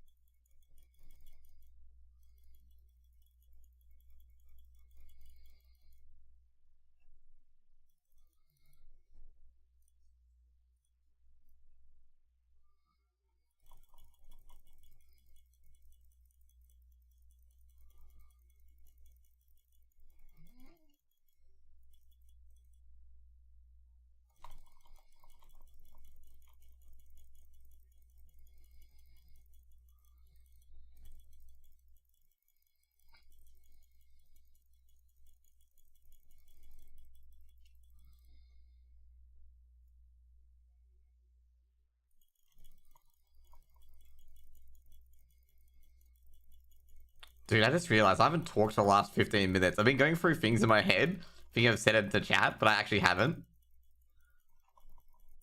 I'm like, I don't know. Like I say, thank God I didn't say some of the things that I was thinking about the chat. Because it's about the casting scene at the moment. They really should have took it like in head stride when people said like, you know, oh, you're the one carrying the AU scene at the moment. But I'm not sure that would have ended well. If you're unaware what I'm referring to, like basically there's a point in the AU scene where the only person covering it mostly was me. Because Josh A went on a big like crusade, or not big crusade, but he just like nuked everyone. Let's just put it that way. Like he just set up a self-inflammation nuke and just roasted himself basically. So he just left me casting AUCS basically by myself, and like I would try to get all the games I could. While you know the guys who get paid weren't casting for various reasons I don't know, and yeah, so pretty much like you know I was the only one casting it, and then. So pretty much people said that I was like person like, you know, saving AUCS, like the main person who was saving AUCS. That's what happened. And yeah, so I was like thinking like, oh, maybe I should have taken that in stride and really been like, you know, hey, look, I'm doing a lot of work in AUCS at the moment where I'm casting all the fucking games and no one else is casting them, that sort of stuff.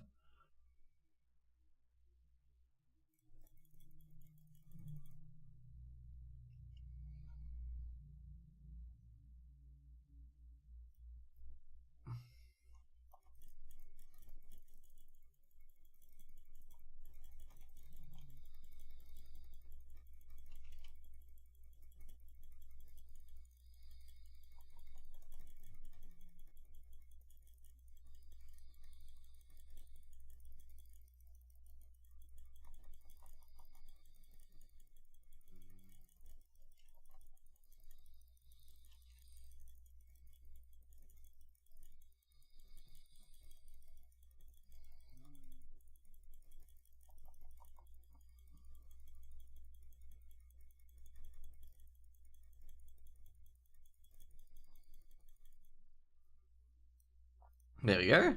And we didn't get any uniques again. Fucking hell, man. Electrocution done. What's the next one for Stormclaw? I'm literally getting ignored as Earth and Sky. Okay.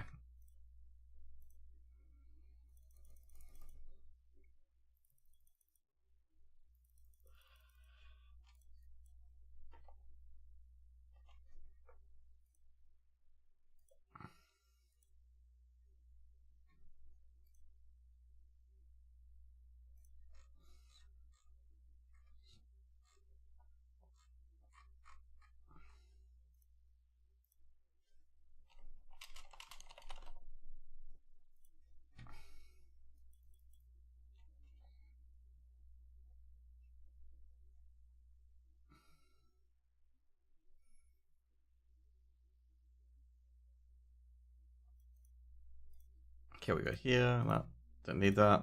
Don't need that.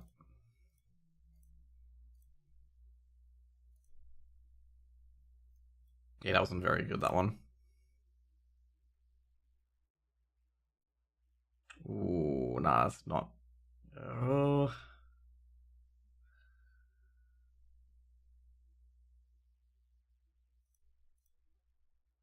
Okay, you want to get another one of those? Nope.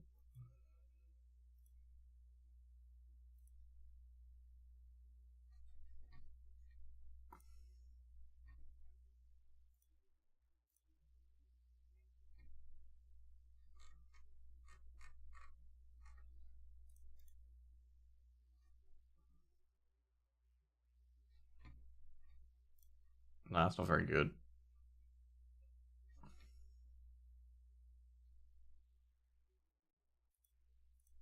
There we go.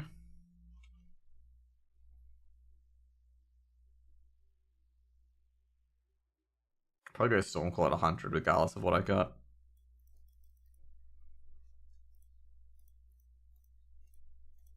I thought that was pretty harsh. I think my equipment is actually quite good. She's making me feel self-conscious.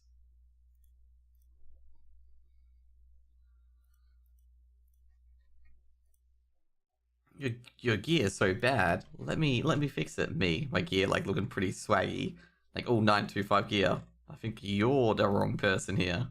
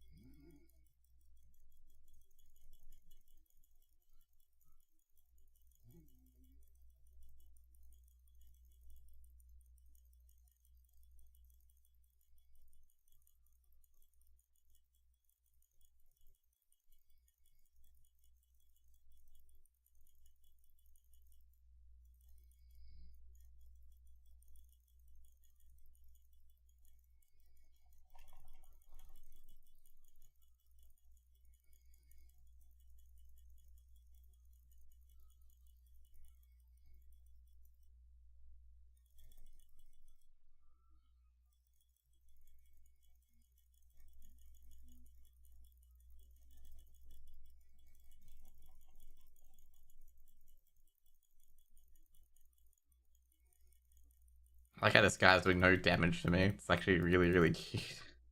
He's like trying to just spam me with abilities. He's just like doing no damage. It's like, the computer says no. Oh, okay, I know this one.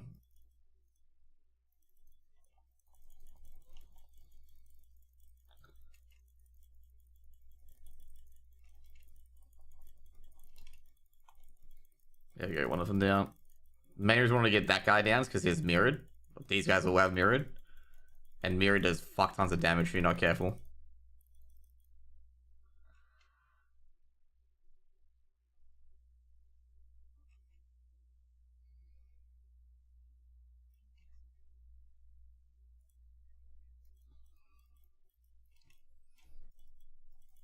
Nah, they've been talking about it with some people as well, because I've been talking about it with a lot of the NA scene at the moment. That I had been asking whether, like, because I've been asking some of the AU talent, okay, like especially as well, would it be would it be good if we could get some, like, this is the main thing I was going to suggest, would it be good if we can get some of the people who get, pay heaps and whatnot to cast some of the open qualifiers and stuff like that.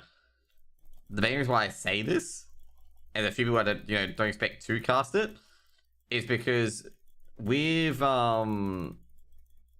Zenur and Fire, they cast open qualifiers, and I know they've got the closed qualifier gig. They told me that they got a closed qualifier. Not they've told me, but I know they had the closed qualifier gig. Now,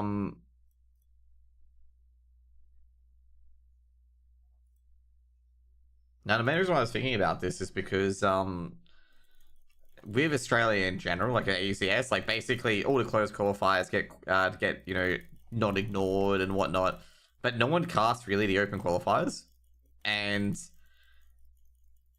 I feel like it would be a lot better if we just like had like a paid like some of the paid casters do some of the bigger games or maybe the smaller games or some part of the games. As they go in, it'll be fine. Like they can do some of it, get just show that they not they that they can do the volunteer work and whatnot. Like to like just to show that they will help out here and there and whatever.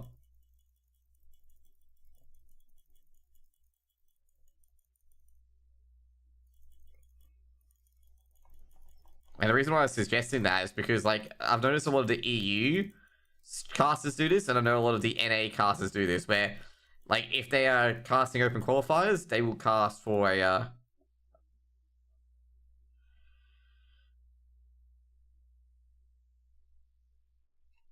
like they will cast for what is it? They will cast for like an org or something like that and do open qualifiers.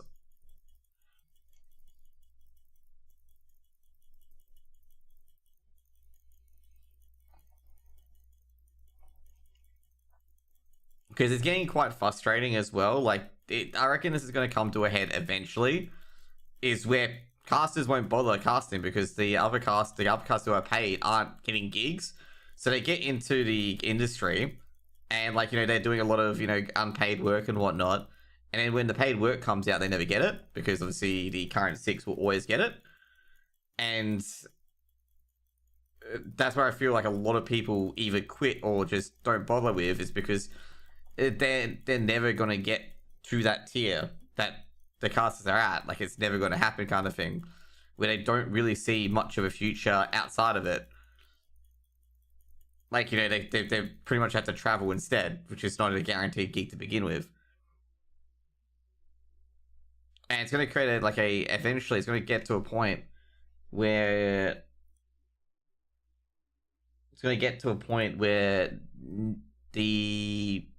there's going to be such a lack of casters in the AU scene that literally open qualifiers will go uncasted. Like no one will be casting open qualifiers.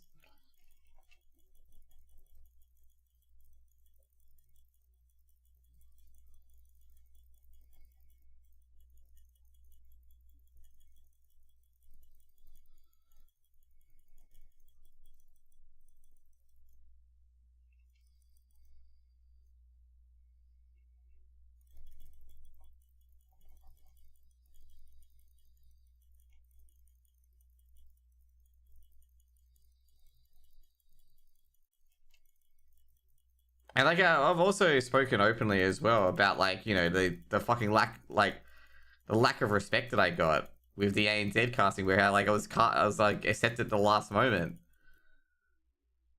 Like I was a bit annoyed as well. And also, just an FYI, I followed them up on it 4 times. Like it wasn't just one or two. Like wasn't just one or two. It was 4 times that I followed up on it, like saying, "Hey, what's going on? Like, is there anything else that you want?"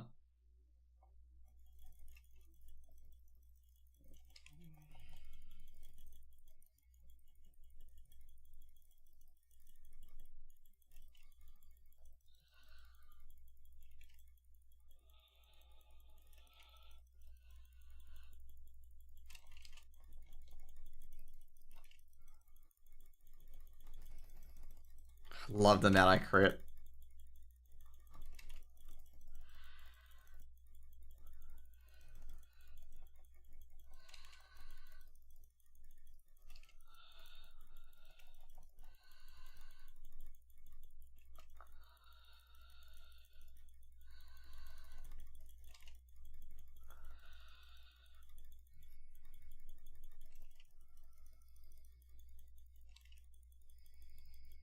There we go.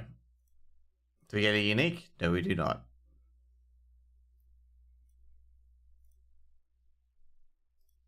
Okay, where's Earth and Sky? Earth and Sky's here. Okay.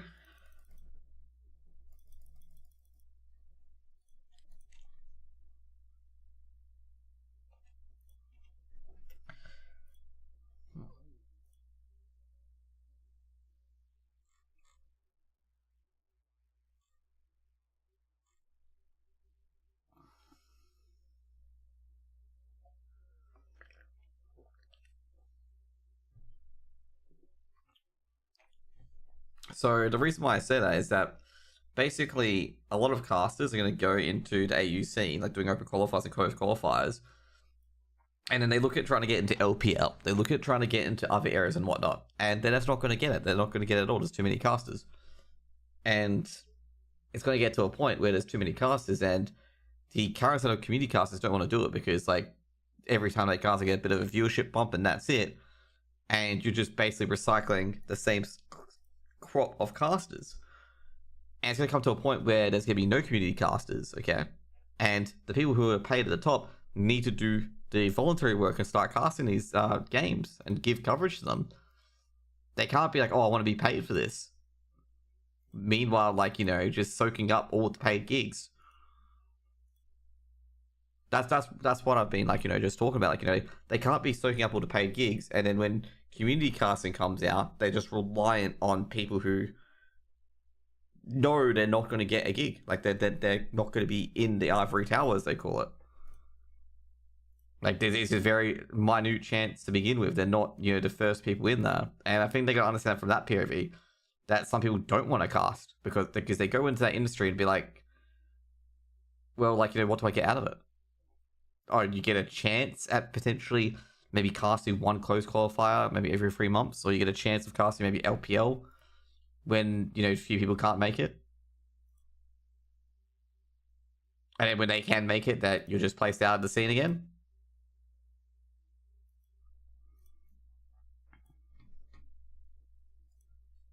That's the sort of thing that you're going to be competing with.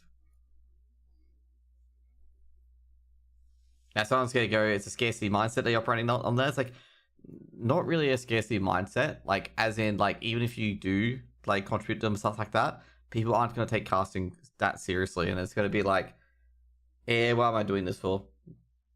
That sort of stuff. And people do get burnt out because if they're not getting gigs or anything like that, like, they do feel like, you know, what they're doing is not very good. That sort of stuff. Like, they feel like they're underappreciated and whatnot. And that's exactly what happened to a field of casters I've talked to, where they've stopped casting a lot of games because they just feel underappreciated. They feel like, you know, it's a waste of time. They feel like they're not going to get anywhere. And they feel like, you know, that they're getting to a point where they should be paid. And, like, I'm getting, like, you know, basically I've got to the same point as well, but I've also realized the importance at the same time that if no one's doing the casting, the scene is going to fall apart because there's no coverage. No coverage means there's no clips of, like, any epic kills and whatnot. And it means it's heavily reliant on the players to make their own content out of it. Which is, I can say right now, which is very difficult, mind you. Because the players also have to sacrifice time to obviously not get good at the game, but they have to sacrifice time to put the editing and stuff like that as well. Like, it's not very easy to do. To be fair, I guess with Damio doing it as well, I guess it is easy, but, you know.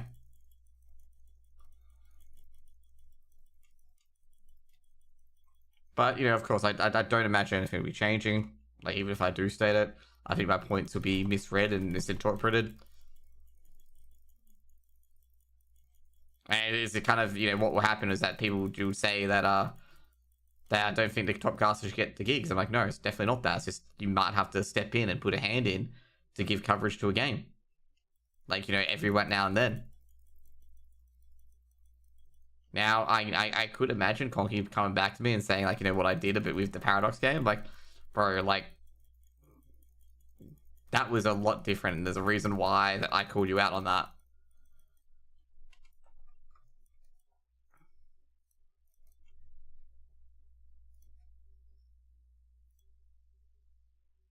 Oh, those doggos are so cute. I love the doggos of Team Liquid. They are so cute.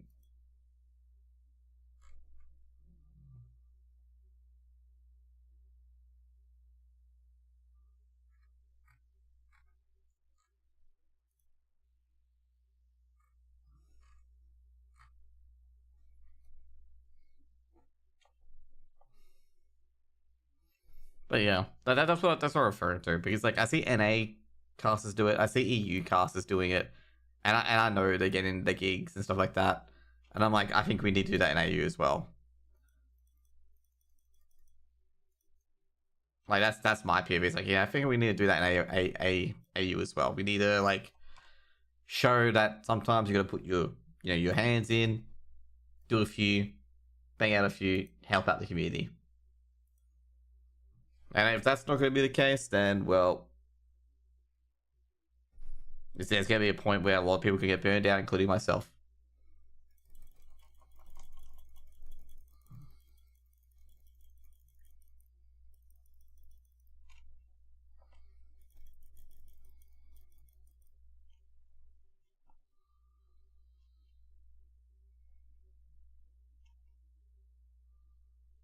Problem is, like, I really suck at putting things really nicely. I'm great at putting them bluntly, but I'm not good at putting them nicely, okay? Like, as in, like, a good term of phrase to make it sound good.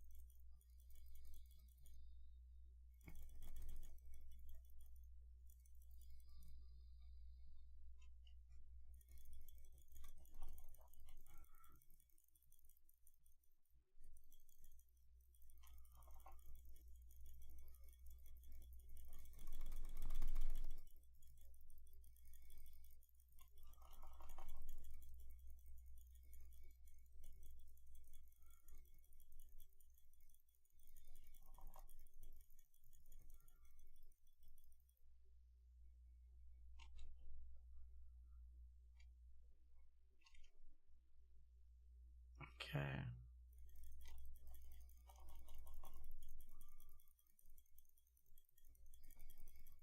Dude, I'm trying to get this ghoul one done.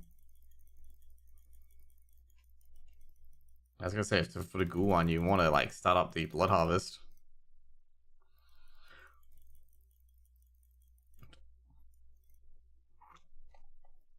Oh boy. Yeah, I think I'm gonna vendor before I start this one up.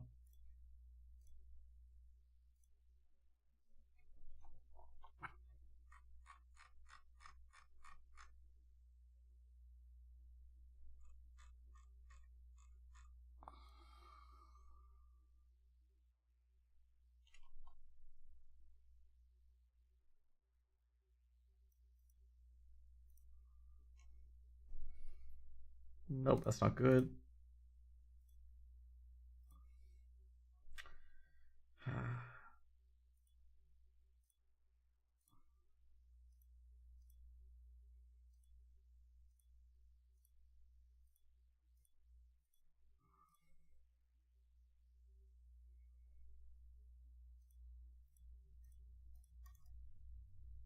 I've never had to just vendor everything that I got. I just realized something. Dan upgraded my entire. There we go.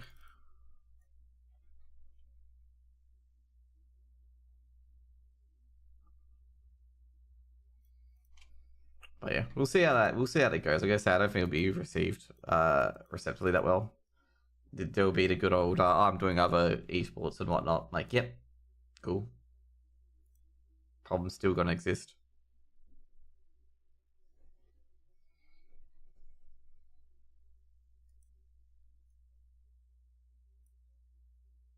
Wait, what? It disappeared? Oh, that's scam material there.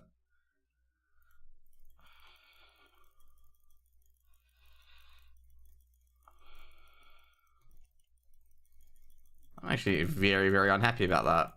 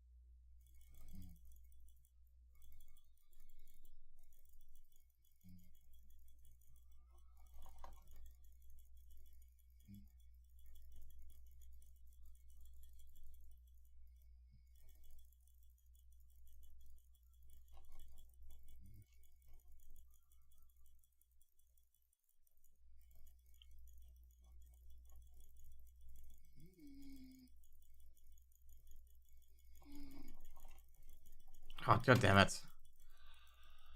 I accidentally went outside. I didn't want to, but I accidentally did went outside. Fucking hell.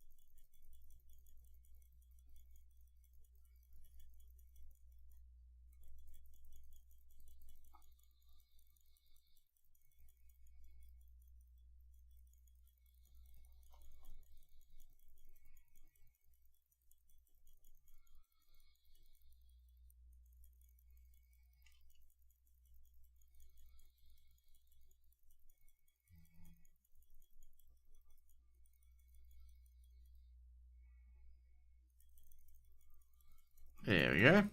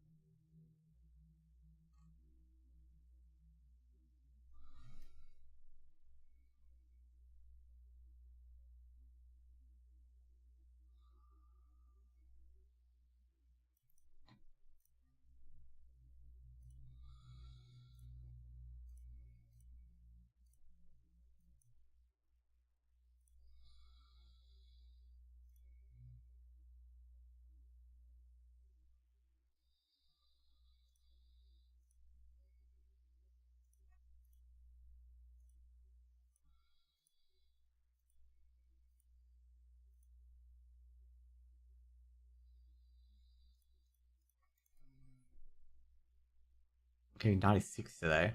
Interesting.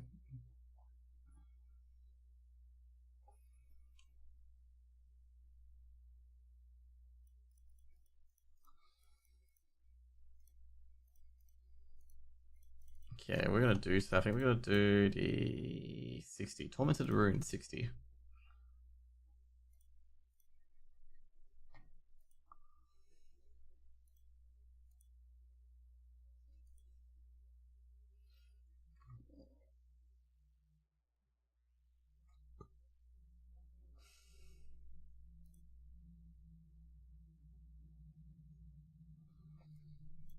Creaking stage. So this is like a theater, isn't it?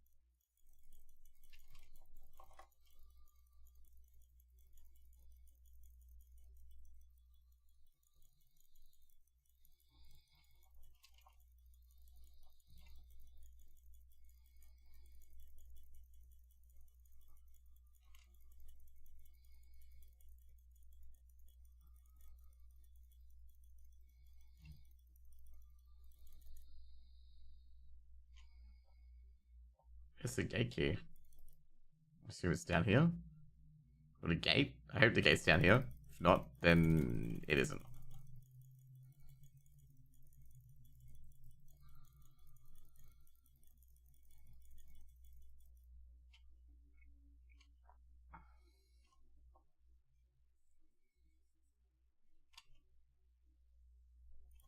So quiet, actually.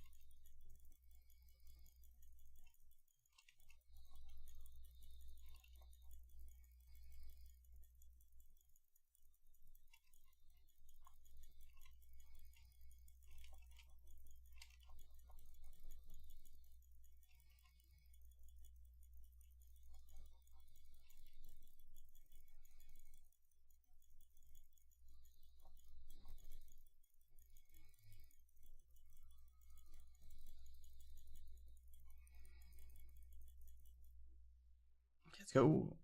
Chamber of Calling. Where the chamber is. Probably is like straight.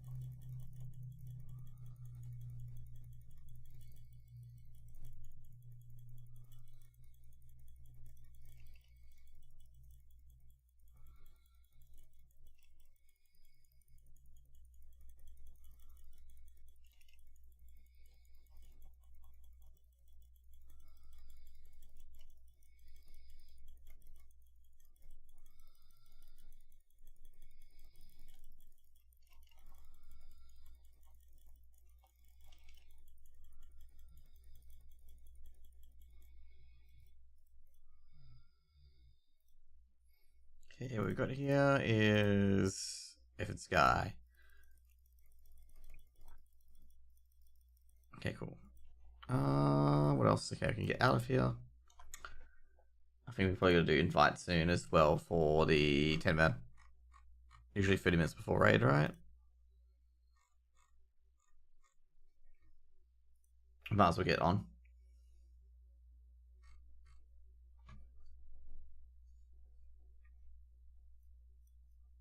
Oh, in Kirsha, jeez, didn't expect to be here.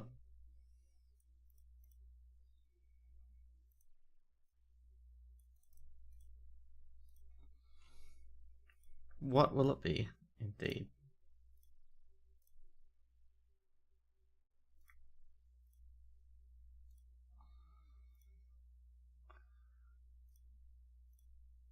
We got here lucky hit chance, damage to close enemies, resource gen, and slightly critical strike. Okay, we don't need resource gen, so this could be a good rank.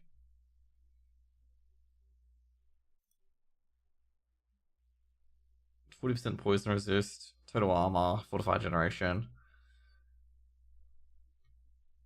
Just for Stormclaw. We could have some good boots here for Stormclaw.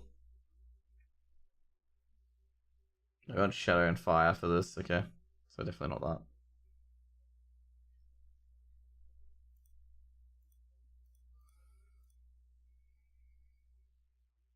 Nope, what about this one? Maximum life. Nah.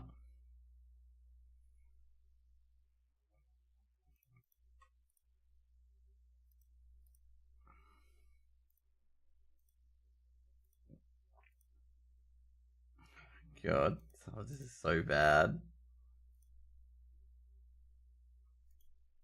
Okay. Let's get to the Oculist. Occultist. Not Oculus, Occultist. Okay, Oculist? Nah, it's Occultist, sorry. I get rid of that, and hopefully get either crit or something else.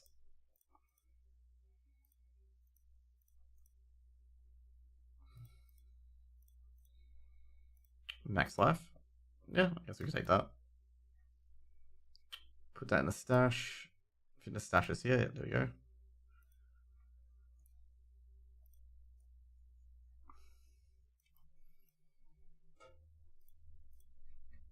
Okay, let's go to ICC 10.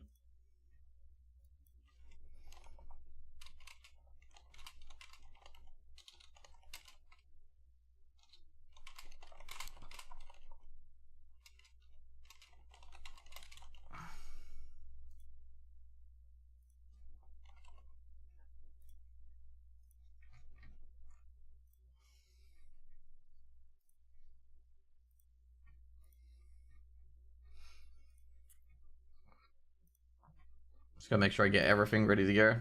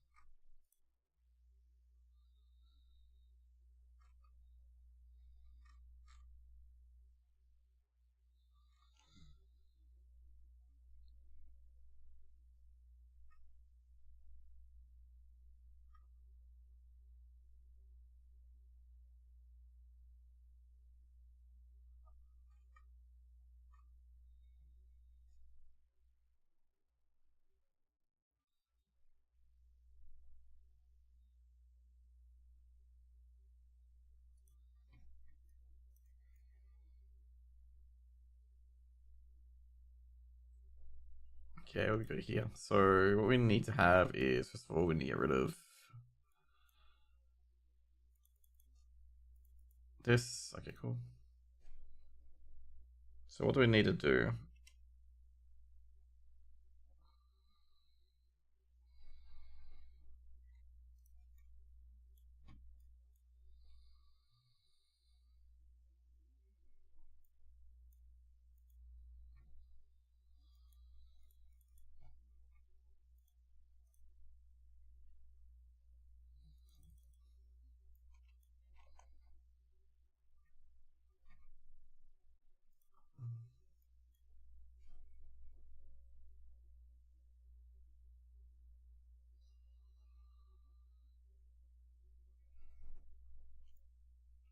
I think Primordial Saronite. How much is on the AH at the moment? Probably like, I'm gonna say it's probably got a lot cheaper now.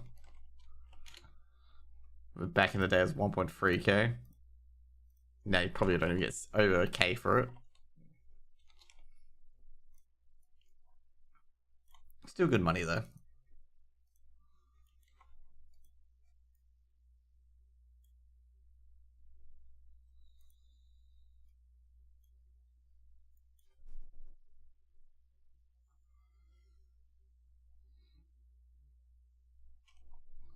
I think people get this with the gear and sell it as well.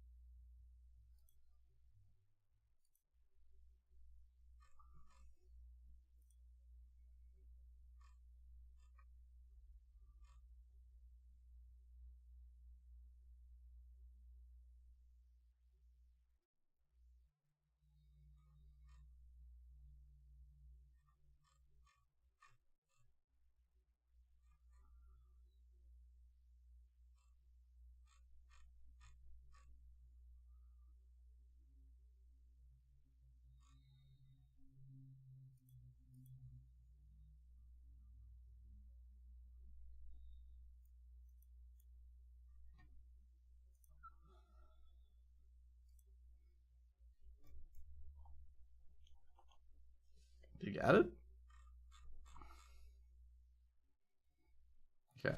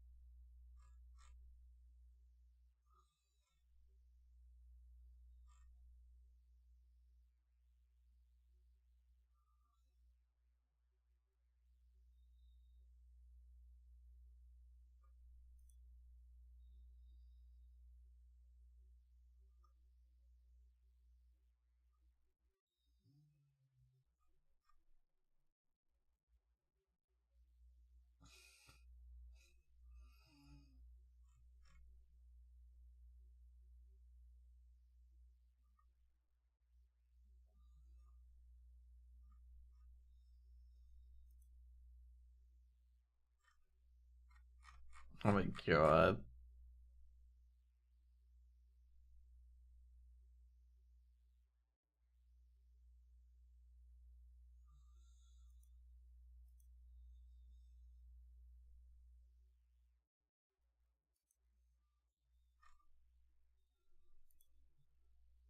Looking at one of the Walking Dead games made by Game Mills, and it's like total crap. Like the game, even the games, like oh my god.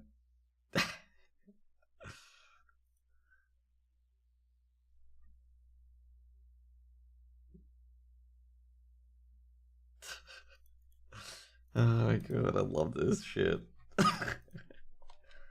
I'm looking at that tweet, and like it's like, oh my god, the expression on one of the dude's faces is so dumb.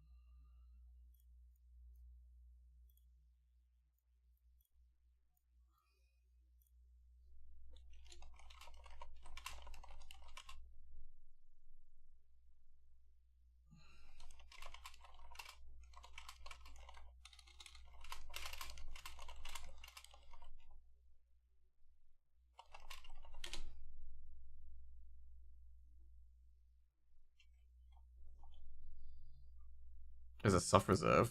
Oh, fucking hell.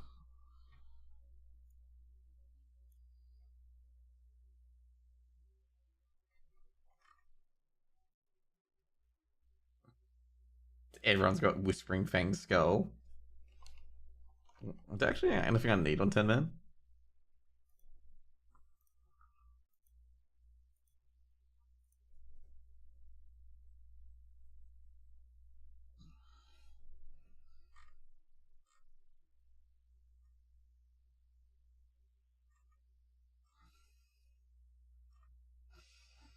Hmm.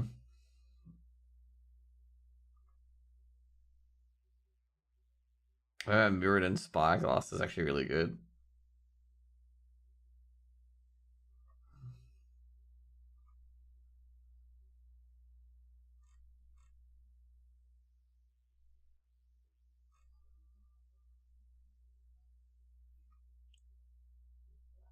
Yeah, what's Heroic? I think Heroic is 264, right? Yeah.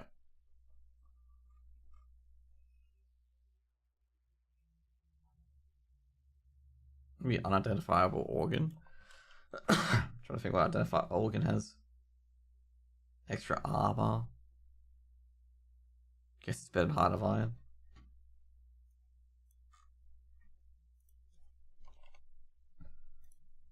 To be fair, I would be tanking too much, so maybe I should just go for Red Gear.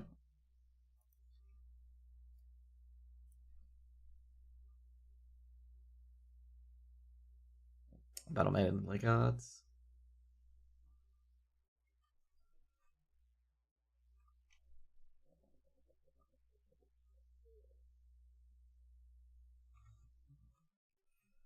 Make sure you get tier. Yeah, it's just yeah, let's get tier because it's good for me too.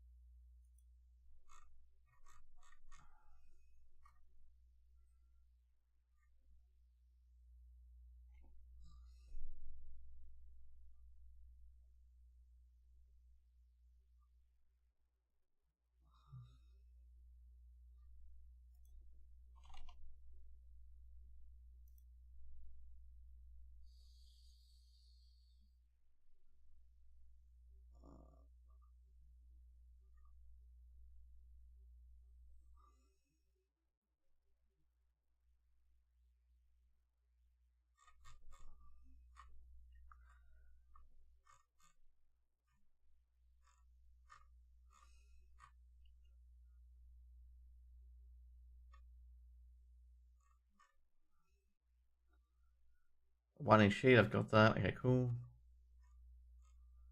So we get ICC 10 man. Tiger bindings. Okay, I can take that.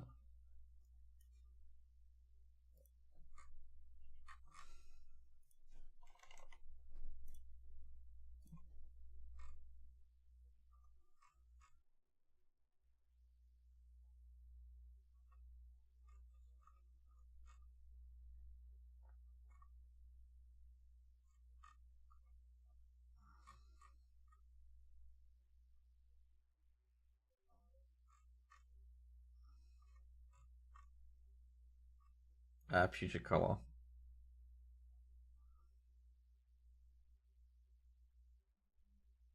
Or infected choker.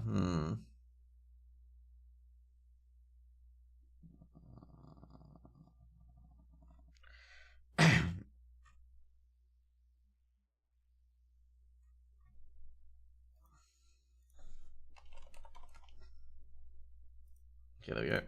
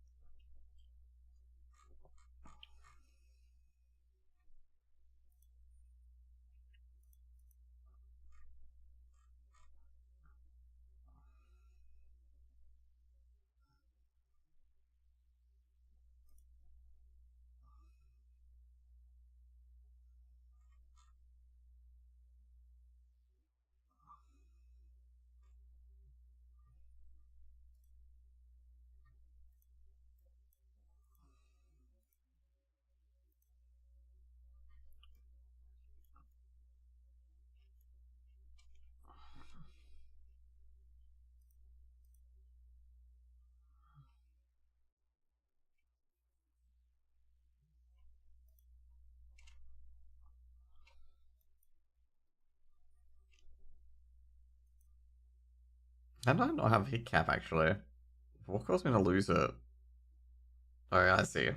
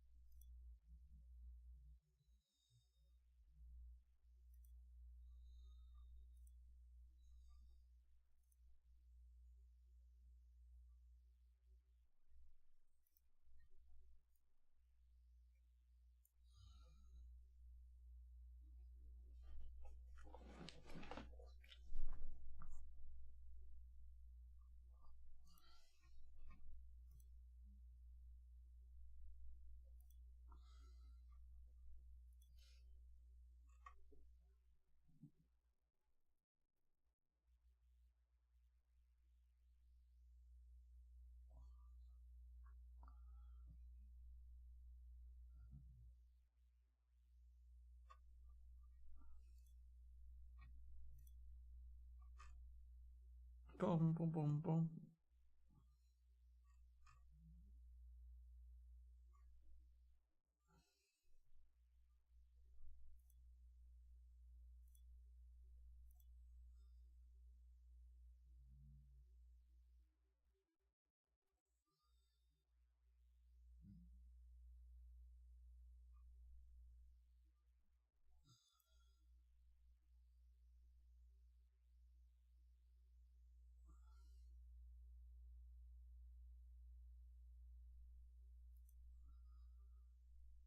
We're waiting, by the way, like with everyone to get in.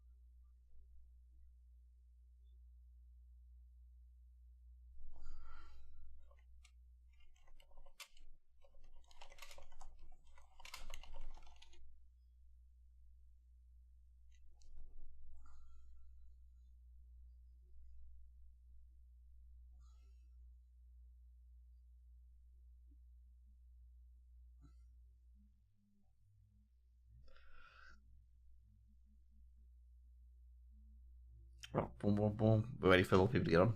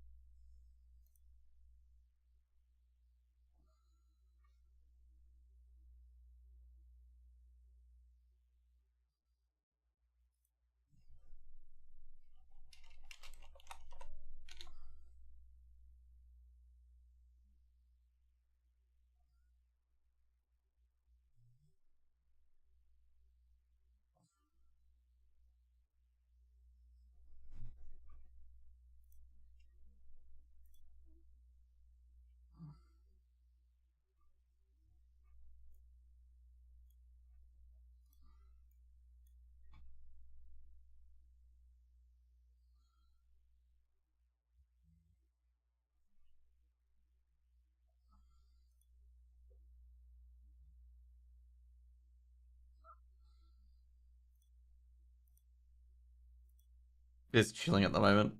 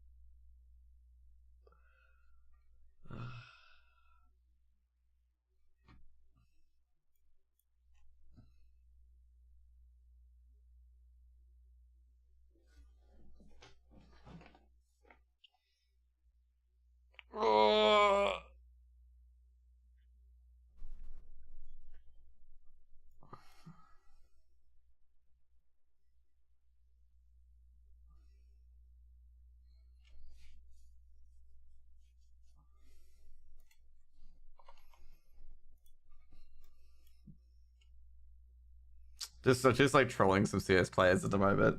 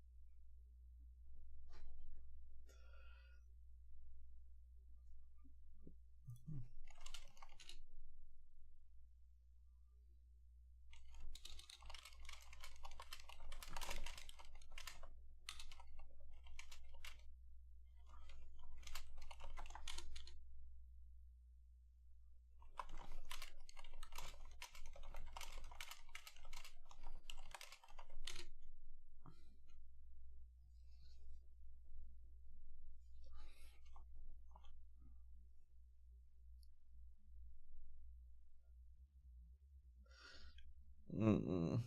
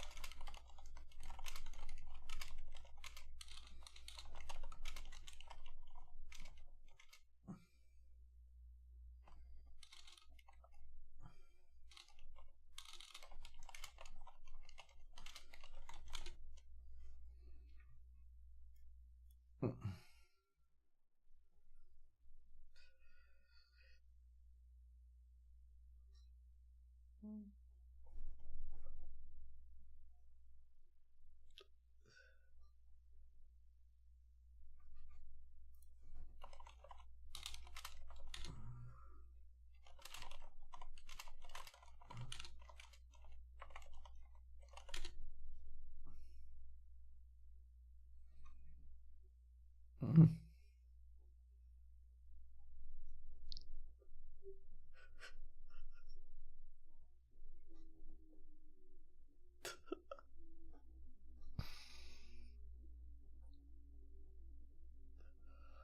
There we go. Anyways, could put mute on the stream.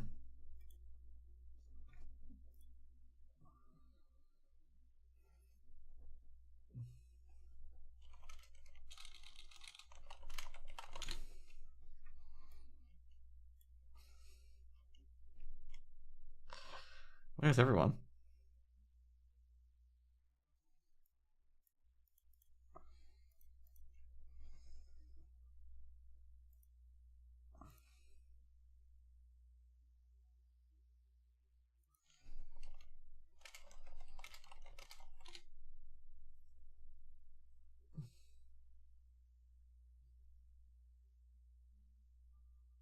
Oh my god.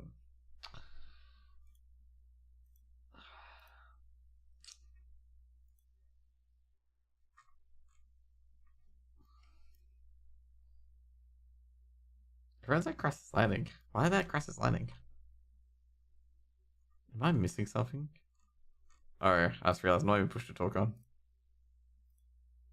Did I put push to talk on? Very important.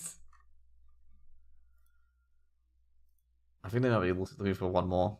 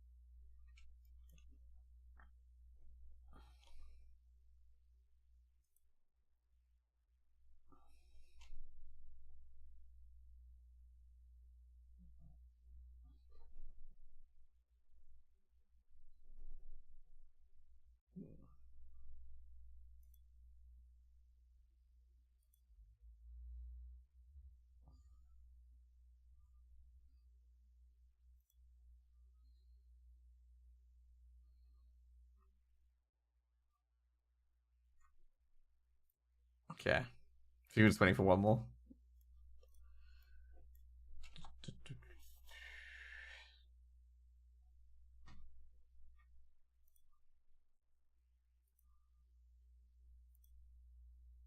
Yeah. I can't believe The Last of Us 2 Fair's Game of the Year, so of course getting a remake. I was like going to be like, oh, why is it getting a remake? Then I realized it got Game of the Year.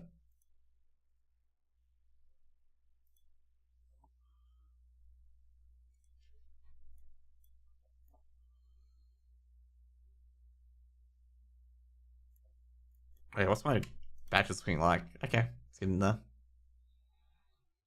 I think I can get another piece of rec gear at 95, right? Yeah, cool. Because my rec gear at the moment, I believe it is shoulders and gloves. I think I'm a red set.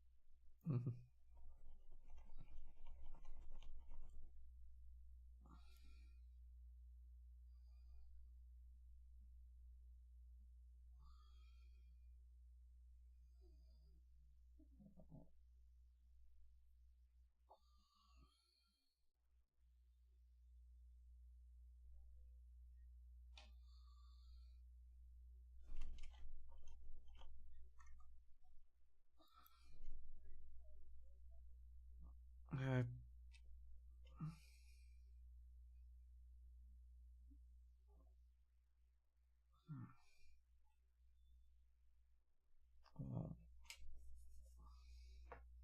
I don't know what to do here. Can I just like bring out my Shadow's Edge and just whack people with it so I get souls?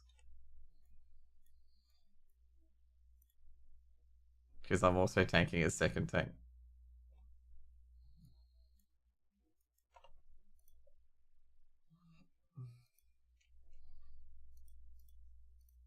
Cool. Going red.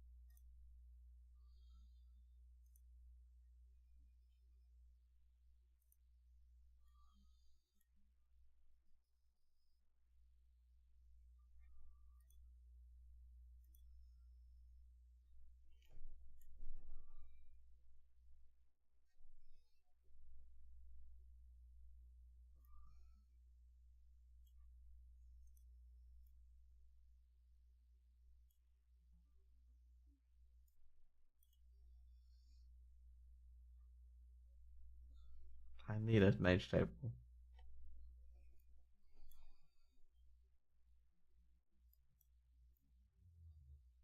Where's our mage? Oh, our mage's back there.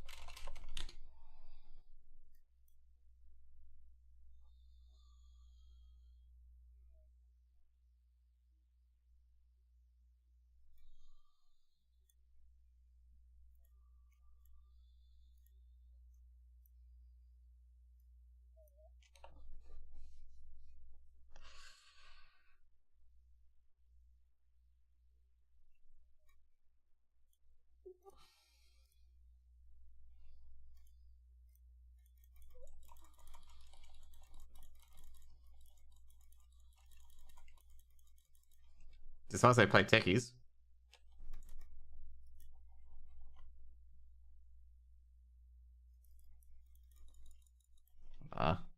Not feeling like Dota at the moment. I feel like more trying to finish off my D4 character.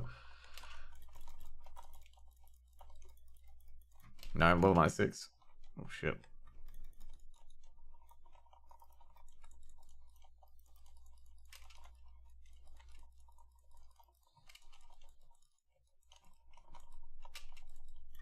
Get the servant off me.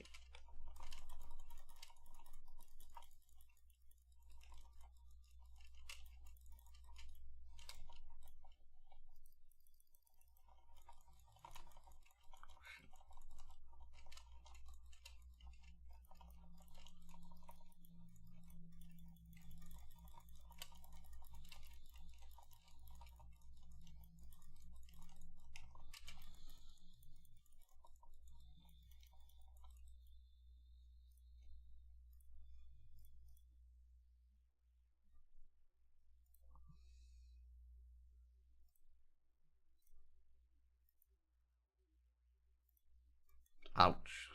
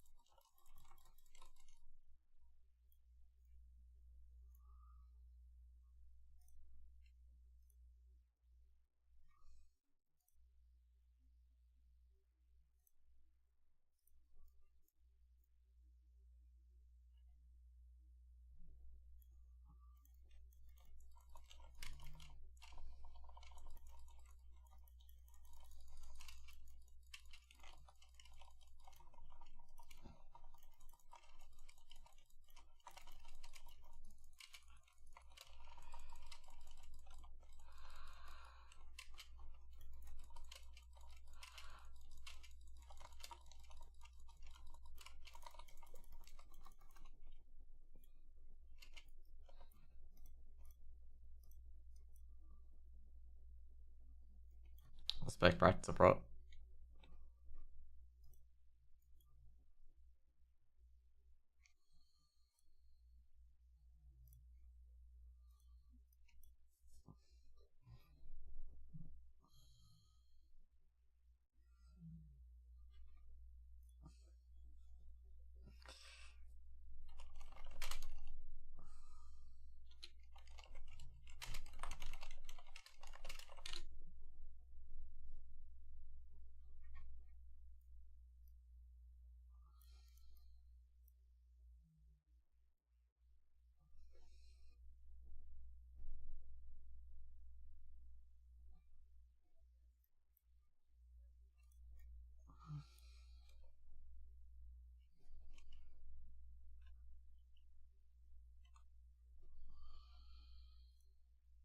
Thanks for the resub, Karos, man.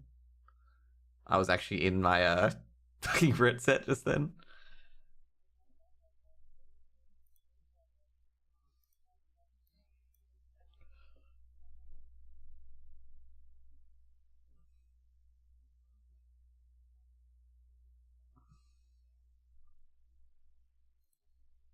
Let's go 52k.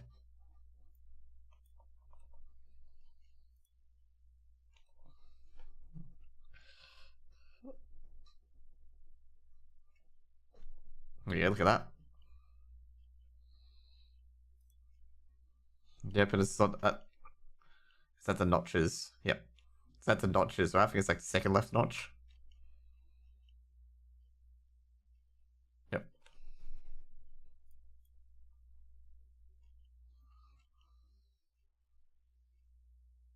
Yeah, I'll be on the left. You'll be on the right. Yep.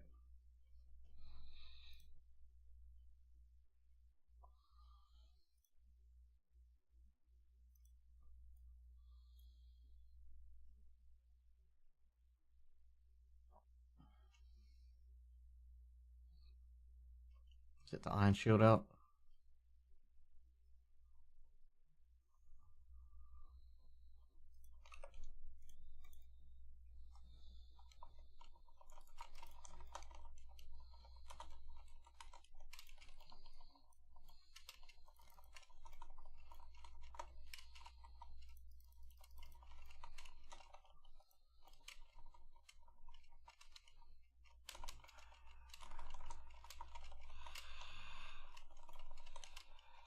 You can hammer of righteous onto it, by the way. So I just always save hammer of righteous for when spikes go out.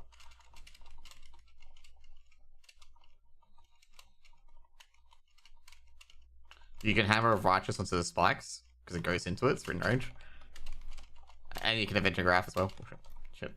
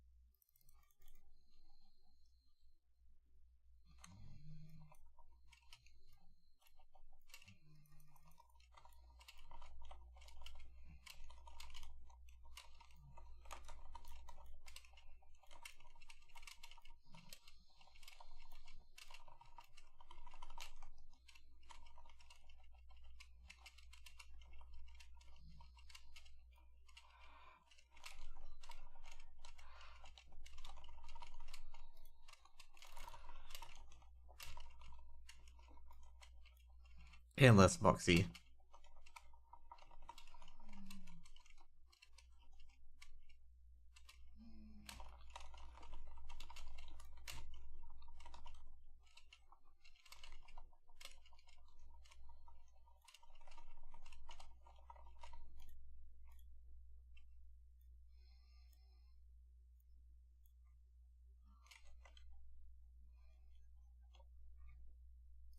You can't even hear my fucking raid.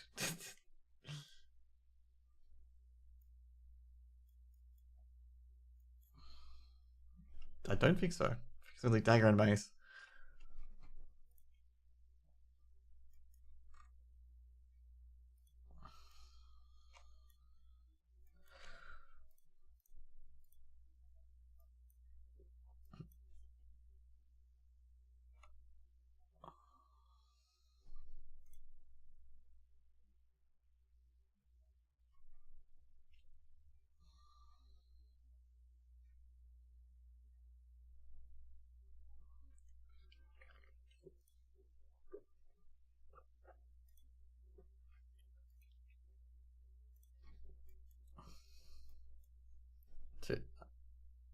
So Shadow's Edge is better. Shadow's Edge.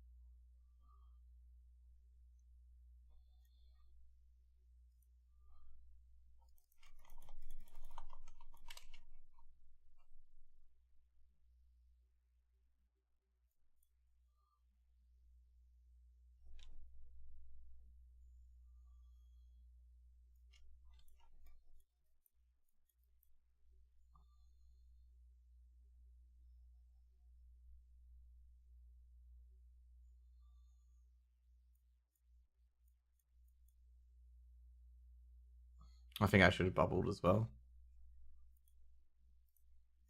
Just maybe I should have bubbled.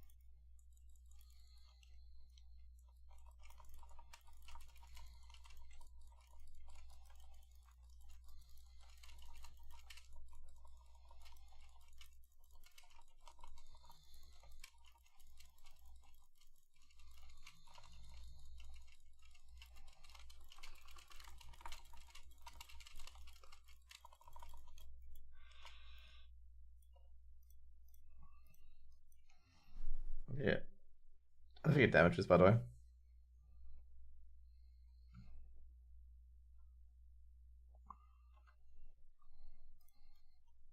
Where is the feast? Oh, feast is back here. Let's go.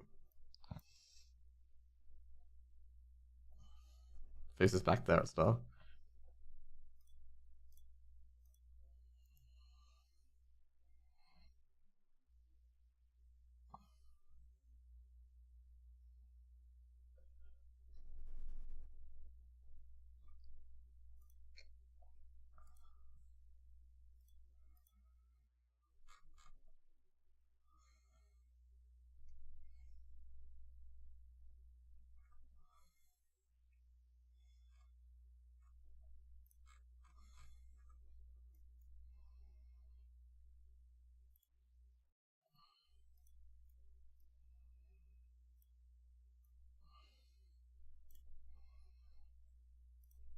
Who's got Crusader Aura on?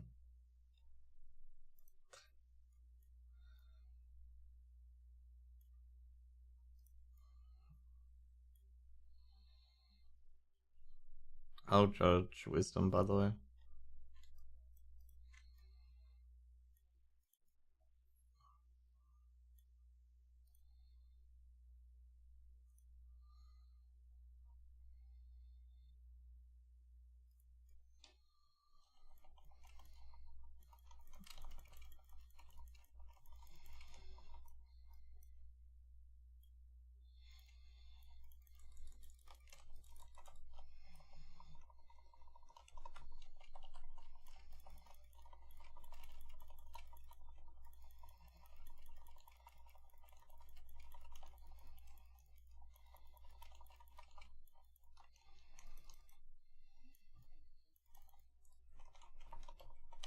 Purge, Fanatic. Magical DPS, kill Fanatic.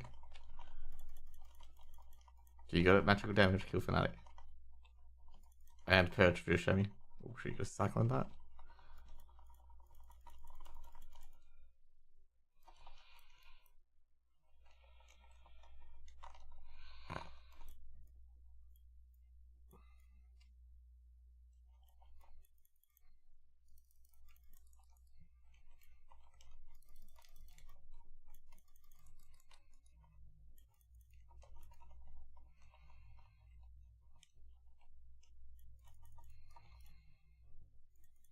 Let's give me another magic DPS.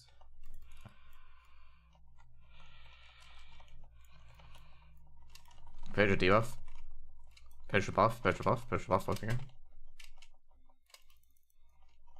And magical DPS kill D. And you can cleave into the boss with it.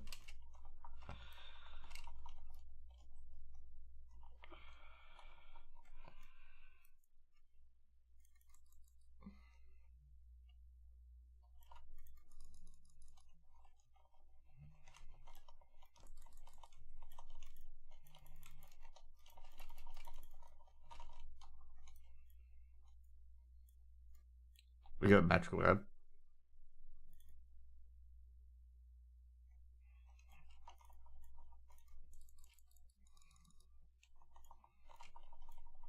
Let's kill the magical DPS.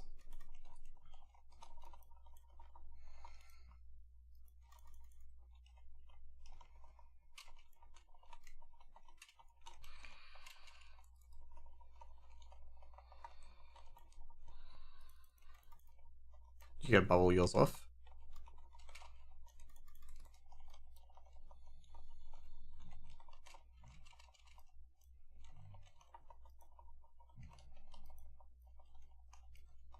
Just cleave into the ad. If you see the buff, purge it immediately.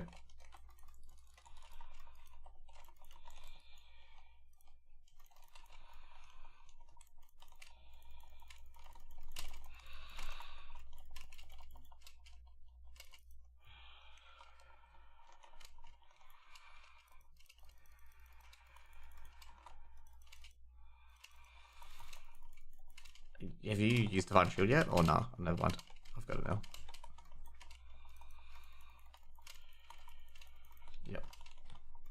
Just stun them because you'll generate 0 threat on them.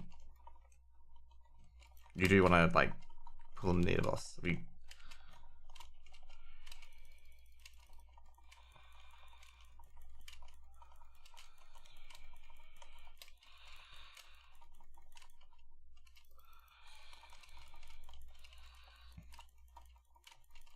Just keep putting threat into it. At 5 stacks, I'm just going to bubble that off.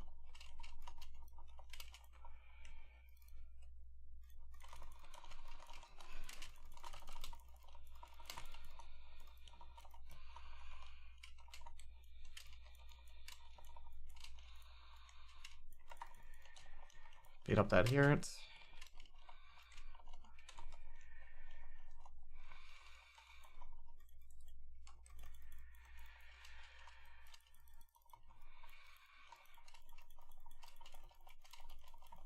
Okay, you got it, awesome.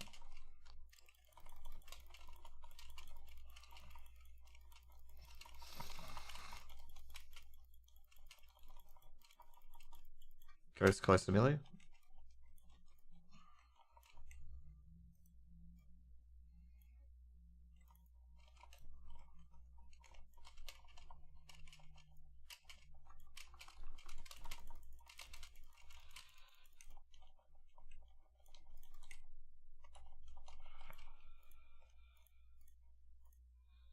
Did it drop? No, it didn't.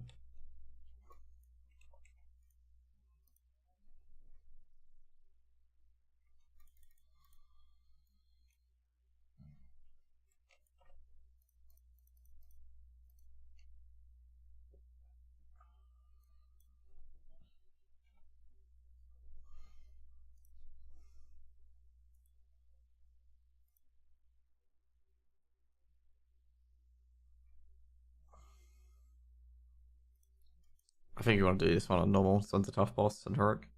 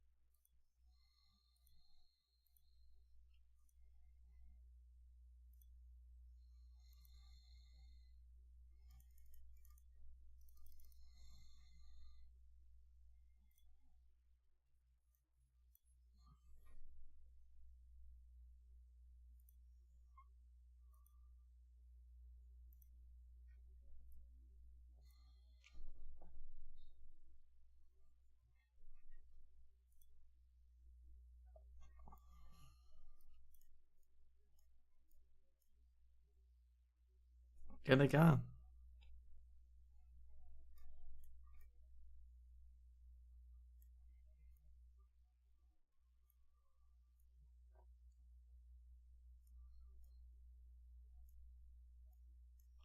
Wait, who's jumping over? Am I jumping over or the other tank's jumping over? Yeah. I'll stay here. I know, that's why I just wanted to double check. I heard that, but I'm like, okay. Attack the ship, go, go.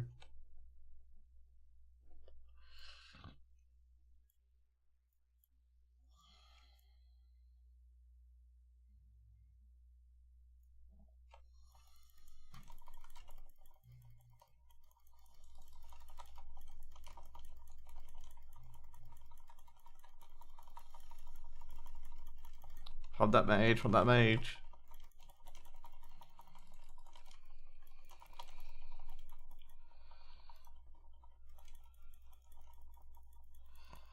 Oh, watch out, if you're doing Dust Cleave. I think they're done, you can get back now, you can get out.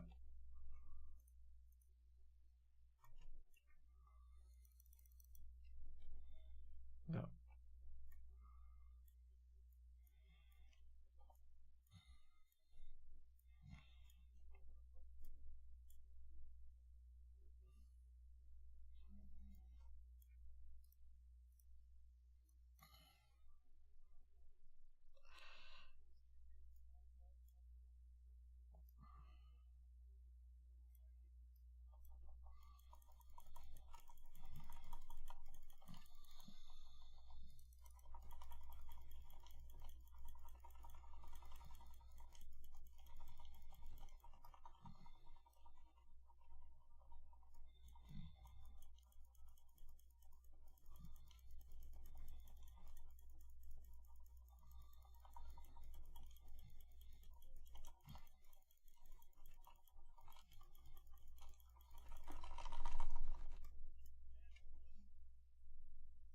How close are we to killing it?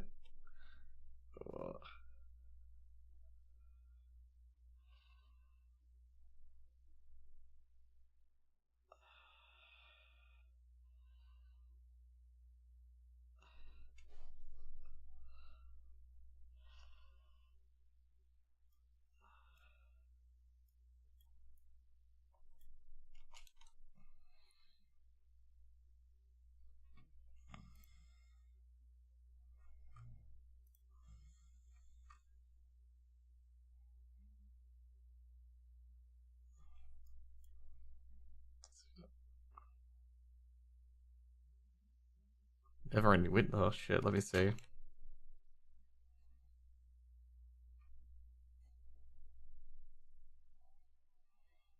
Never ending. No, I've already got Saronite Stompers, I think. Let's see, 2 seconds.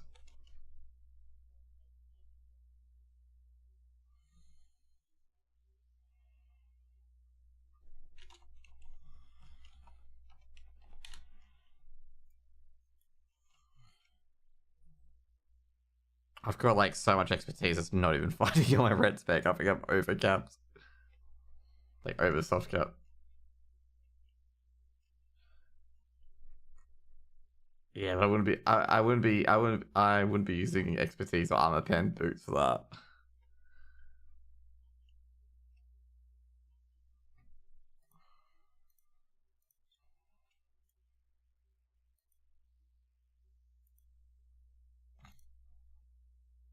No, I think I got enough expertise on my tank set. I've got 10.75% expertise. I need to get like 1.75% for hard cap.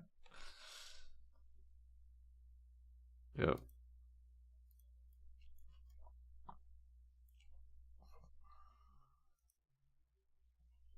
Yep. Yep.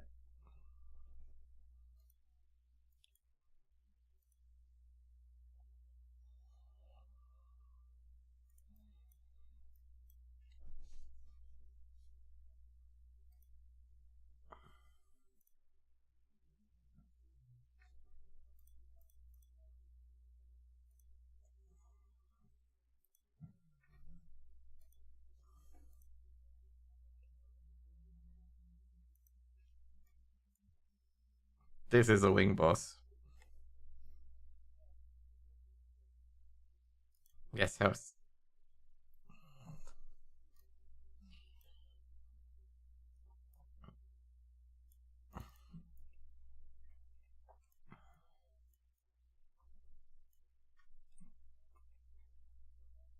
But has he done you on heroic? Okay, has he done you on heroic?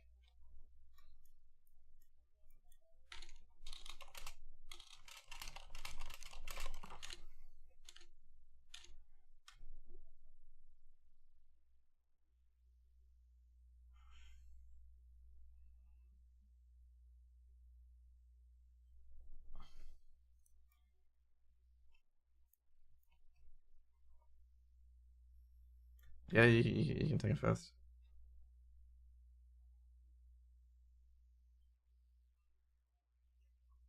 If I see icon on your Mami chorus, I taunt immediately.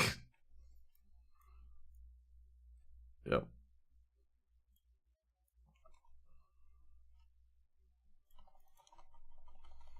Killer belly.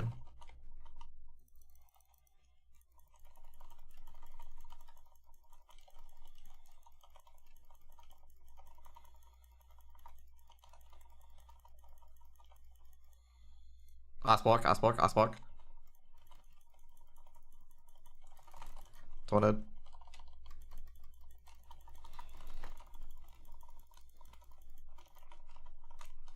I kill it. Oh no, never mind. Take off the pop. Take off the pop. Take off the pop. Take off the pop.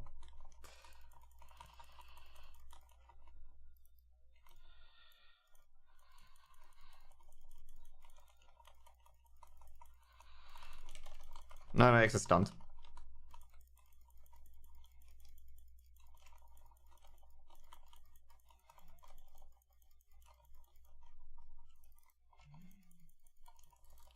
Taunted.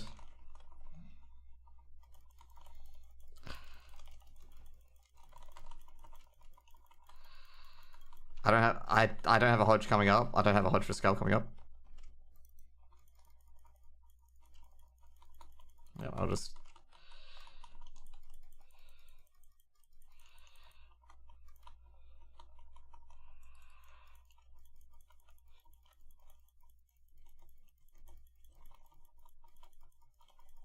No, I taunted it because I thought it was going to hit the boomy.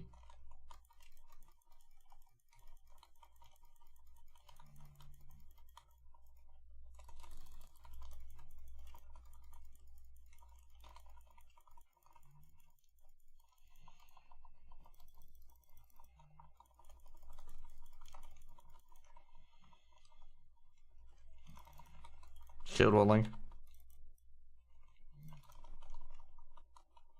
Oh no, wait, what? Other way around.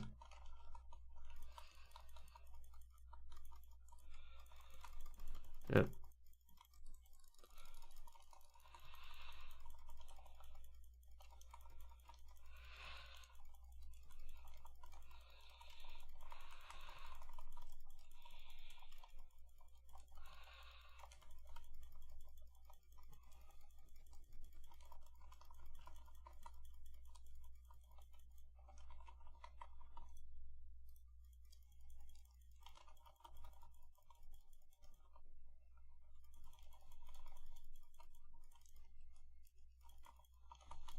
Skull needs to be stunned, by the way. Not X, stun Skull. Taunt him.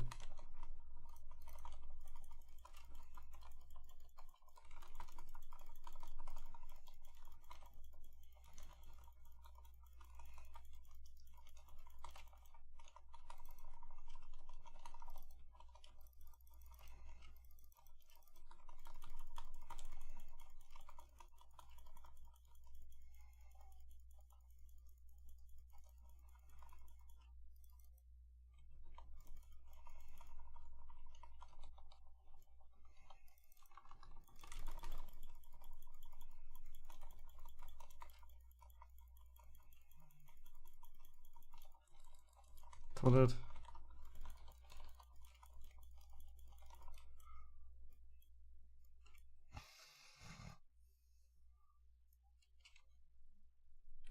I don't...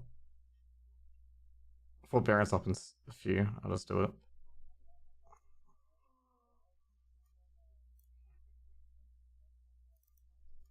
I'll do it.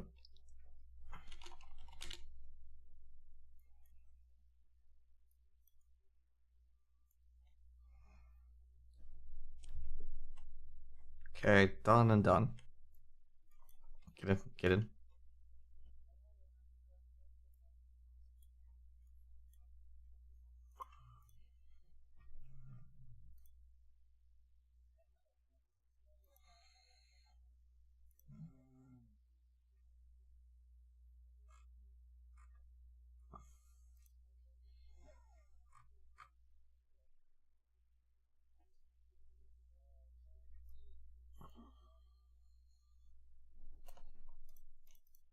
Okay, going regret for Josh.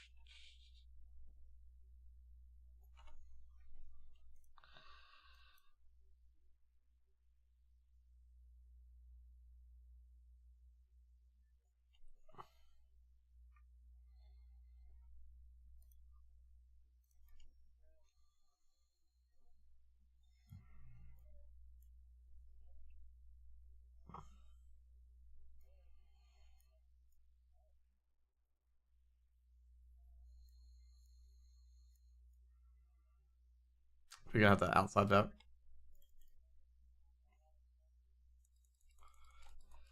We have the outside duck.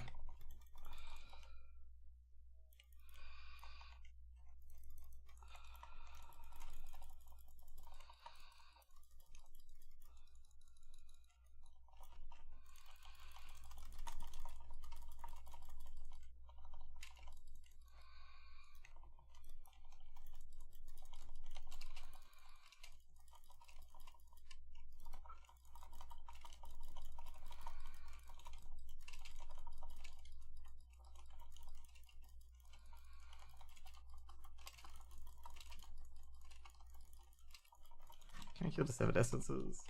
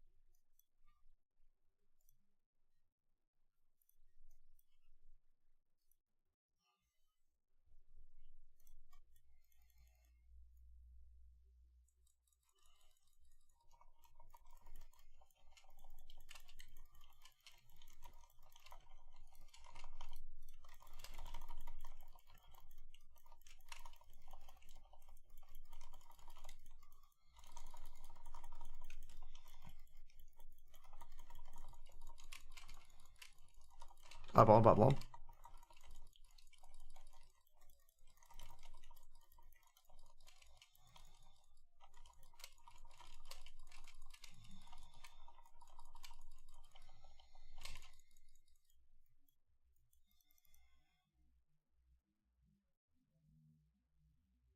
We need the spell on the healer.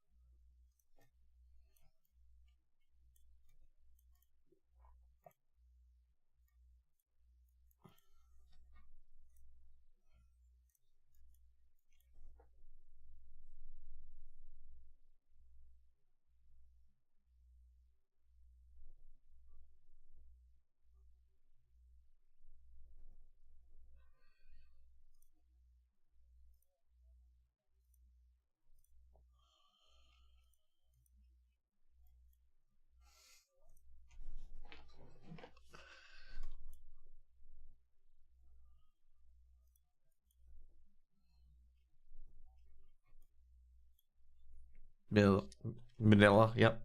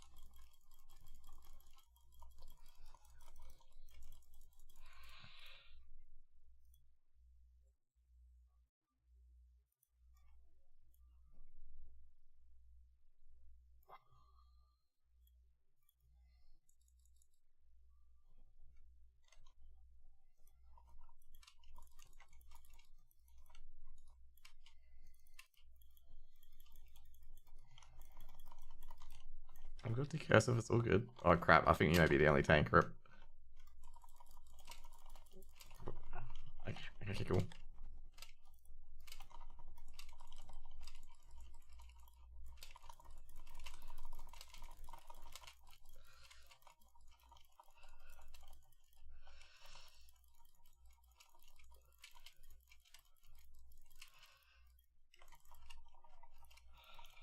To what now? He's at 9 stacks.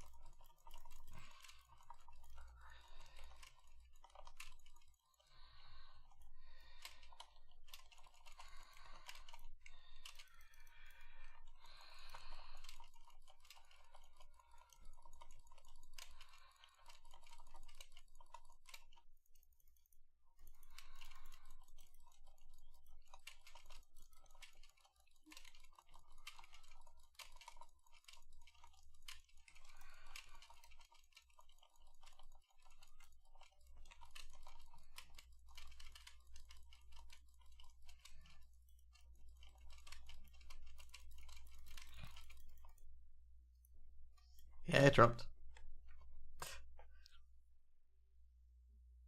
Just only available to me.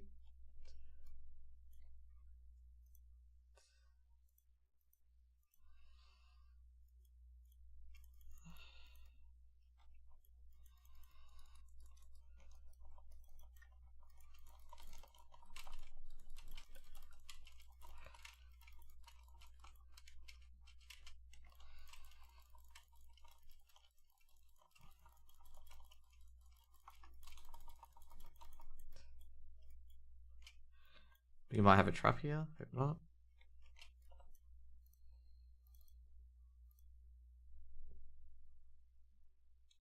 I can tank second.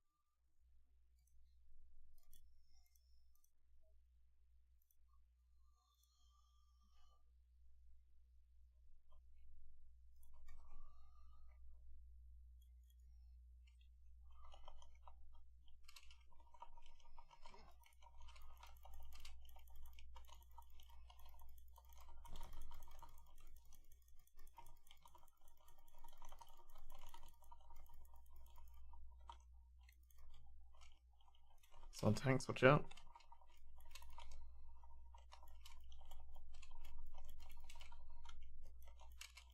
I'll DG this one.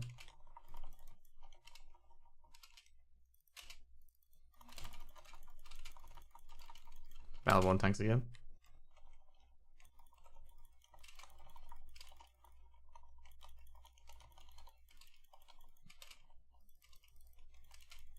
Yeah, so it's bigger than the figure.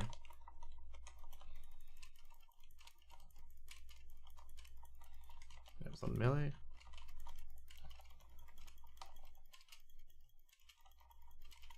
That's what do. Make sure you stab yourself. 8 or 9. Yep.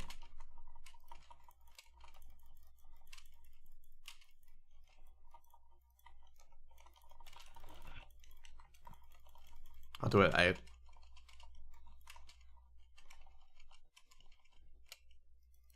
Taunting now. Just south yourself. Malabo, watch out.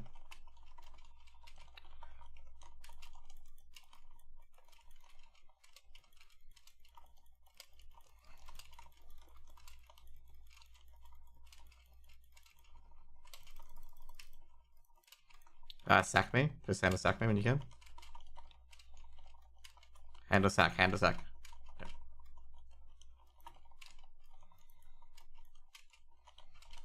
Next one I'll use shield wall after this. Walling.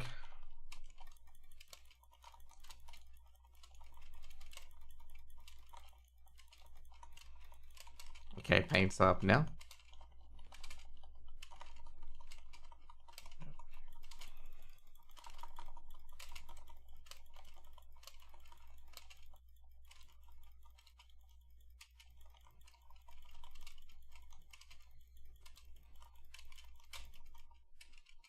Don't touch it yet.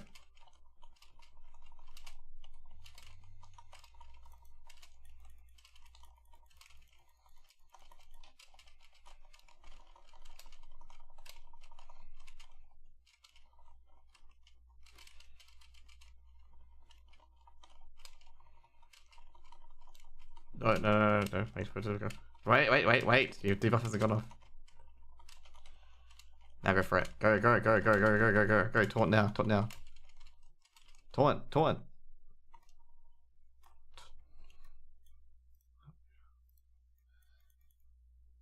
Because I had 9 stack. And you see what your stacks. Yes, that's pretty much it.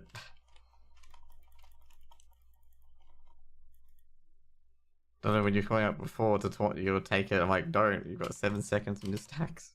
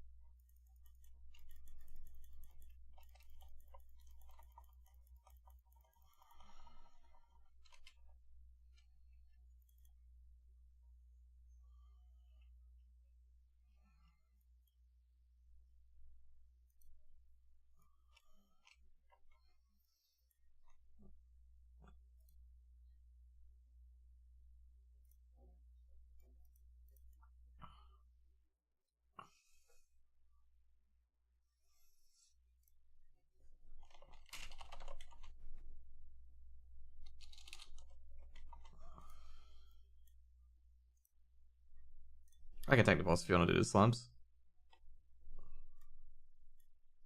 Yep.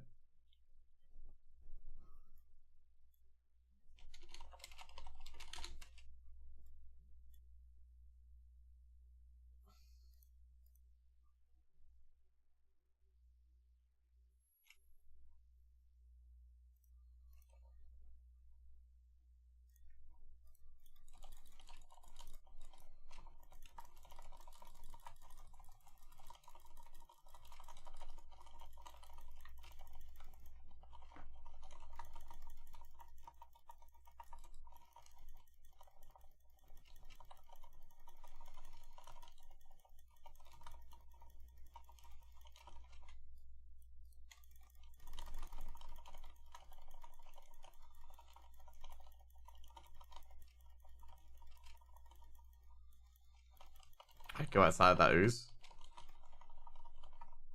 So I got dazed. Maybe I just shielded it.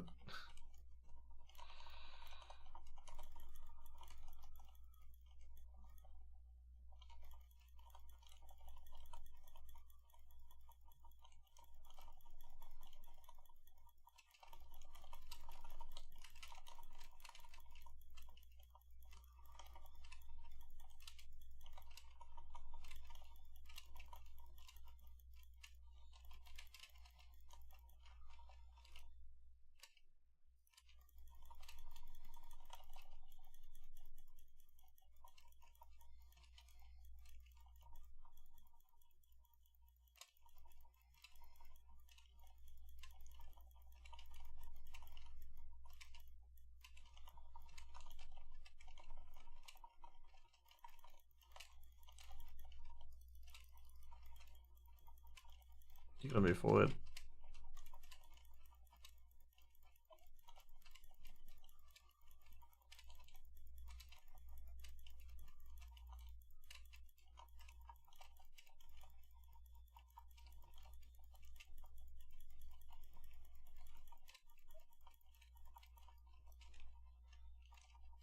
Is collision. Make sure it's stacked nearly on the left.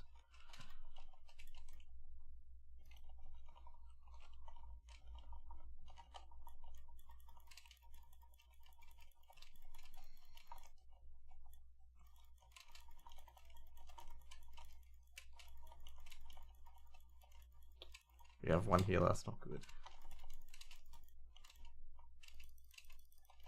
I was gonna insta the spell because we only got one healer.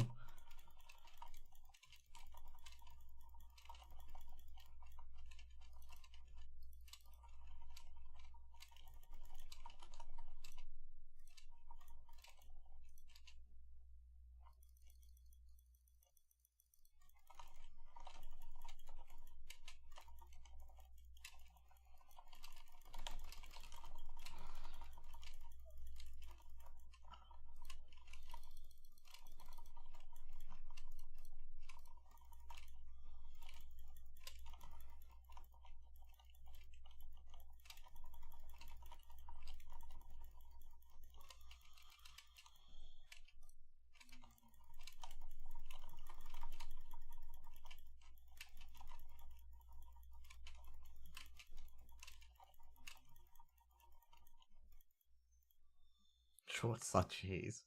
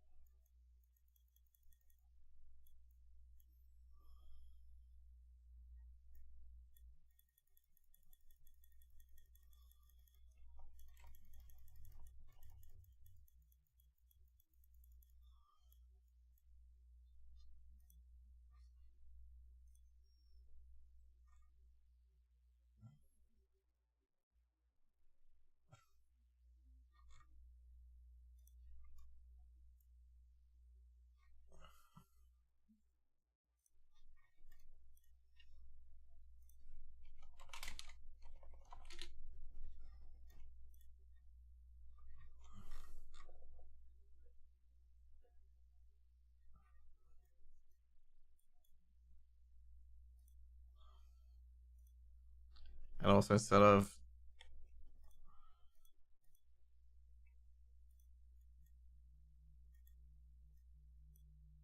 I'm doing A bomb. I'll do A bomb. Okay.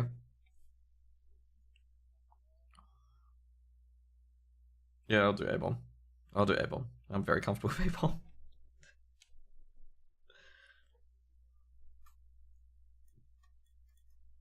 Because yeah, basically A bomb. A bomb. No, A bomb in this fight's difficult because you can't slow the first one. You have to save your slows for the next two.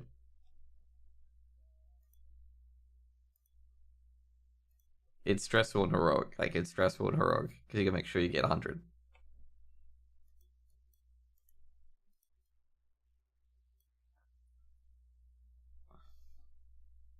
Just an FYI as well. There's no tear gas. There's only green and red. I believe you want to kill green first, and you kill red.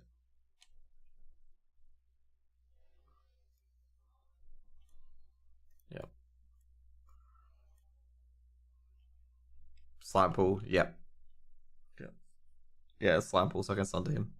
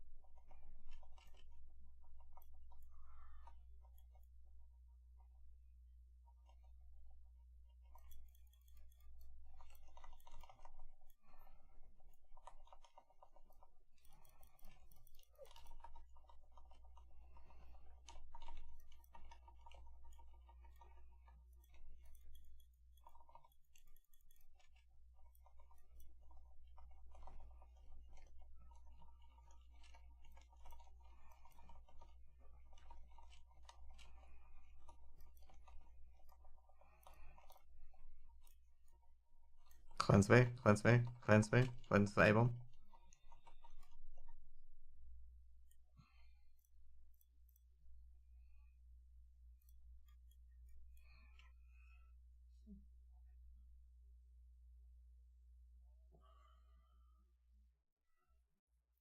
The only person that doesn't have to go to the green ooze person is the person of orange. You just run.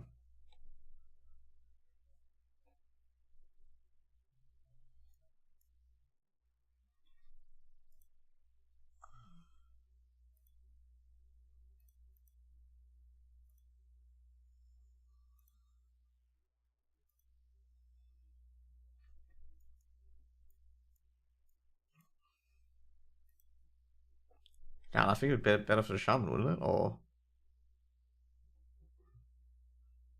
okay, yeah, never mind. Wind Fury, yeah, never mind about that. Yeah, drop Wind Fury then. Yeah,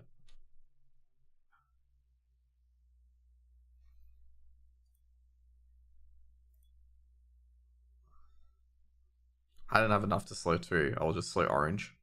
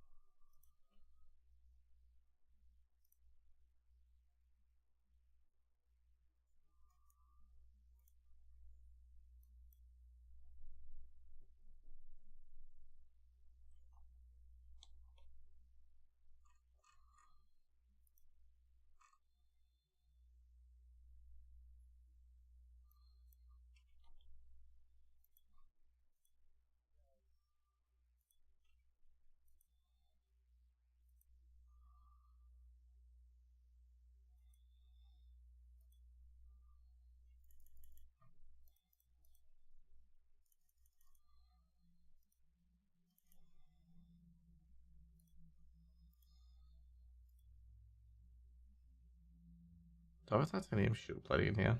Nah, I don't. Bugger.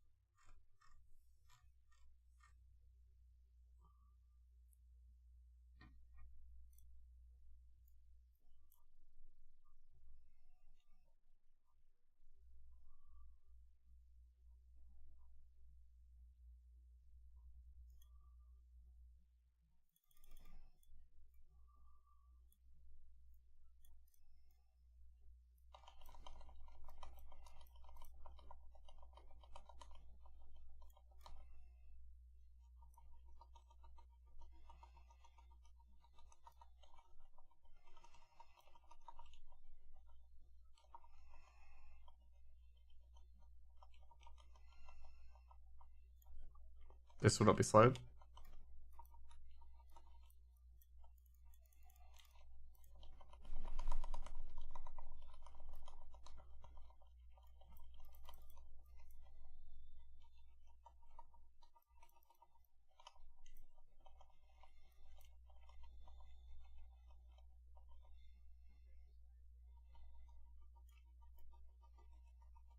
We'll just stack in general. Unless you get the plague. Cleanse if you can. Probably already did.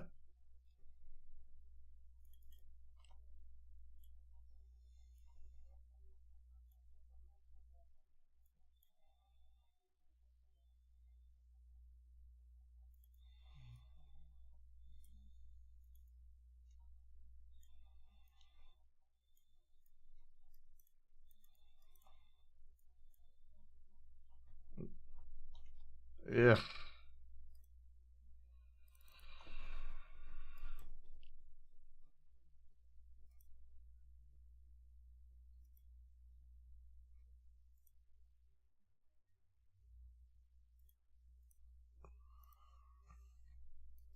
Basically with green, like you want to do the disease pass off just before it spawns, and then just roughly stack up. Like stack up in like a probably 40, 30 yard area.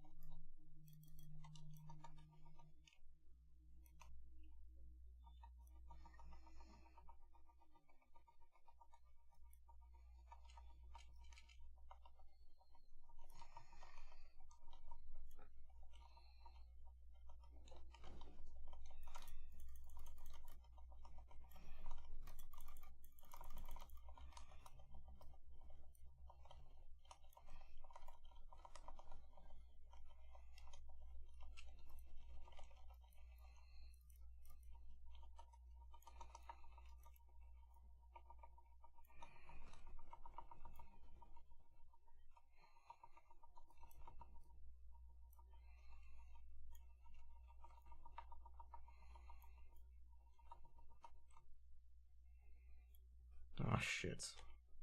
I can slow both.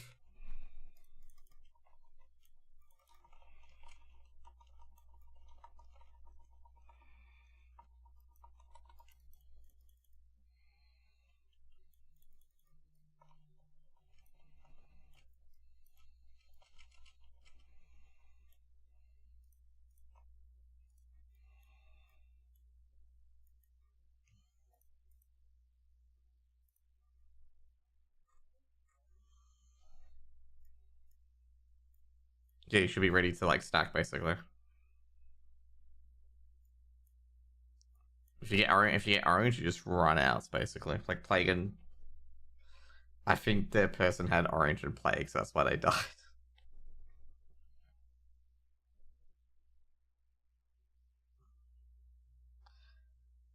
Yeah, if you have orange, don't soak green. Okay, you just keep running. I think that's a. I could have slowed both there as well, so I should have actually slowed both. Because that was a slower transition.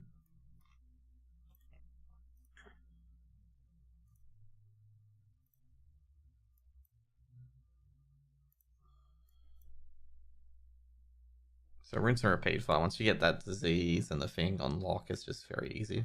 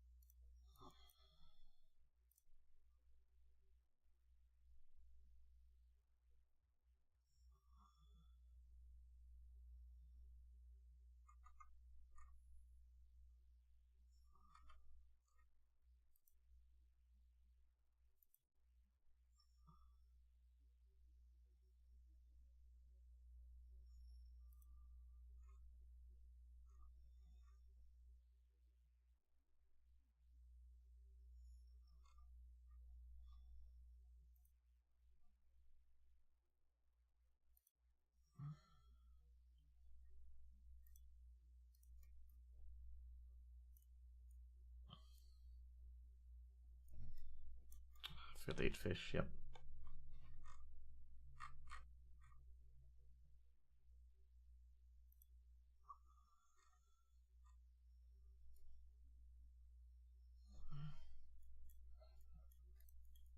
I'll slow each one now.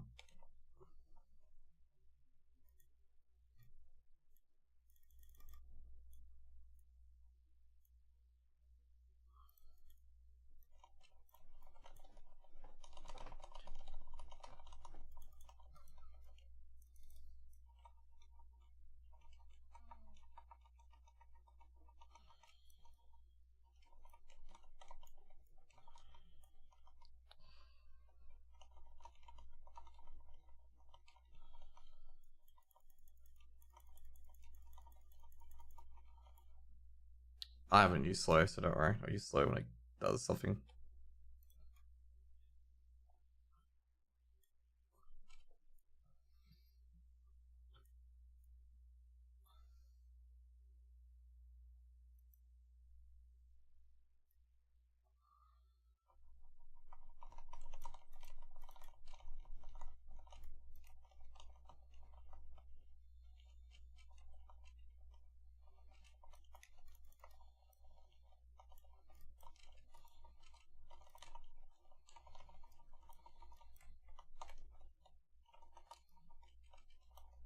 Move those, striking. I will neither. I will neither slow at the start. Okay, I got slow.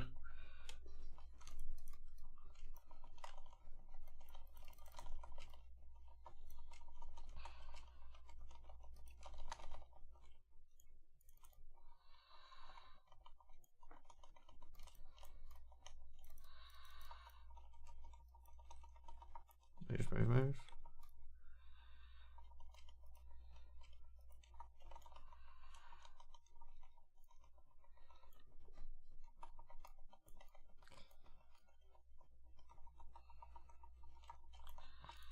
slowing it.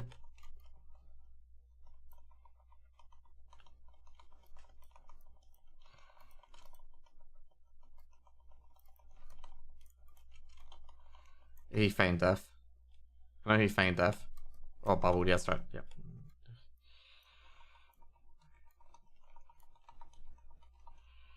We're not going to get enough one, I don't think. So I'm just going to eat all. Nah, I couldn't get it. There'll be slime in the middle room.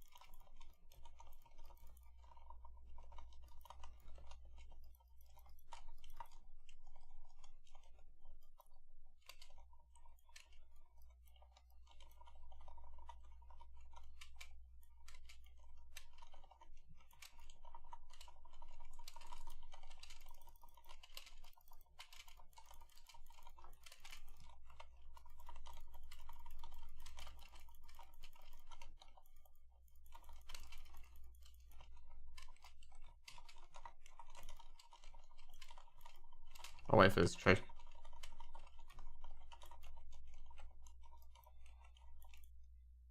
Ah, that's annoying. Identify organ.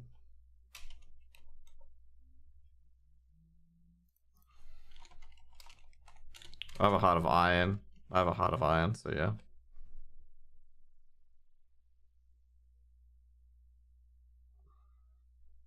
Yeah, it's pretty good. It's better than heart of iron. You should be rolling on it.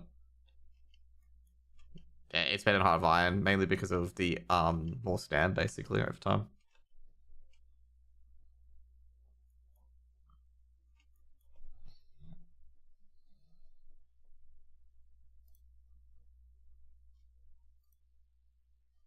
Tanks really get really shit actually. Talk about tank trinkets because Juggernaut's Vitality is the only good thing from THDC, and the best in slot trinket's still Heart of Iron from Ultra until ICC.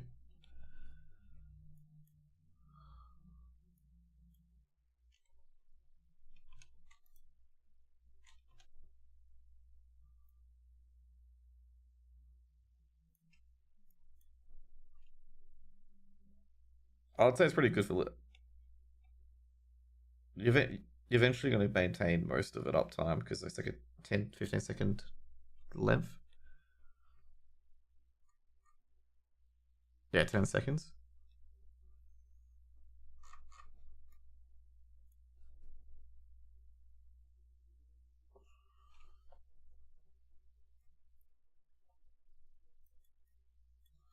I'll go right after this. Completely forgot about it.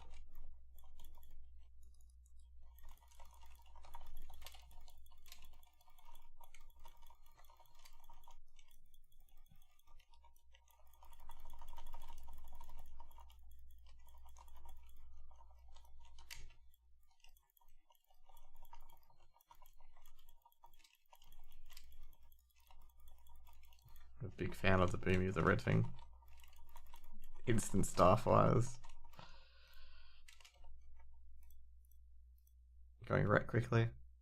Going red, going red.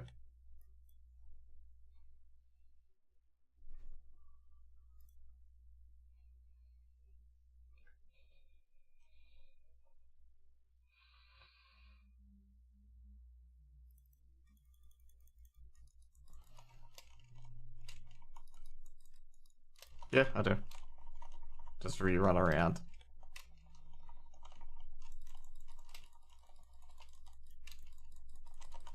I forget, you can run around and Horok as the killer tank.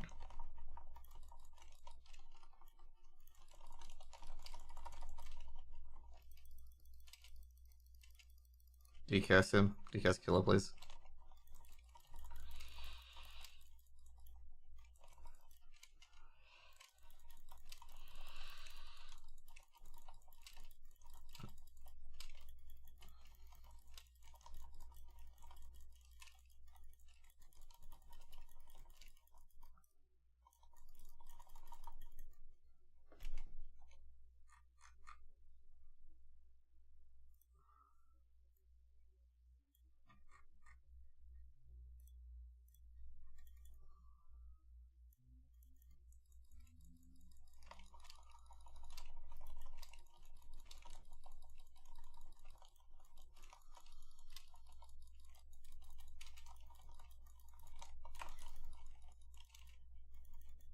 Of course, he'll get bop and spell immunity, that guy.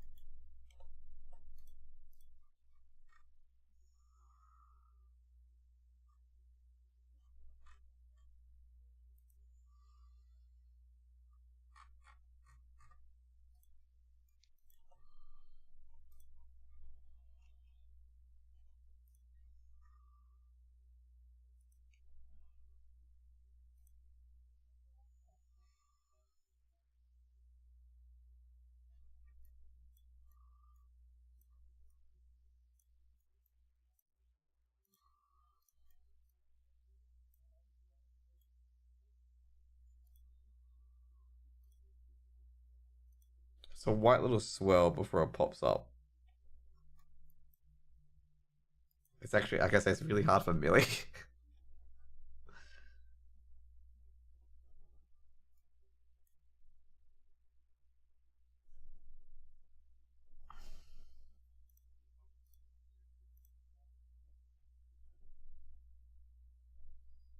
make sure you avoid things. Like, don't multi-shot the thing. Oh shit.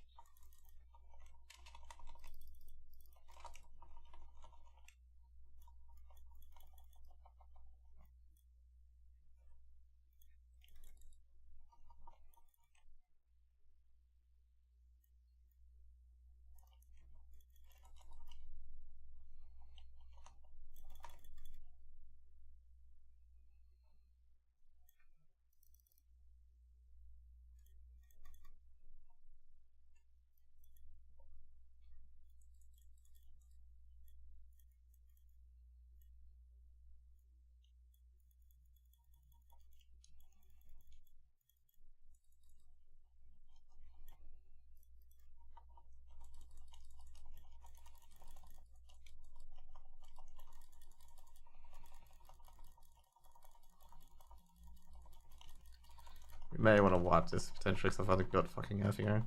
I've got my tank's gear did not come on. That's pretty much it. But too fair. To the melee once I get my Nicholas. We're close to the center. Yeah, because I guess that's one of the worst to get second.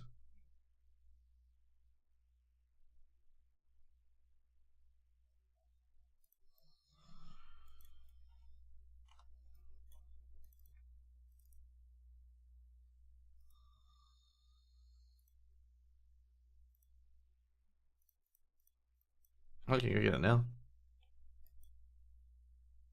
So DPS boost, you can just port up his upper spire. Bam.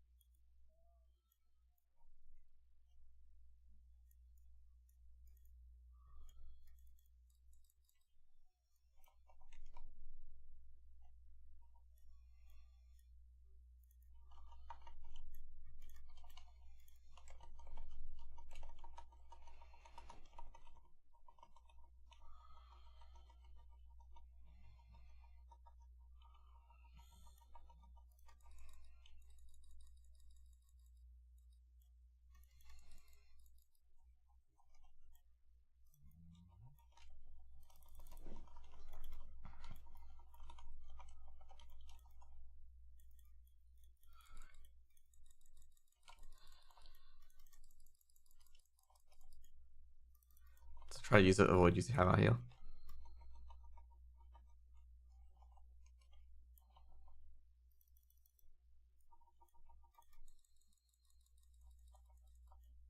There you kill, you don't need to move at all.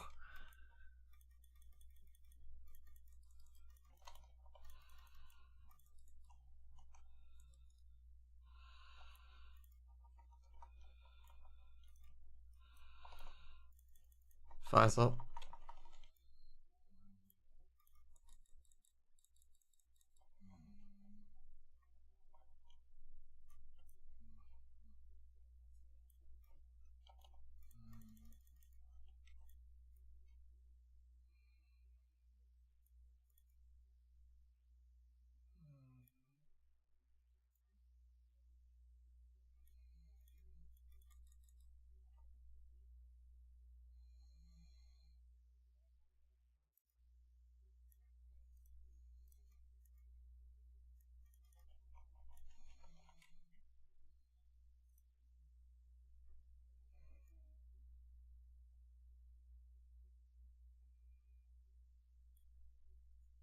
Yeah, you have to move slightly to avoid the lockback, but you're like getting 24 stacks, which means you're adjusting too much. Like you should only probably get 4 or 5 stacks max when moving the boss. You have to move it just along the stairs. Like along the stairs so the healers can still heal. Yeah, you can get it done. It's just don't move so much. Because if your guard gets empowered, you're dead because 24 stacks of debuff plus empowered equals death.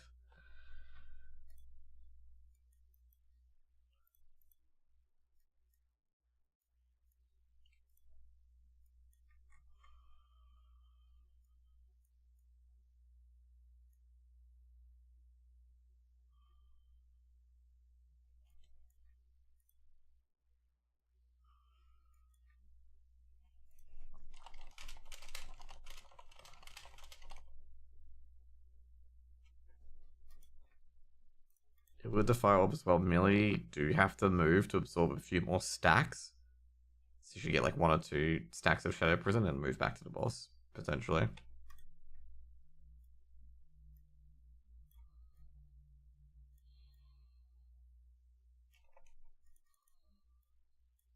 Be careful of Innerfac.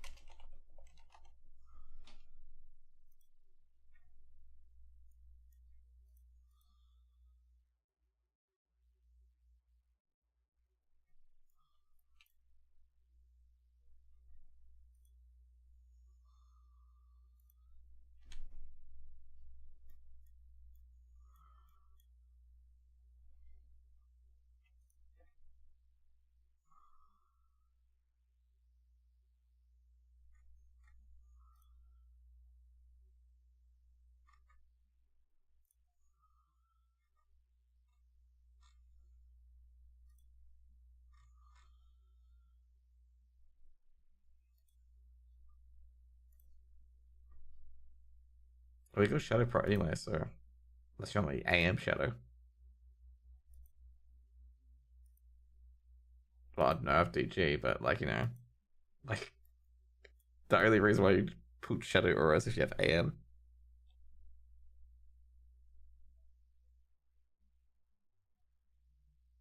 So I meant Priest has given Shadow Pro.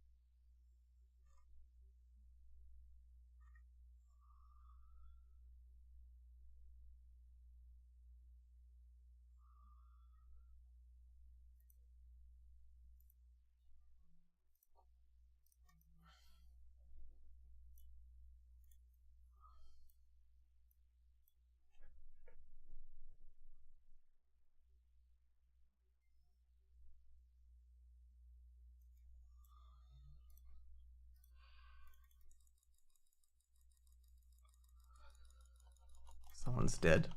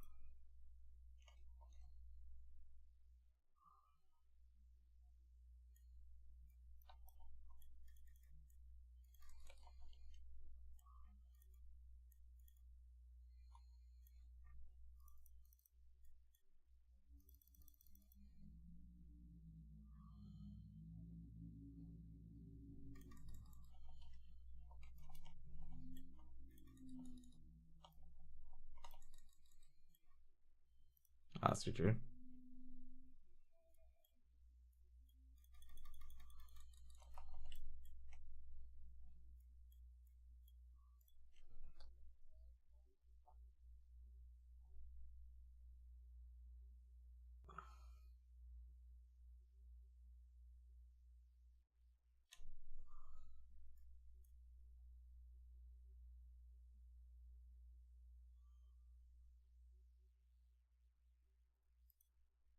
Didn't get a DI out.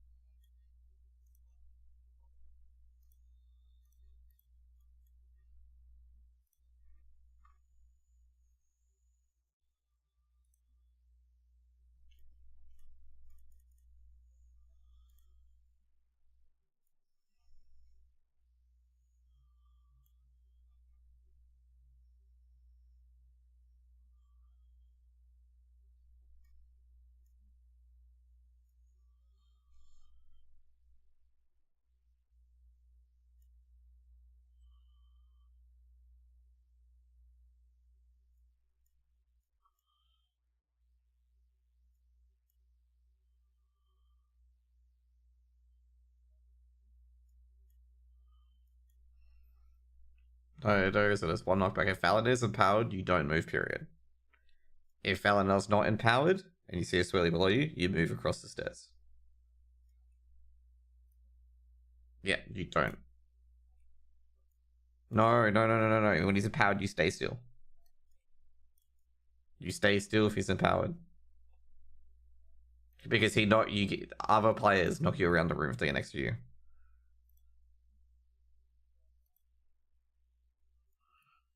Yeah.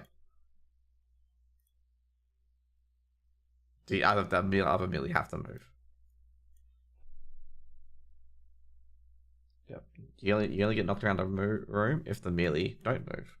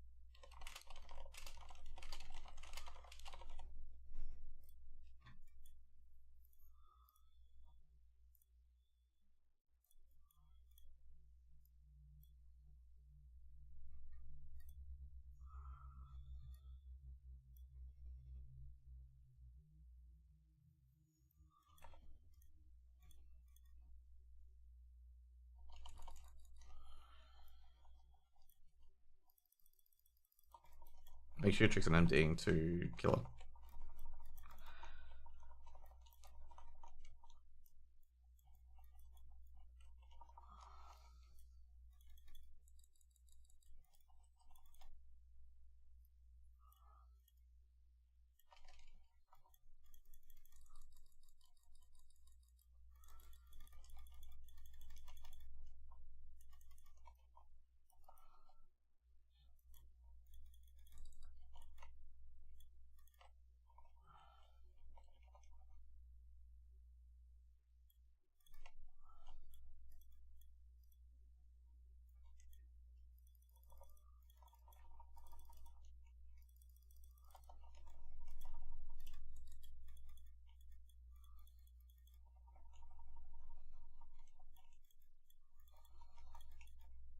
Gonna have to move the boss.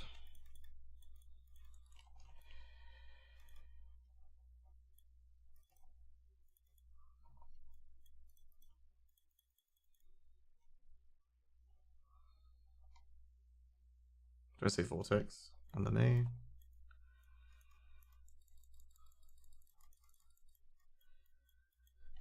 Can you guys stop like AoEing the Nicholases? That's what's killing me at the moment, is that my Nicholas is being AoE down.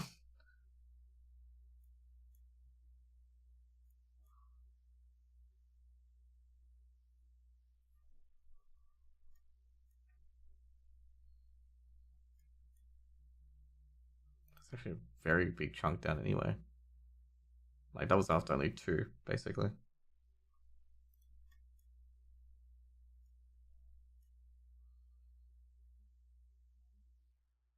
Don't use Chain Lightning, just use your Lightning Ball into it. Into the boss. Don't use Chain Lightning onto the ads. They're killing me.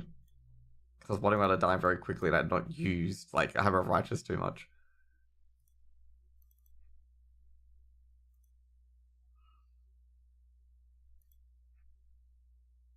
No, we can do it. Like, we can do it on Heroic. It's just like people just don't hit the Dark Nucleus. Because it was kept switching off and off me, so I didn't have 4 stacks.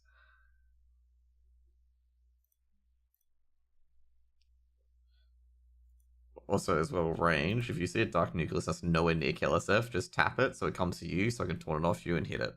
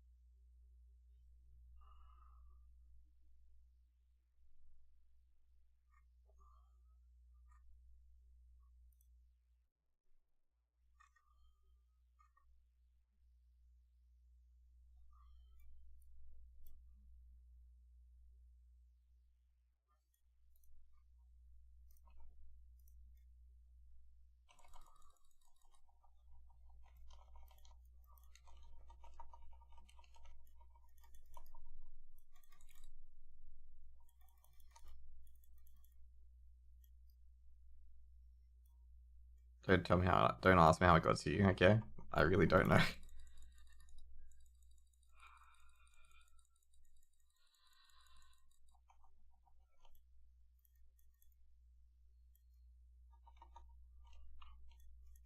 If you're range, you don't have to move back. Okay.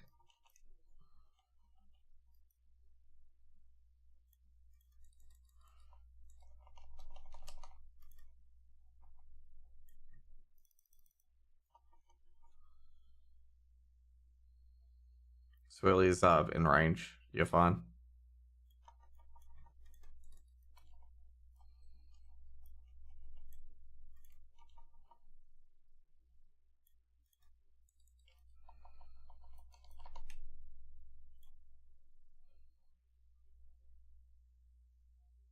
Yeah, there's a vortex coming in.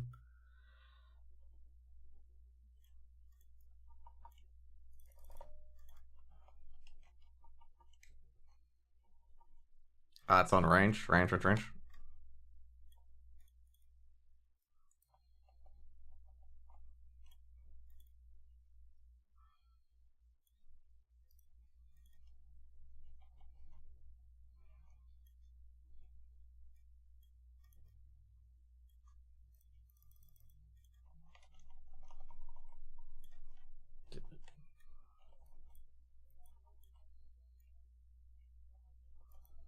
It's basically white swell as before.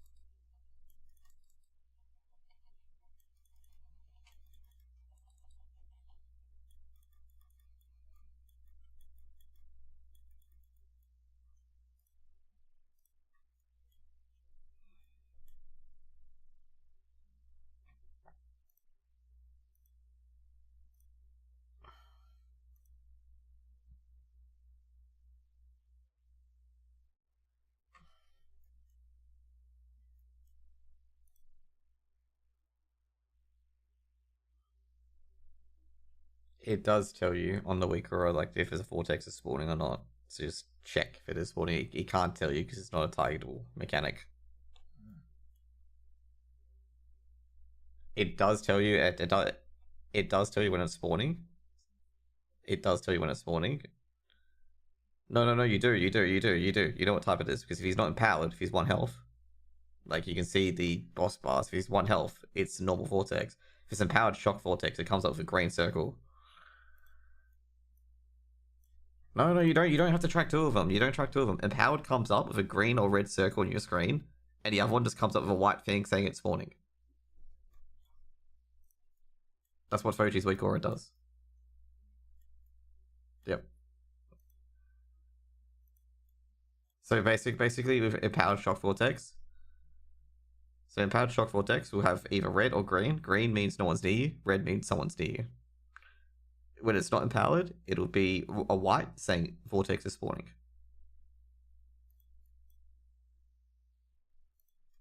So that's how the weak aura works in that one. It can't tell you where it's spawning because it's not a targetable mechanic, otherwise that would be great. But it can't tell you where the vortex is spawning if there's any spawning. on disempowered. I can only really call out where I can see it really. And I was trying to soak a lot of the red orb stuff because I'm immune to shadow damage, so I can just run around of shadow prison. But couldn't do too much on one of them because I was still chasing out a Nicholas.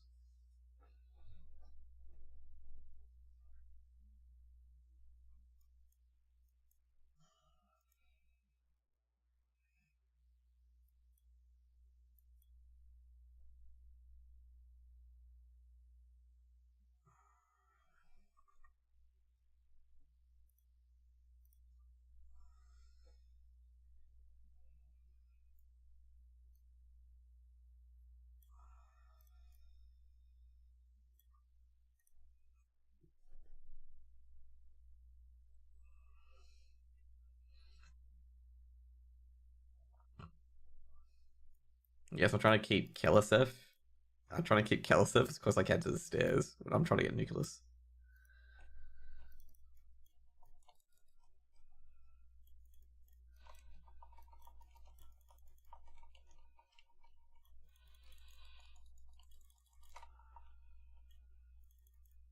So try to not pop store 4 at the start.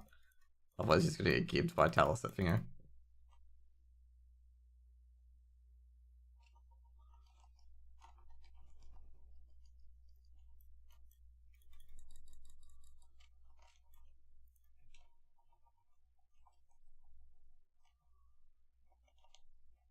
Like after the second vortex, second power, I'm just going to drag Keliseth in. So you can see here's green or blue, depending, or green or whatever. Okay, and powers fire. That's a normal one.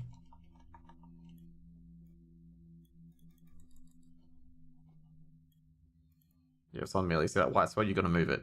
You gotta move. You gotta move. That one's you have to move. The empowered one, you don't move. Oh shit.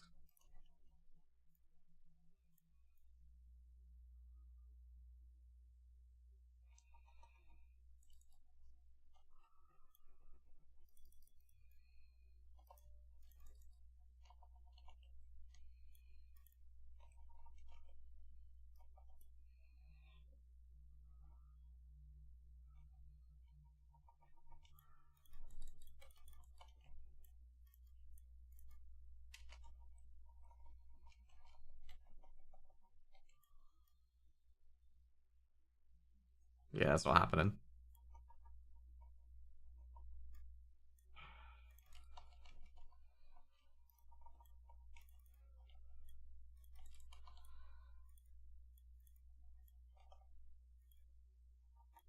Vortex. No, I started melee. It's on melee. Moving it. Didn't see it till the last second.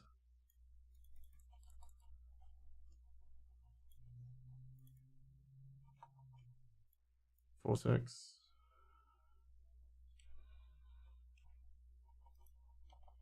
Yeah, I saw it the last second. That's why I moved. I think that's on range. Yeah, it's on range.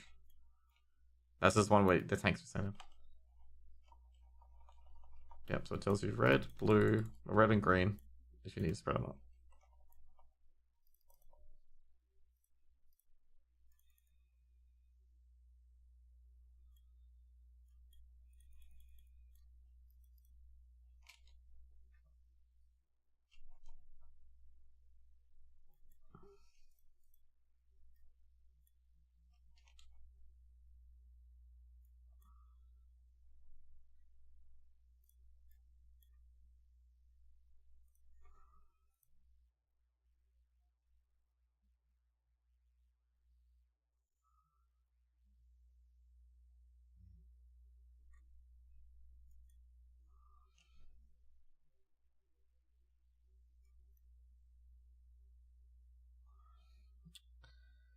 Ah,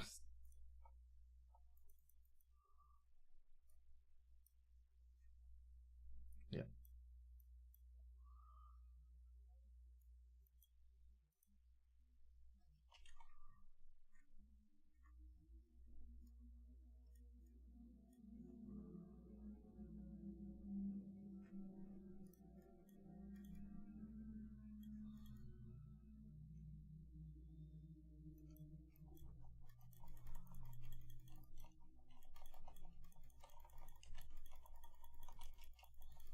I won't stop around. Let's tank this.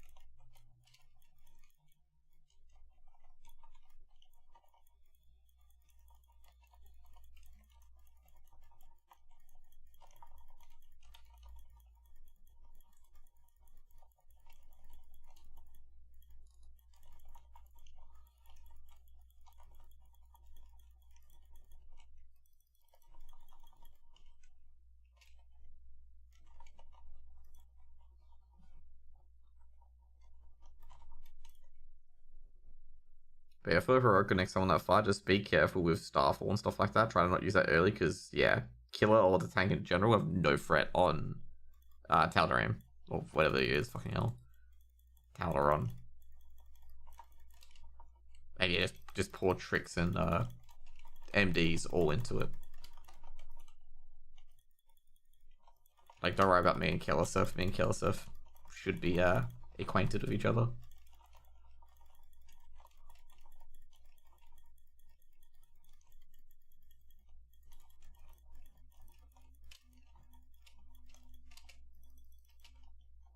But I thought that was people keep telling me that that was a Blood Council's easy on 10 man. I don't think it is, considering you have to cover up a lot more ground with less people, especially with Nicholas's.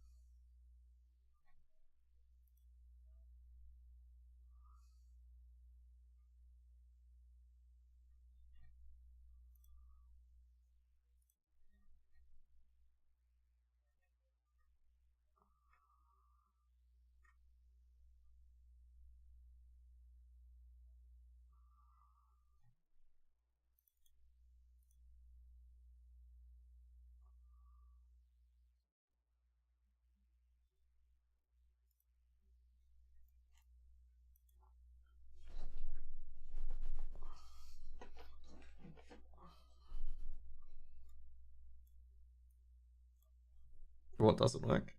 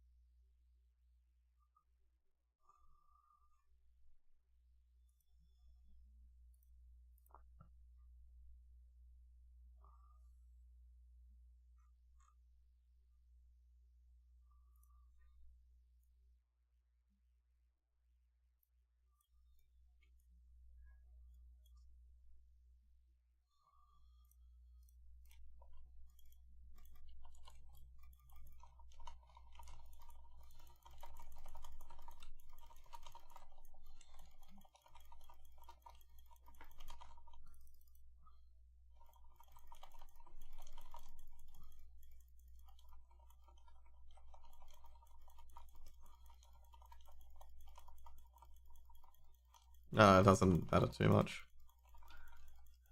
Just need to make sure that we're mitigating damage.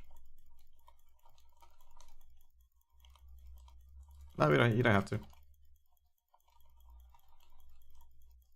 No. Blood mirror. It's a codal thing. And don't worry, I'll always be second on threat. Yeah, it's not that. That's you have to be in top 3 with patchwork. This boss you just have to be in front of it. But yeah, you do want to switch it if like you want to just even out the CDs.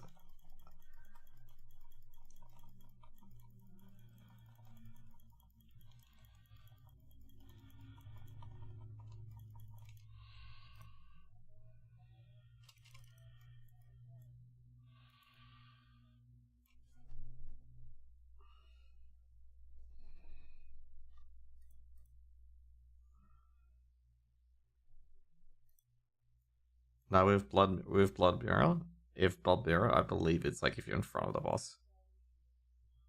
But yeah.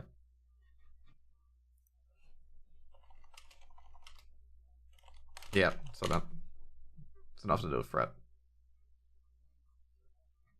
Yeah, patchwork is you have to be top 3 threat to get hateful. Yeah.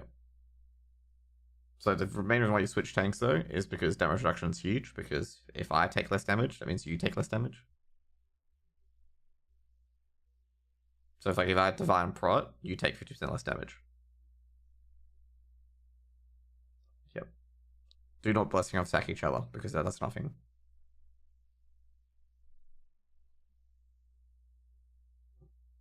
Because we're effectively still sharing the damage. I may have accidentally sacked a tank a few times as a after the tank. I'm like, why did I do that? Just nothing.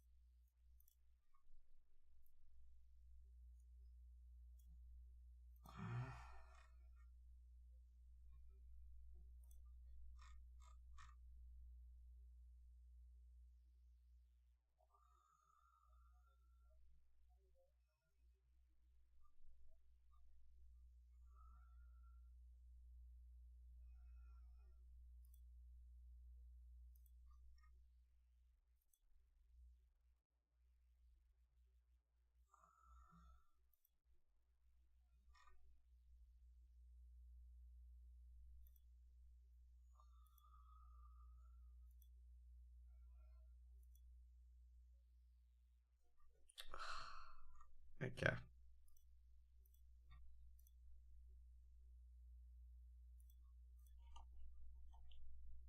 That explains a lot. Okay.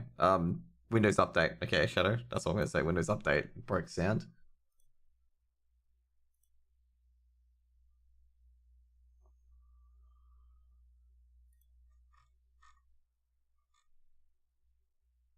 Just in the chat. Very F. Yeah.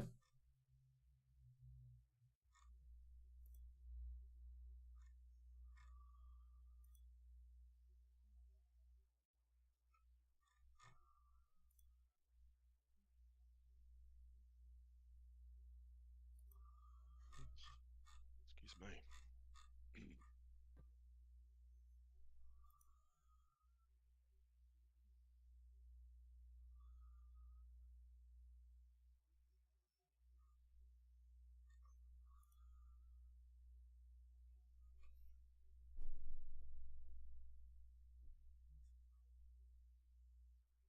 Have a feast.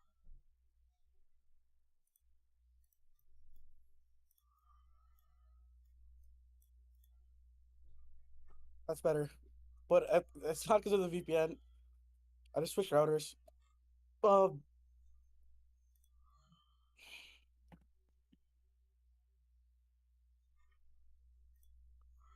That's like you just dropped out there. You still there?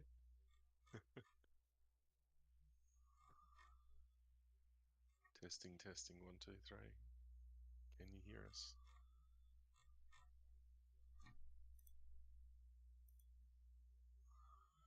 I had like a 3 second delay at last pull.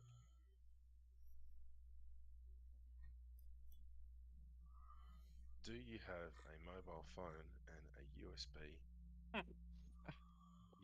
cable? Are you familiar I with the do, but I technique switched of routers.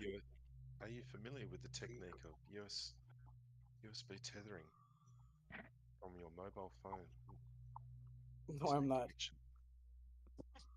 How reliable is your mobile phone internet connection right now? How many bars do you have? Do you have It's 5 full. bars? It's full right now, but Full it's bars? it's weird. Yeah, like I've max bars, but the Max situation is bar. that I'm in a highly how do I put this? You're in a war zone, are you? Or there's It's like I'm at like a nightlife district in okay. um where I'm at, and then because it's packed with people, the data tends to be slower at night. Around like especially Fridays and Saturdays, especially Okay. Saturdays. Okay. All right. Well, This should be fine. Like I'm casting my flash heals. It comes like there's no delay.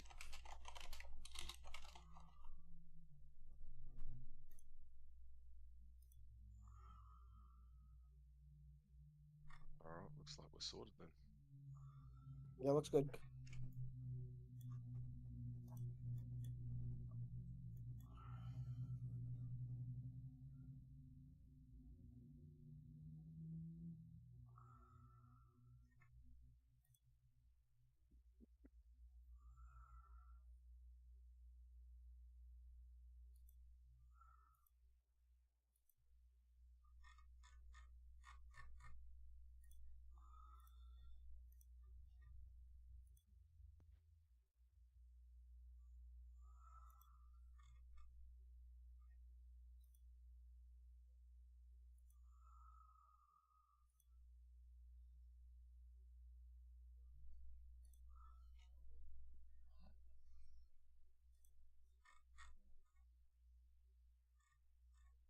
No, give me a flask.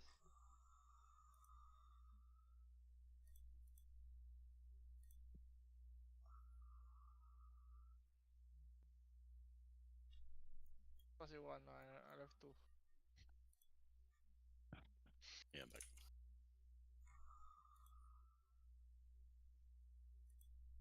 Okay, let's go eat the feast. Buff up.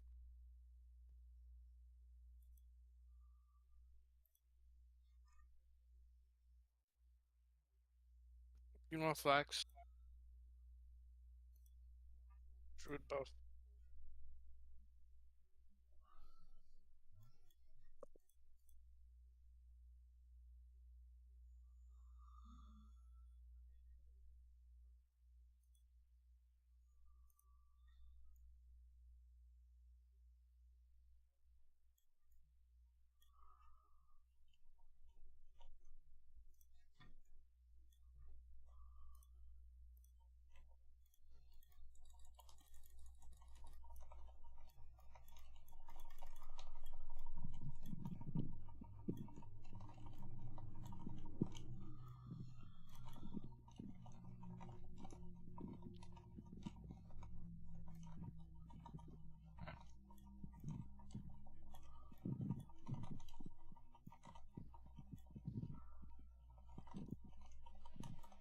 Good work, good work.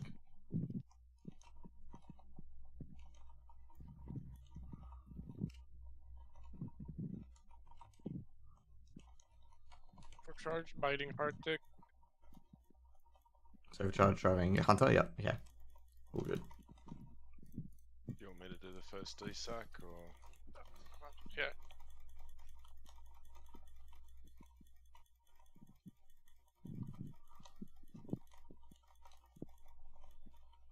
I'd say probably divide sack during the finger when she goes up. Just do that, and I'll do the second one.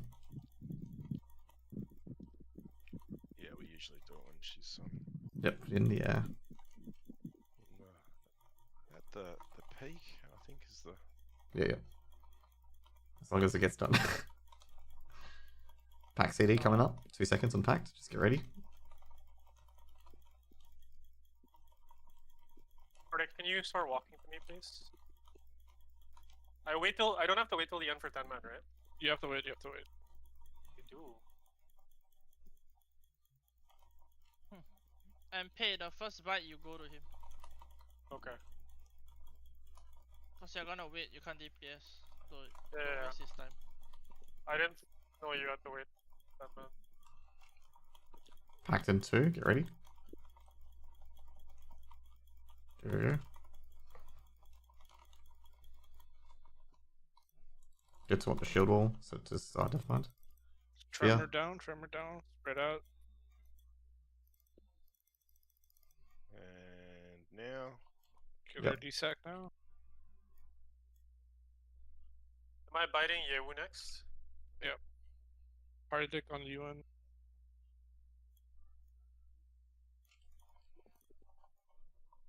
Pact in 3. Pact up big right away. Maybe slightly up.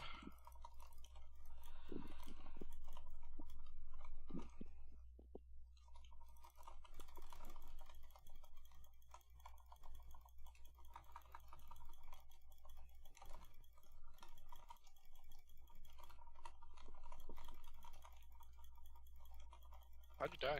You guys want spreading. It's a blood bolt You don't volley. agree with me. Yeah, blood bolt splash. Move, move, move. Peter run into me and he splashed me. It was a setup. Yeah.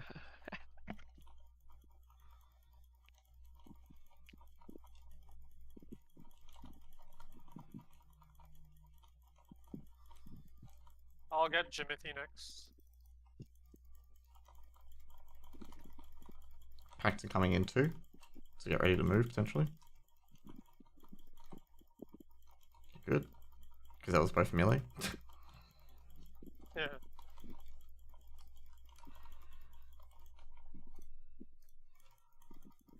I'm home.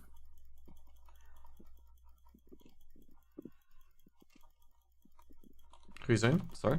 Pally or? Freeze. There we go. Who do You've you got want? mana? Yeah, read about it. Bite Jimothy, yo. Oh, I was biting Jimothy. Hey, you can bite me. Go in Okay. and melee if you're home. So, Spread out. Jimothy, is it? Yeah, yo on Jimothy. Hey on me. Where are you? Mark Oh, circle. there you are. I think we're just gonna wipe out. Him. Okay, swipe Nah. into the door. Please spread out range, don't troll.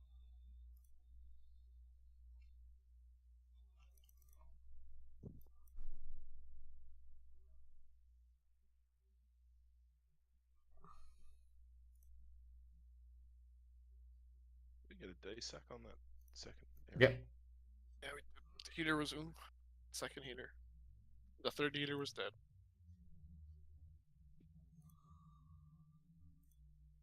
Healer, you have Yeah. Yep.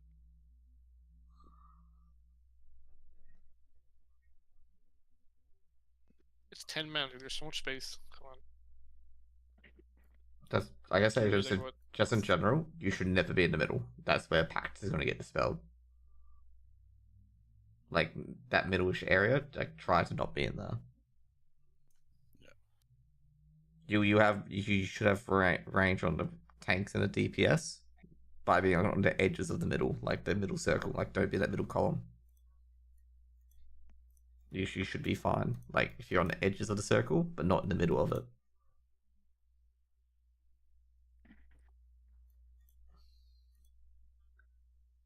Do you mean during the air phase or No, period.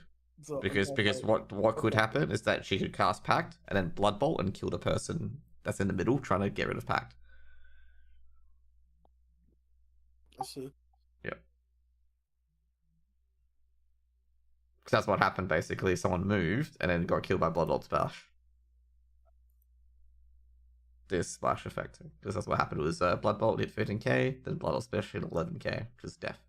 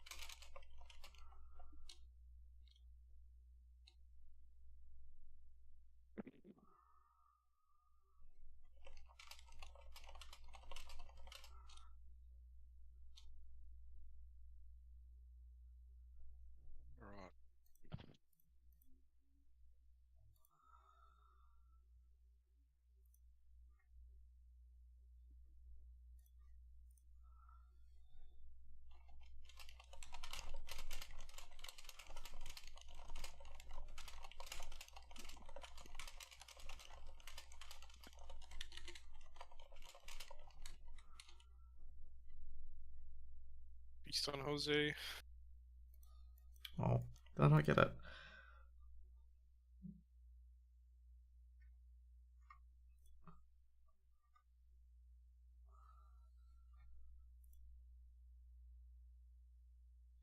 Let's get this boss.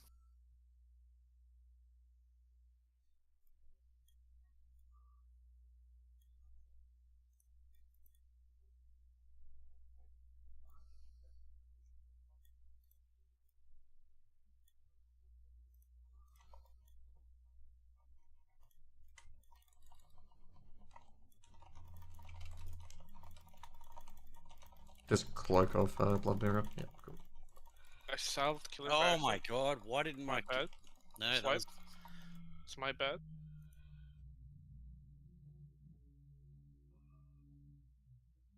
For Whatever. some reason, my push to talk is now salved.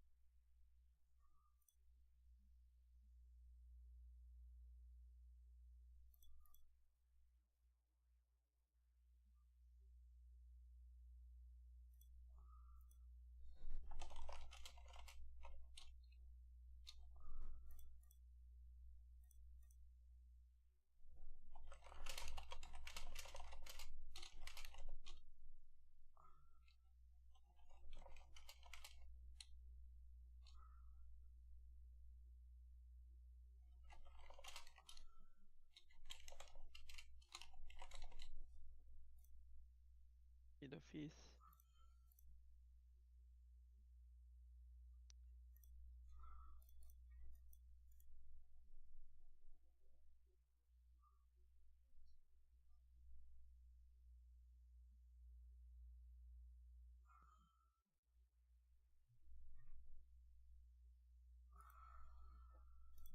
Alright.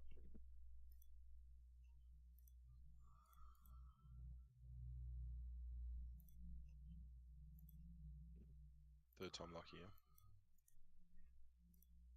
Surely.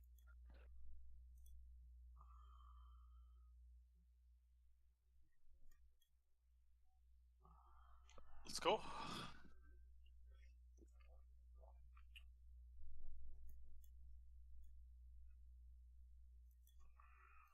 Boots, so just give it a couple of seconds.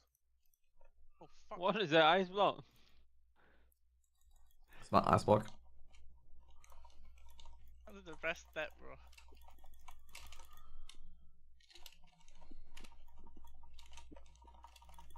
I have ice block. You have ice block up yet later, right?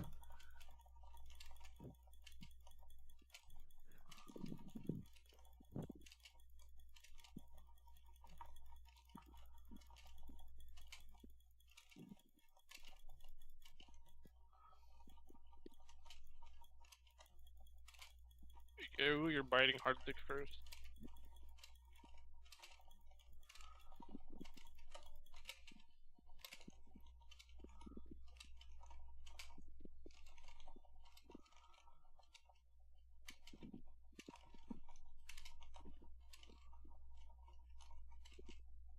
Pack CD in 2. Pack's coming up now, potentially. Just get ready.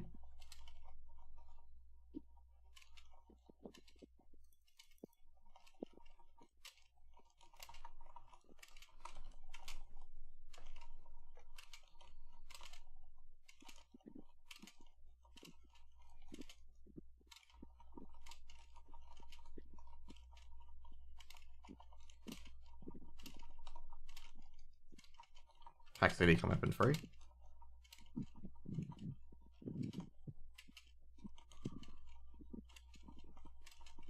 Oh shit! Be careful. That's gonna be a very unlucky fucking thing. Oh no! I just killed Yep. him with a Do bite. you have BRS, Kairos?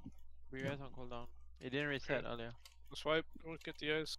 What happened there? You're Blood bolt. supposed to delay Blood the bolt light hit him. anyway. Blood bolt hit Yeah. him.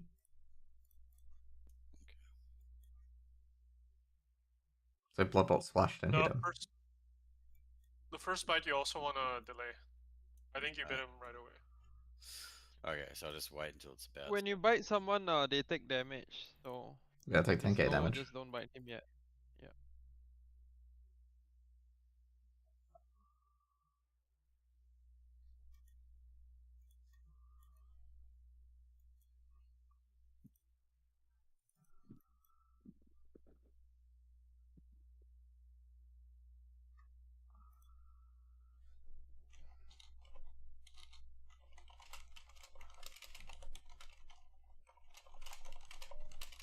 I'm gonna drop a Jeeves. I need to repair.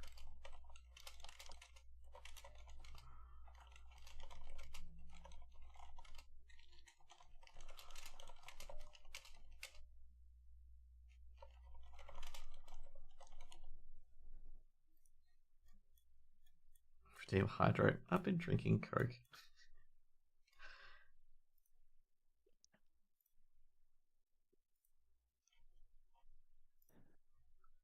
Coke is for snorting, dude, not drinking. Fuck yeah, pass me some.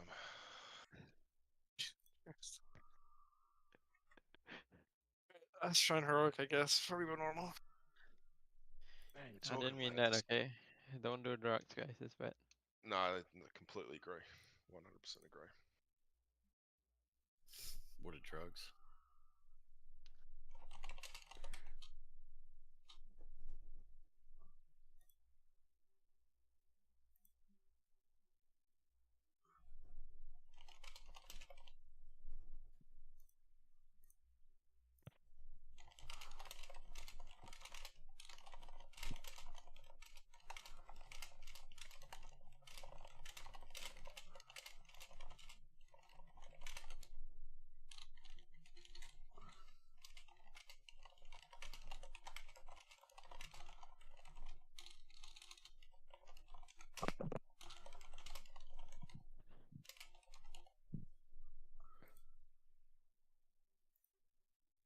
We end up dropping a bloody Jeeves or no? Oh yeah.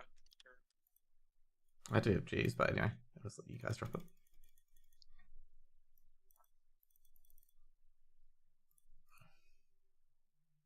Yeah, mute that. Killer eats feast. Yeah, I'm aware.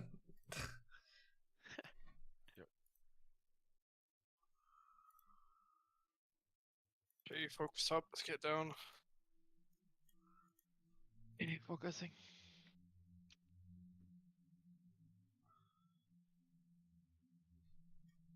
Do you have beers now? Yep.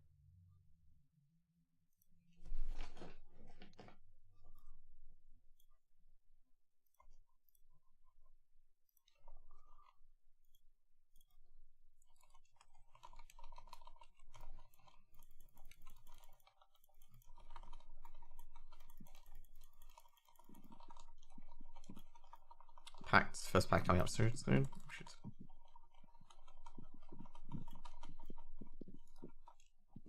Okay, nice. The card dick first.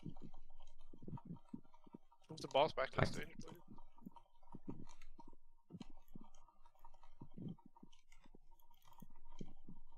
Hard dick, you're biting the mage. Let's go this last block this time. Feels good.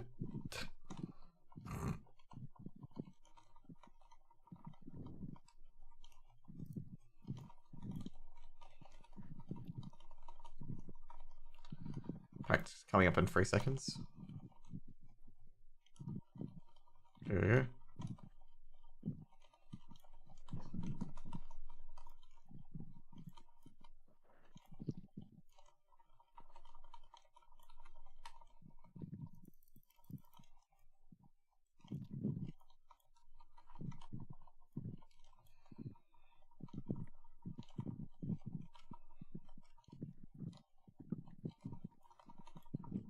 If the Druid's got Revitalize, just make sure you keep the hots on the Priest and Pally. So you might get like the extra mana. Yeah, but I'm keeping it on them. Yep. Could be just potentially bad mana use as well, but anyway. Hard dick on the mage. Wait for the last second.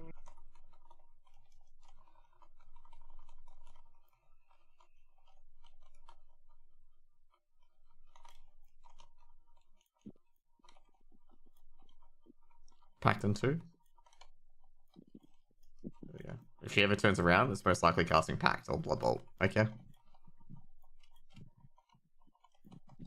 You've got this for the DJ. Tremor down, tremor down. I'll do this. I'll do this. Yeah, So. Spread out, spread out, spread out. Yep, got it. Yeah, got it.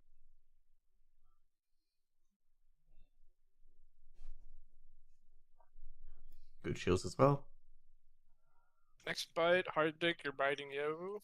Meanwhile, you're biting overcharge. Pact will be coming 2 seconds. Pact's coming probably now. Yep, there you go. Move her up a little bit.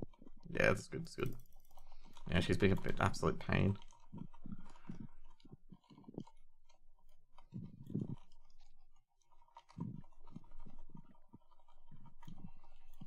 Heals, please. Pay, come on. Just use shield wall liberally as well. Because anytime I get Delirium Strike, I immediately just shield wall. Can I get an innervate? Back, hello? Shit, my bad. Oh my god. Spaced out. Beers me. So embarrassing with that. Use shield wall if you got it. Don't accept. Okay. Just land hands you instead.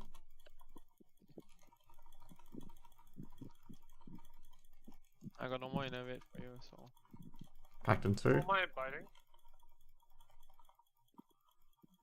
Overcharge, bite the Holy Pally. There. No fucking way this shit. Yewu, bite Jimothy. Yep. Hard dick, bite the Resto Druid. You can bite the tanks if you want as well. If you can't, if you're melee. And meanwhile, you can bite Aid. If you're coming up, you should have Divine Trick Guardian. This my cooldown. Yep. Spread.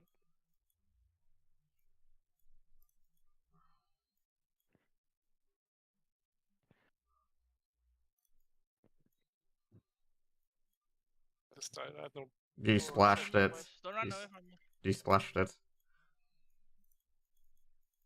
Just Someone went to not bite, last. and then I died. Lost, and also Pact. There we go. Oh, jeez. We can do this still. Let's keep going. We've got 1 healer. Should we desack? Yeah, just DG anything you got. Go for it. Any cooldowns. We've got shield wall coming up soon as well. Let's wait for Delirium Strike to do it. Well. Just don't just keep using it because it reduces our overall damage to each other. It's dead anyway. Yeah. 6 seconds. Dead. Yep, just remember, all with like any damage reduction you have, it benefits us both. Just remember that. Throwing, classic. It's an Ooh, interesting, that's a nice fucking gun. Just remember that. flavouring. Anything you do, it helps me, and vice versa on Blood Clan. So that's why I was shield walling every Delirium Strike I could, so you would take less damage. Because Delirium Strike actually does a lot of damage.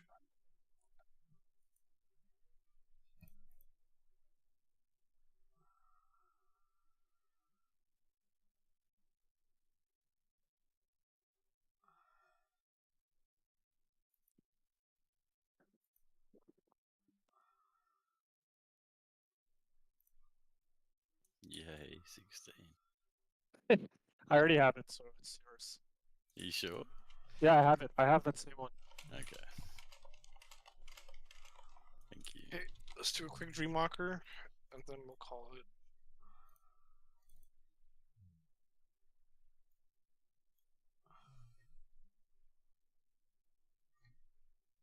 I say Boomy, right? No.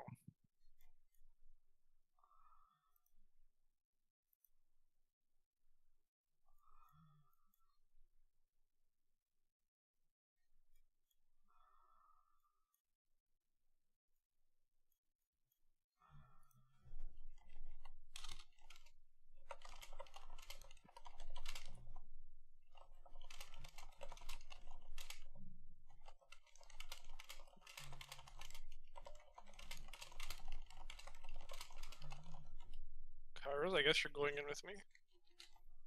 Okay.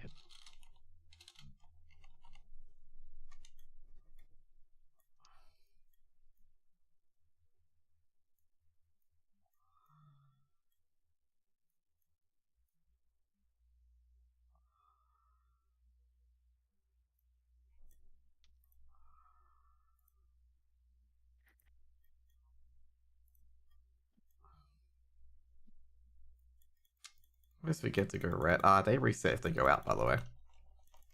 Oh no, that's right. Stairs. But yeah, you don't want them to go out. Don't worry, I did that the first time that we came here. I can't even. You can't take them out I unless they're reset. struggle to remember things at this time of night sometimes. Oh, I do too. Like so. I have some guy on Twitter literally arguing that you can take a person's entire video, but if you comment around it, it's not copyright infringement. And I'm like, fuck me, bro. I did copyright law and fucking law, and that's what number one thing it tells you not to fucking do. Is to replace someone's entire video.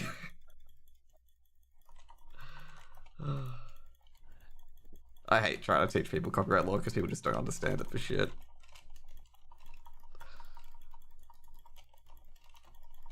I'm just tempted to just link Tom Scott's video and just fuck off on that one. Oh, banish my fucking ass. Make You just gotta pick and choose your battles, I suppose. Yeah, pretty much. This guy like is just quote retweeting me non-stop. It's so fucking sad. Like he's like, oh, this guy's turning it into a uni assignment. I'm like, because this is trying to make it. You understand you can't do what you're doing.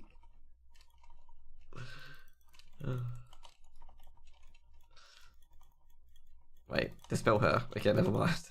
I was wondering why she wasn't dying. Just killed a Frostbinder. Arranged. Not really.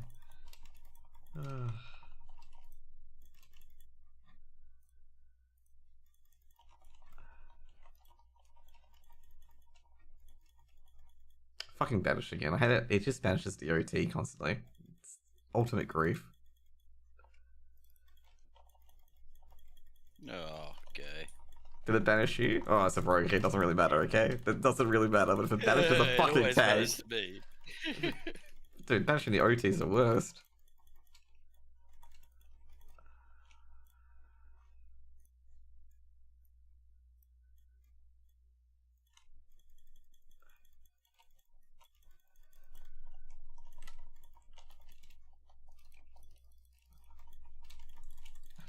Okay, I gotta focus on this.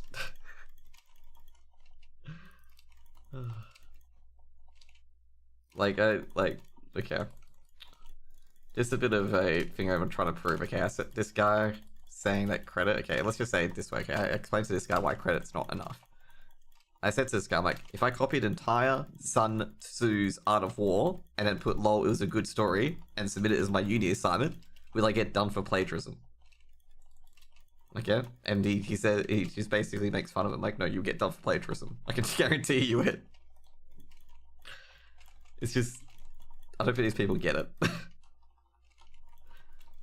Because that's what reacting is basically. It's like saying, LMAO, good job, oh, and then submitting the entire essay. Wait, as a streamer, like, when you do react to that shit, how does that work? You don't replay the entire video. Just like. Oh, I see. Yep. And I understand the fucking difficulty of it, but you just don't replay the entire video unless you get the person's consent. Just get it before the stream. Yeah. Be like, yo, what's up? You know, hey, I want to watch your videos. Okay, that's fine. It's legal. That's the thing you got to do. It's really easy to avoid. Like, you know, really easy to avoid. It's just people are lazy. Yeah. Yeah. Like, you know, you can be like, hey, yo, man, I heard that your new video came out. You know. Or, you know, the other thing you do, you can collab with them as well. You can be like, hey, man, I'm really interested in that. I can add a lot. And then you make a video together. But yeah, sorry for boring you guys, but this is the point. Okay, like, you don't need to make react. But the thing is, like, Yeah. So they basically have to watch it beforehand to know, right? Because Yeah, isn't part exactly. of the React contract content that you haven't seen it yet? Is Yep. that part of the appeal? Yep.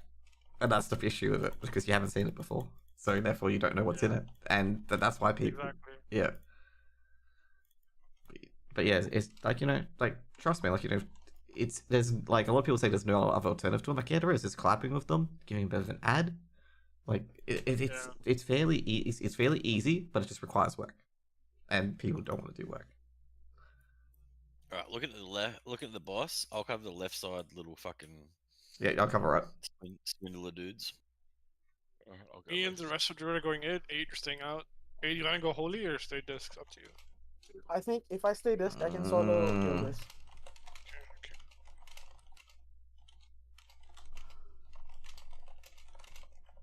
Okay. Who wants to call the kill targets outside?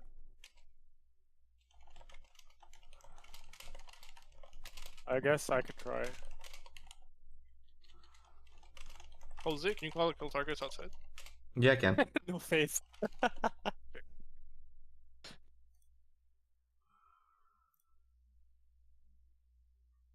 Yeah, I know. To be fair, I wasn't confident in myself either. Just assume that blazing's always up. Yeah. I mean, I know the order, but yeah. I don't know if I'll be able to spot everything. 8, can you PI me on pull? Okay.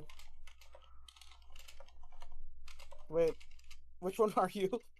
Belos. Okay. Meanwhile, Amp Magic. No, don't add magic. Yeah. No, he meant the boss. Yeah, I meant the boss. The boss, like I was gonna say, don't have magic to bed, right? No. Can you put your pet under the box next to it? Good man. I can turn this. There we go. Cool.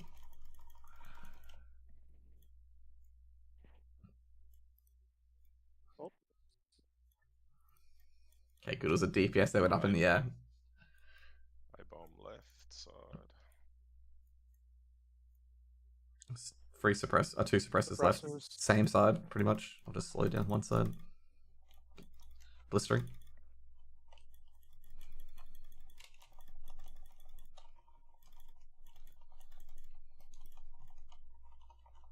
Archmage on the left. Don't worry about it. Careful of the zombie, melee.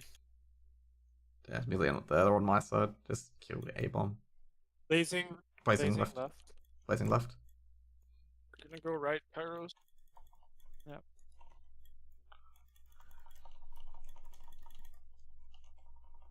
Blistering right. Rotworms, guys. Rotworms. Yep. Motherfucker, get it. I slowed the ad down for you. Zombies in there, okay? Can we get the can we interrupt on the fast spot fully, please? Oh my god.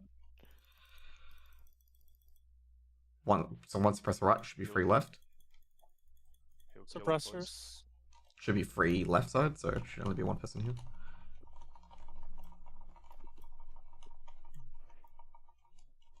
Just range DPS. I mean, you can just go on that A bomb or wait for skeleton. Oh shit.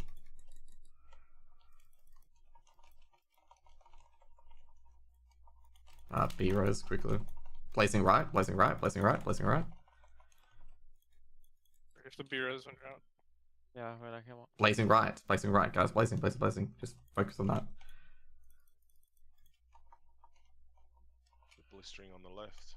Yeah, it's You bitch. Oh wait, BRS on cooldown. how's that cool down? Does it not? Rotworms.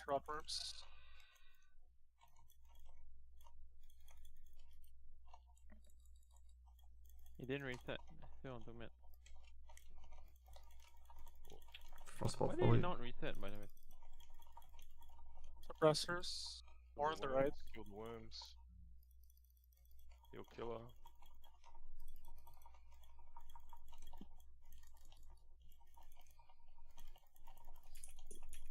Okay, swipe. He is dead. Dead. Okay. Alright. There's a lot of spells going out. Yeah, like we need interrupts as well. Like interrupts not happening.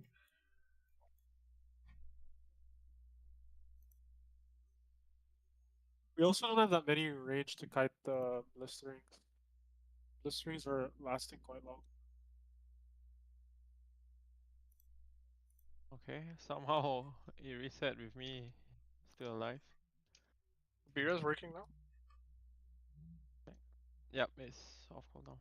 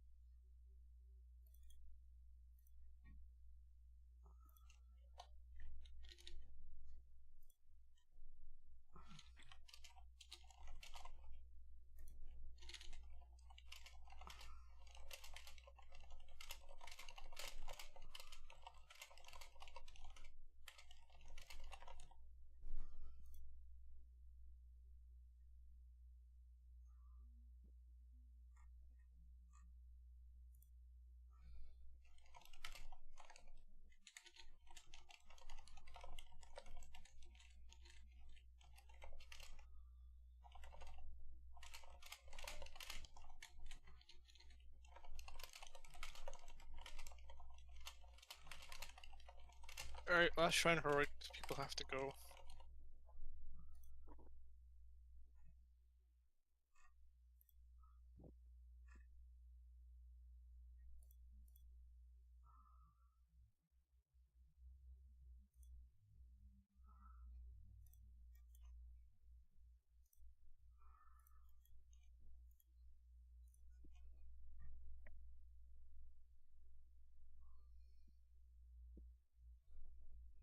Yeah, I think range in general, like basically, you want to just annihilate everything on the board. Basically, the DPS priority is blazing, suppressors, then blistering.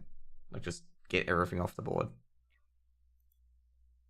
Like the less ads, the better. And yeah, we need interrupts on that frost finger, like any stuns or anything like that, because the Archmage can be stunned. So like Holy Wrath or anything like that, or Hodge, helps immensely.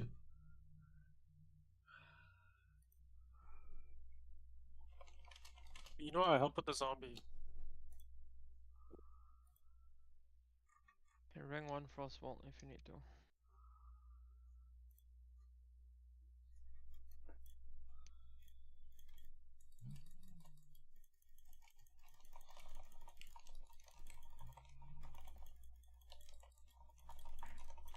Also, yeah, you can use Arcane Torrent for it as well. It helps.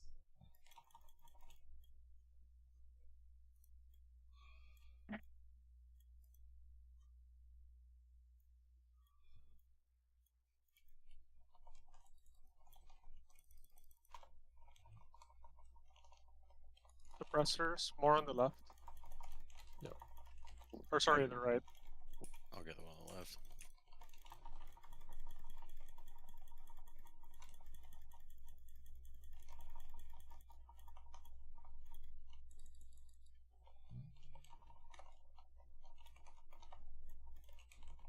Scaly coming out. Scaly left. Go left. Go left. Scaly out. Left.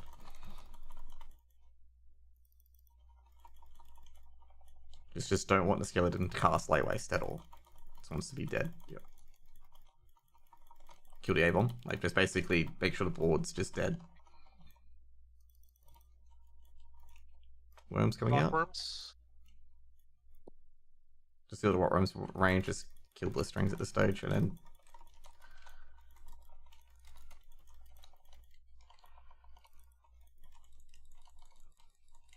there's a lot of rotworms here. Just pop shield wall. Suppressors, more on the right. Yeah.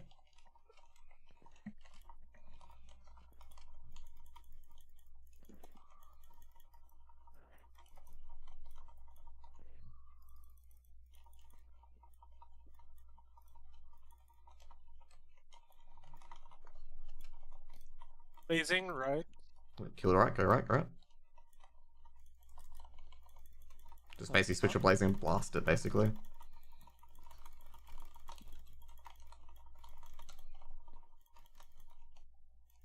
Should we just disadd right? Yep. Okay, rotworms. Okay, Yeah. worms. Then goes to the Archmage.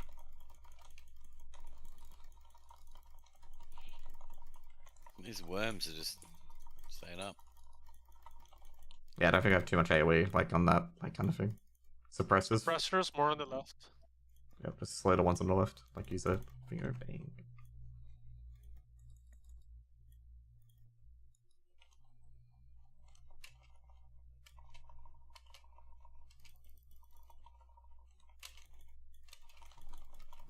Just remember you can stun it as well, so Rogue just in case as well if you got a combo pointer, just quit kidney and whatnot. Blazing, right? Yep, blazing right go. Can you stun blazing? No, you can't. It's only the archmages.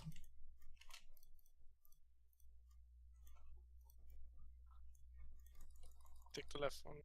Yeah, I will.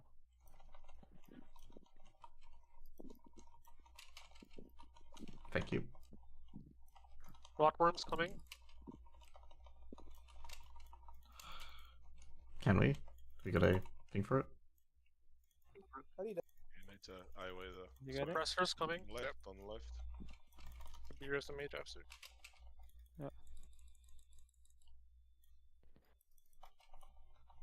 Suppress this heal.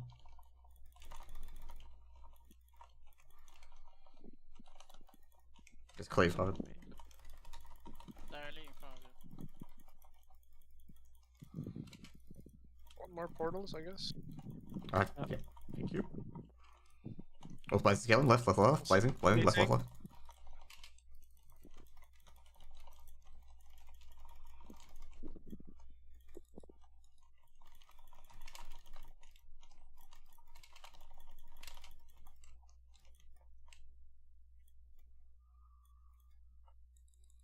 Kill that A-bomb.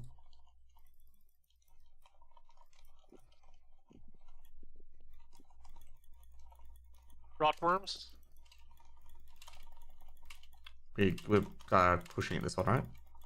All suppressors? Yep. All of them, whatever. Rotworms are loose. One last, one last, one last. There's Blazing one on coming left, on me. Blazing on left. Yep.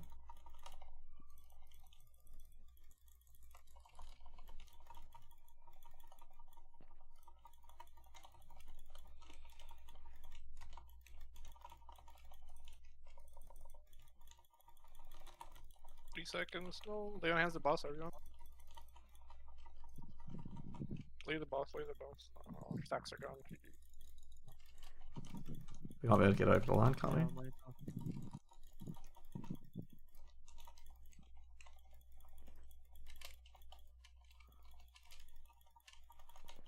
Suppressors on left. Blazing on left. Yep, go for the left. Alright, close.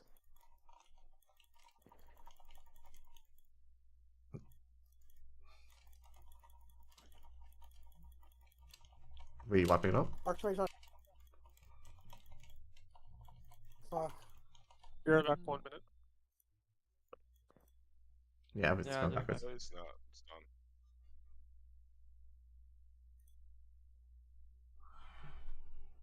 Oh, so close. I'm 3% off.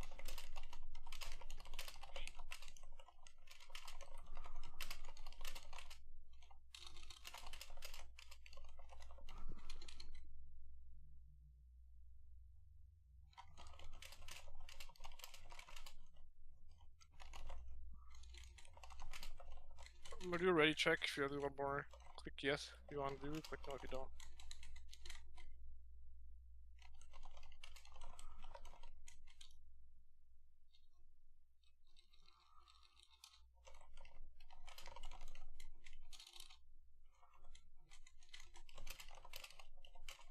That's 2 people, I guess we call it. I'm still down to heal if majority wants. There's 2 of you. I know Jimothy wants to go to bed already, so maybe we just call it. Yeah, I guess so.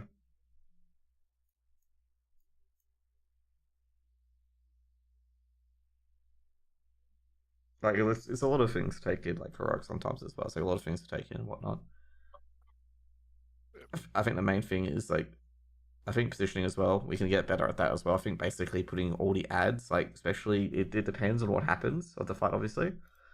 But putting the ads nearest to the ads that need to die as well. so that would help out a bit. Like, you know, basically improvements there. But overall, we could have had that, but it's just inch too short. I probably like lowered my DPS in that one, trying to focus on interrupts in that one. It does, yeah. Just let the DPS do the DPS. Like the frostbolt volley stop is huge. Also as well, just those lay wastes probably may have cost us. Those layers wastes going out may have. I'm not sure how much damage they do to Villifria, but I'm certain it's a lot. I think so. Yeah, I think so. I think it was just a. Yeah. But I got a pretty good run though overall, I'd say. Yep. All good. Thanks to the run, guys. Yeah, all good. Oh, I gotta get my rep piece. Gotta get my 4 set finally. Yay. For rep, okay. Problem is, which piece do I get? Already got legs. VOA Right, or back. maybe. I already got legs. Like my VOA is cursed. I can't just get anything in VOA. It's just absolutely cursed. Like legitimately, just like comes up with a fucking goose egg. I got gloves in the first week. Like literally, the only tier piece I've seen drop has been Warlock 25 man. That's it. 10 man, 25 man doesn't drop anything. The worst is when PvP just drops everywhere. Anyway, I'm off. I'll catch you later.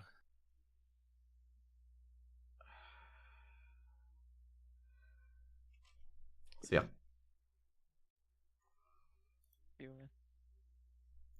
Oh shit, I didn't realize it was midnight. I thought it was 11 PM for some reason. I was wondering, like, oh, that's a bit early. Never mind. Yeah, the raid started a bit late also. Yep. Oh, yeah, East Coast, yeah.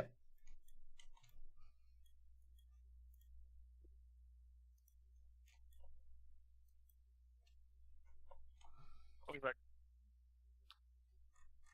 Okay, let's go get Time for dinner. time for sleep. Yeah. Alright, see you. Oh my god, people these days. Not the Raiders, the Twitters that I'm looking at, okay? The Raiders are fine. The Raiders are great. The Raiders are awesome, okay? That was probably really bad timing, but fucking hell, this guy on Twitter is fucking stupid. I don't think he understands that he's not like, oh man. I get so frustrated about this. Like, mate, you're not talking to me. All you're doing is trying to flop me off. Like, I don't think this guy's well aware of his like own internal biases, like trying to fob me off. He's like completely oblivious to it. Like he can't answer my fucking questions because he knows he's in the fucking wrong. Like I think a lot of people gotta realize this, that you can't copy other people's content. Yeah, you gotta do the 10 mans thing. You gotta do 10 mans like 7 or 6. Or my time, whatever it is. Just do it at that. Just do it a bit earlier. Don't do it at 9. Weekends, you can do it a lot earlier. Like a lot earlier. But no, I gotta say, the guy on my Twitter, I don't think he realizes that he's always doing is trying to insult me and stuff like that, okay? It's so sad. Always ongoing argument. Yeah, it can be. See if people are okay if starting at 8 or I starting at 7. I think that'll be fun. It's always arguing for ongoing. Oh, dude. This guy has called me. He's not gonna watch you, bro. Just because I agree with Dark Viper. Okay, because I do agree with him. That's the stance of copyright. He said that I'm close-minded, that I'm a cultist, and that I don't know what fair use is, okay? And I like sitting there going, bro, like, I've linked him the fair use guidelines. I'm like, you can't do this shit. Like, you have to get permission. And I think a lot of people fall for the BS as well, that's exposure. Also, like, exposure doesn't help you shit. But I say it's always an ongoing argument. It's just like, mate, like, this is the stance. Like, if they want to sue them, they can. But people are like, oh, no, they can't sue them. It's like, no, they can. Like, if they wanted to sue them, they can. Like, you don't have a leg to stand on. I don't want to link this guy. Like, I don't want to link this guy, Tom Scott, his fucking entire video of copyright, because it's 47 fucking minutes. Like, it's 47 minutes of telling him that, no, you need a license. And explaining how Weird Al Yankovic for his songs, like Weird Al Yankovic for, you know, Amish Paradise and all that stuff, he brought a license, okay?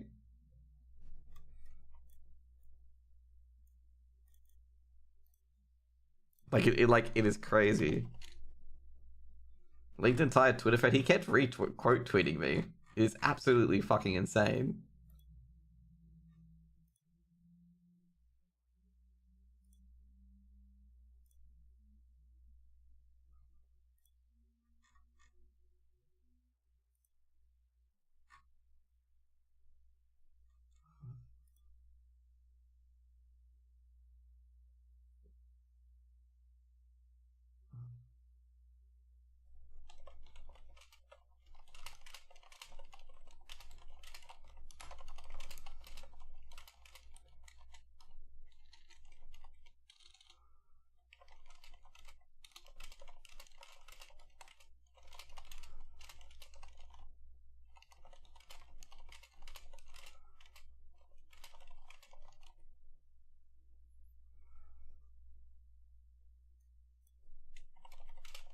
Yeah, look for a bit. Oh, I'll give you the Twitter thread. It's all over the place, okay?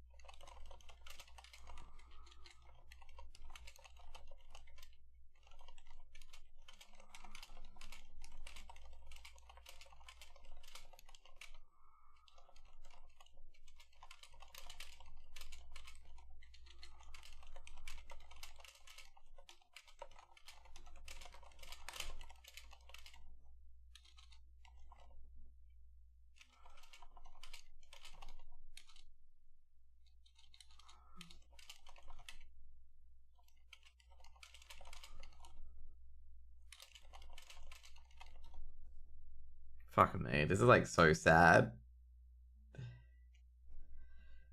Like, you know what? I'll link you the entire thread, okay? I'll link you the entire thread, okay? I'll do for the latest response, okay? Like, fuck me. This is an unbelievably fucking stupid argument. Why did I get time steal for? Oh, that's right. I need to get the consumable. But it's not time steal plating? What the fuck's the enchant then? Titanium plating. Okay, never mind. This is not a good day. This is not a good day for me, okay? There we go. Oh, God, I'm trying to help this guy. I'm trying to help him learn. Like, I'm just being like, mate, you can't do this. No. Just take the ports you need and make the video, okay? Oh, God, it's so difficult.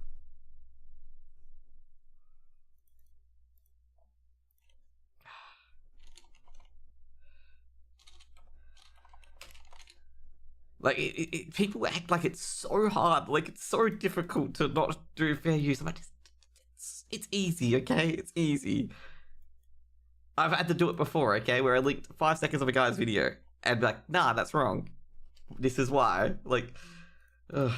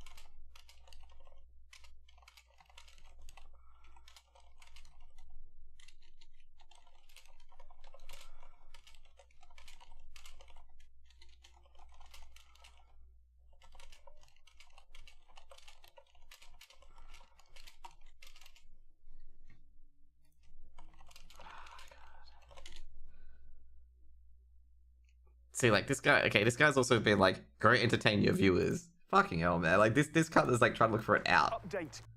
Okay? This cunt is just trying to look for an out because he's getting killed. Okay? There we go. Look at the copyright, okay?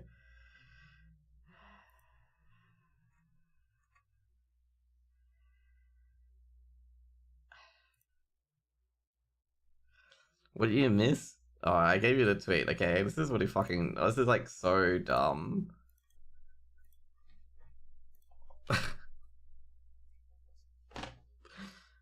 I'll take a face behind it, just take... Oh, man. It's just... He does... Like, I get a law degree and do fucking all IP, do patent law, copyright law, trademark law, and they're like, oh, no, that's not how copyright works. That's not how fair use works. Why do I study law? Okay? Why do I study fucking law if you think you know better? Alright, I've already had some cunt tell me, oh, you need a law, yeah, show me your law degree. I'm not showing you my law degree, it's got my fucking name on it. I don't want you knowing my name, or where I live, or where I got my degree from.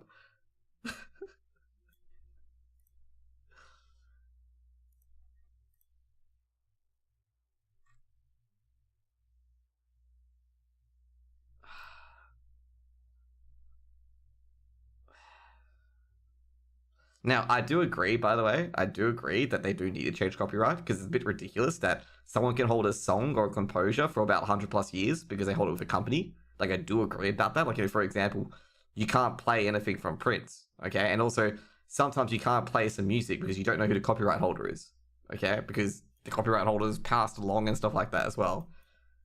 And, like, you know, I do agree that copyright needs some fucking issues to be solved. Like, for example, it needs to be cheaper to enforce copyright because a lot of the cases of copyright, like such as now me playing WoW, potentially, if WoW had an issue with it, is that WoW can't sue me because, let's say Blizzard, for example, they have all the money in the world, but they're getting fuck all from me, okay, if they sue me for it. Let's just take that for example. They get fuck all from me. So it's not worth the lawsuit. So they're putting in a small claims court for copyright infringement because copyright, previously in the 1960s, back in the old days, where if you want to broadcast anything, you need an entire fucking production company to do so. Now, any Joe Blow like myself can fucking cast a half the world, okay? And that's pretty much it. Like, I don't want to keep doing copyright videos on this. It's like, you can't do it, stop. Like, but the problem with React content is that what React content does is that they don't go after the big boys because the big boys have content ID and take the money off them right away, okay? They do it to the mid-tier content creators that don't have content ID because the mid-tier content creators will make a belief that they're getting something out of it, but they're not getting out of it, and the other person gets views off them and also gets impressions, and that allows them to go to different areas, okay?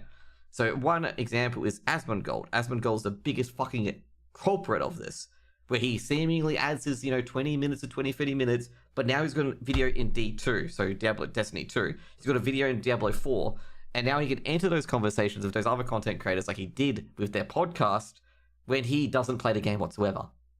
But he's reacted to it. Okay? So this is what it does. Like, you get the impressions, you get your name out there where you're going to have that conversation with that person. When you haven't played Diablo 4, you haven't done anything about it, you've just watched videos about it. Okay? So he's done none of the work. And this is where people take offense to that because he's done none of the work. He takes, let's say, 14 days or 7 days for that person to create that video, and he takes a 10-minute video and that's it. But he doesn't take any of the risks that 14 days that he did take in the video was wasted. This is the ethical point, and this is why copyright exists. It's because of that point. Like, that entire thing. And people just don't understand. It's like, that's why copyright exists, is to address that. And I promise it's very expensive to enforce because it was made by big production companies. So, like copying something back in the day of the 1950s, 1960s is really difficult because you couldn't just burn a CD and that's it. You couldn't do that. It's very difficult to do. Like trying to copy something on tape was like fucking diabolical. You need to have that special boombox with 2 tapes to record to burn it. That sort of stuff. And now it's different where you can copy anything by just right-click Control-C and Control-V and you've copied something. Or you can watch a video and that's it, that sort of stuff. So a lot of people don't understand that copyright law was never for myself to stream to people, okay? It hasn't caught up. The law hasn't been fucking modernized in 60, 70 years. So, yeah, like, that's what you gotta realize, like, that sort of stuff. And what people are doing by reacting to videos, they're effectively stealing the entire video. Like, it doesn't matter. I gotta say right now, if you play an entire video, it doesn't matter how much you add at all, okay? Doesn't matter if you add, like, 20 minutes of commentary. You're still replaying an entire video, it's still a substitute, it's not fair use. That's what it is. If you create a substitute for the original work, it's not fair use. Let's just say, for example, okay, so H3 case.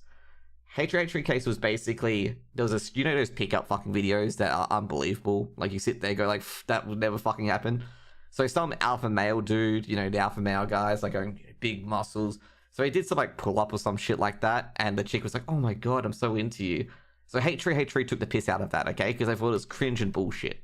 So they had, like, you know, a panel, and they had, like, part of the video, and then they reenacted it, and then they go on, like, what they took out was the cringe parts of the video. So they took out, like, him, like, rolling up to a girl, doing 2 push-ups, and she was super interested, okay? And then doing the shoulder raise, and that's it. They didn't take his entire video. They took the fucking cringe parts where he's trying to impress women, and just reenacted it and had fun of it. That's why H3 was successful, because they transformed his original video of picking up women to a comedy sketch, okay? Like, that's why it's famous. And it also only took out the parts that they needed to take out. So it only took out the parts, you know, of him going to the woman and being like, oh, I did 1 push-up, you know, I'm so good. So that's how fair use works. But, dude, he also sued the alpha male guy, sued for defamation as well. And I'm like, you can't sue for defamation on comedy. It was so funny. I'm like, mate, like, I like sitting here being like, first of all, the comedy, like, how is it not true that your video is pretty cringe, okay? Like, how is it not true that your video is pretty cringe, like, the comedy of it? And I'm very sure defamation, like, it wasn't, like, you know, false. Like, the comedy of it wasn't false. It was a very interesting case because the defamation suit got dismissed very early on, by the way, okay? It's hinged on the copyright part. Because the defamation thing was like, well, that's what your video shows, so it's true, like, you know. And also, they also said, where's the damages? Where's the damage to your reputation that this video has caused, okay? Just because you feel hurt or feel mentally hurt isn't actual damages, okay? And also, the thing has to be false. Like, with defamation, the thing has to be knowingly false. The person has to know that it's false, okay? And, so in other words, saying that, you know, his video wasn't cringe isn't them misrepresenting the video, okay? It's their opinion of it, that's fine. And the second part of defamation is that you have to prove there's financial damages. There was no financial damages to this dude, okay? Like, the financial damages would be claimed on copyright anyway. And it was just so funny, like, this guy was going to all lengths to fucking sue H3 over a fucking parody.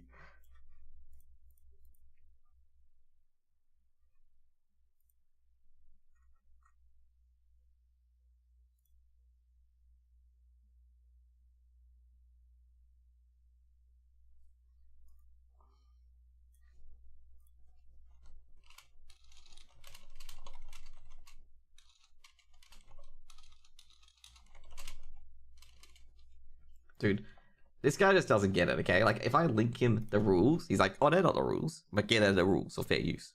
Like, that's fair use. But it's just so dumb. It's like, oh. I think English is the second language, so he doesn't understand. Like, I think English is the second language. Like, honestly. The community helped donate for the lawsuit, right? For H3. I don't think the community did.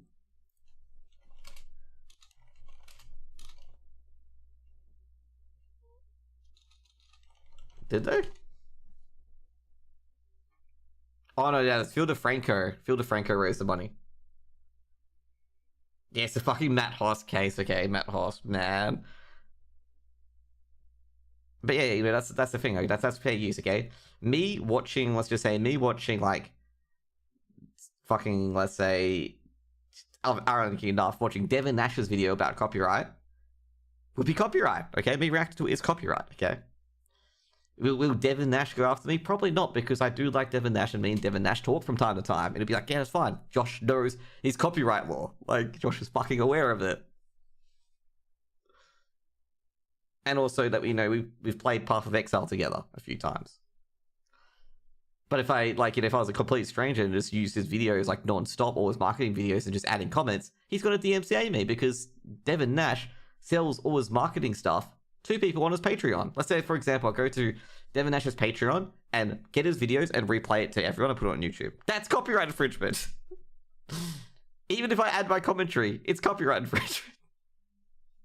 Devin would fucking DMCA me. It'd be like, no, because what happens if I put that video on YouTube of Devin's Patreon subs, people paying money, then people won't pay him a Patreon sub, they'll go watch my video. Like, this is what people don't understand. It goes beyond just the video on YouTube. Funnily enough, talking about OnlyFans, however, that's how the OnlyFans ladies get the DMCA right, because they have the photographer DMCA the photo. Okay? Now you'd be like, what? Yes, it's intellectual property. Oh.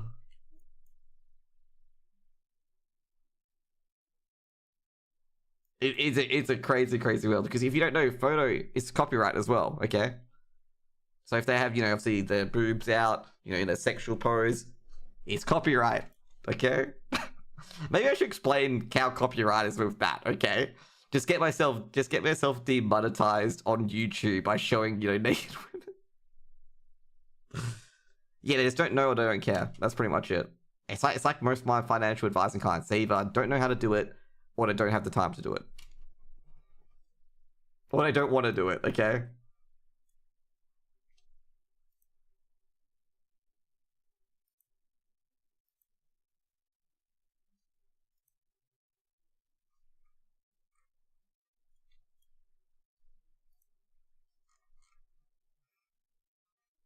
And dude, I gotta say right now, how do you add homonyms?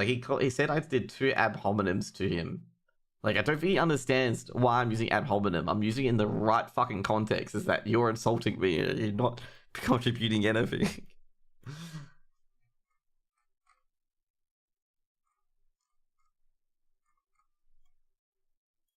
Okay, this is pretty much it, okay? So, this is the first conversation.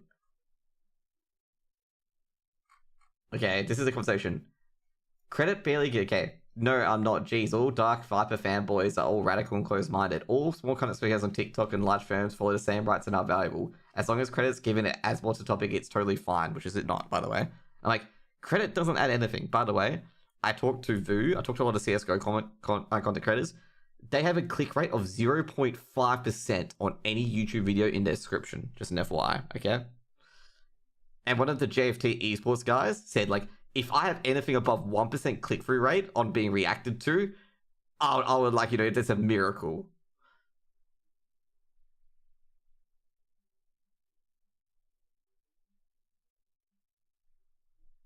Yeah, he said the other day, most time, yeah, exactly. Why would I watch it again? And I just told the guys, what do we do then? It's then don't play the entire video. The thing is, a lot of things, with copyright, he doesn't extend this to music. With Dark Viper, it doesn't extend to music, because you can replay music again. Okay?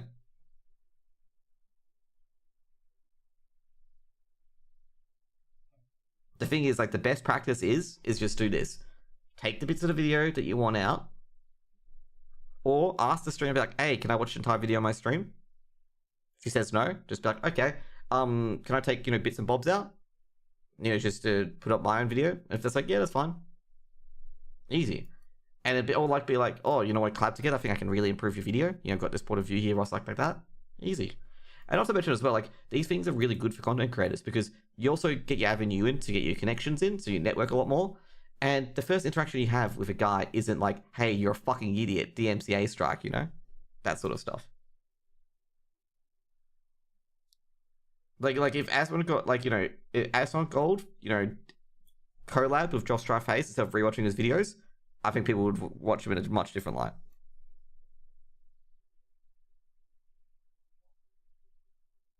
That sort of stuff. That's the things that people should do. You don't do the lazy option like XQC, Sniper Wolf, and stuff like that. It is frustrating and annoying, because it's people oh, why do you care about it? It's because the actual content creators, who get fucking farmed by these reactors as well go broke, and then they don't produce content. And some of them I enjoy watching. Like, I had one guy, like, I think it was barely political, the guys that did Key of Awesome. And basically they stopped doing it because everyone reacted to their shit nonstop, okay? They had really good parody songs and bought the licenses for these songs. Because people kept reacting to all of them.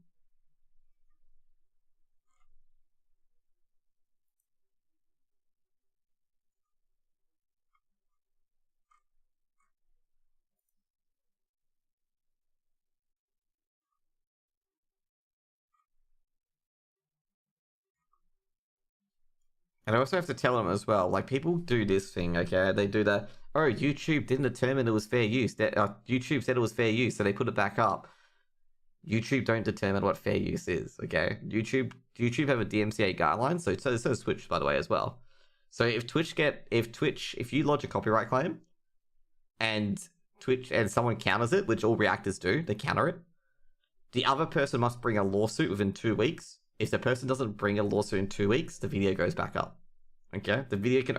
Because obviously there's fake DMCA takedowns. Okay? So what would happen, like, let's say, for example, let's say Asmongold did some fair use video and you only included like 5 seconds of what a guy said and the guy DMCA'd it. And YouTube did not put the video back up after 2 weeks. And Asmongold lost money as a result. Asmongold can sue YouTube for not handling DMCA correctly, okay, and get money from YouTube. Okay? Saying that they did not follow DMCA protocol or their own conditions and whatever, and get money. And he also can sue the person that lodged a DMCA claim as well for a false DMCA claim, which is criminal liability in America.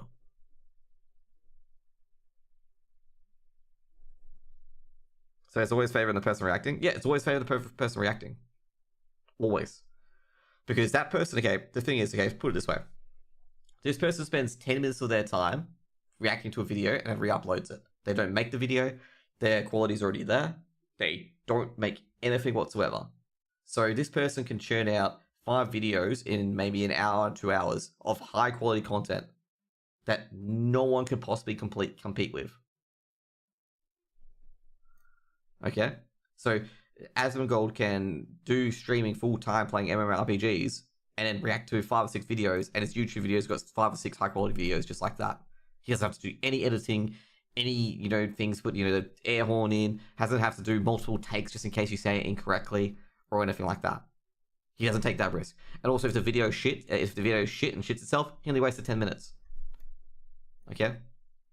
So if he gets, let's say he gets, I'm not sure how the dollar signs work, but if he gets 100k views and he gets like 2 cents per view, I'm not sure how ad revenue is, don't quote me on it. Gets 2 cents per view and he gets 100k views, he's got $1,000. He's got $1,000 in 10 minutes, okay? Fucking everyone take that to the bank.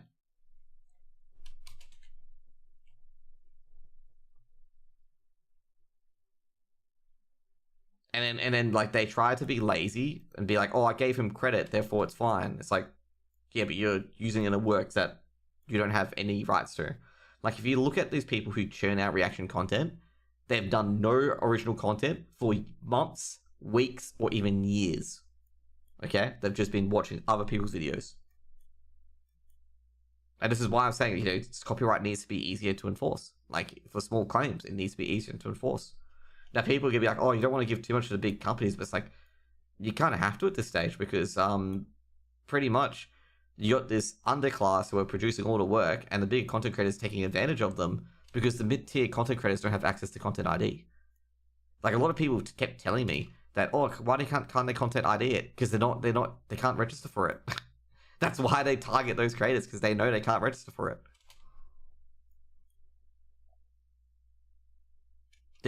Like, the big boys don't worry about it too much, because let's just say if, for example, Ludwig did this, by the way. Ludwig reacted to a popular meme channel, and that popular meme channel has content ID and just claimed Ludwig's video. And Ludwig delisted the video, so that video would not get any more revenue. Okay? Now, that paints fucking Ludwig in a fucking entire different light now, doesn't it? Okay? That like I said, that's like, if it gets content ID, they delist the video, Go find another creator.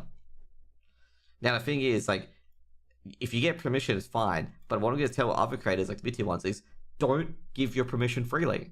Ask for a collab. Ask for something else. You know, be like, yo, man, like, you know, yeah, sure, you can do it to this video, but if you want to do it to the next, we should collab or do another video because I'd like to do something with you. If the person says no and they try to react to your videos again, you DMCA them.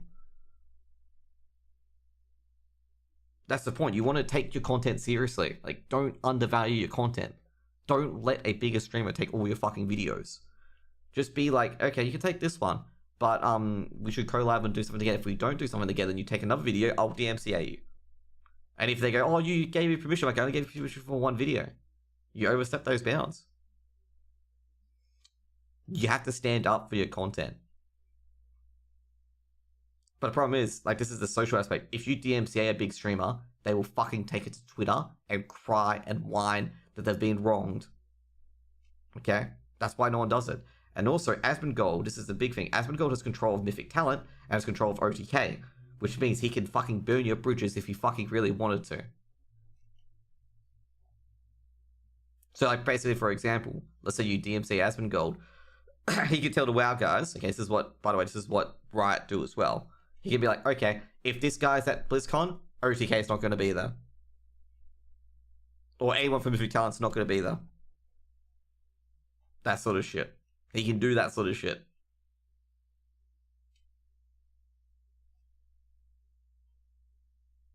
Like, they can be fucking abusive as hell. Be like, OTK won't be there if this guy's there. Now, they won't use it as per se, because they don't need to anyway, because, like, you know, they'll just be in the closed doors being, oh yeah, can you not invite this guy? This guy's not a good apple, you know, not a good apple at all. Like, you know, I've had bad interactions with him. And then that guy doesn't get invited. Like, there is, you know, I gotta say it this way with life, okay?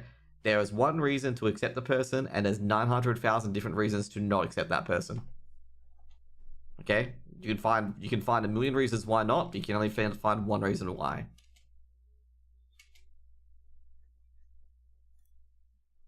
And this is how you got to be so careful with this, okay? Like, that's why people don't DMCA small content creators, because if they do, and XQC, Asmon, and stuff like that fucking have a fucking bitch fit, they can fucking end your career just like that.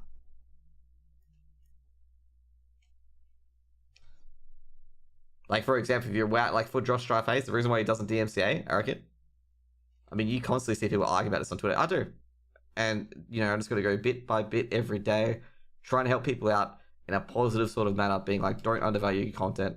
I think people are going about the wrong way, going after the reactors. You need to go after the people who don't understand what the value is to their content. A lot of people undervalue their content. Because I did a poll on Twitter. Half the people think credit's enough. 40% of the people thinks they will DMCA them. And 10% don't care.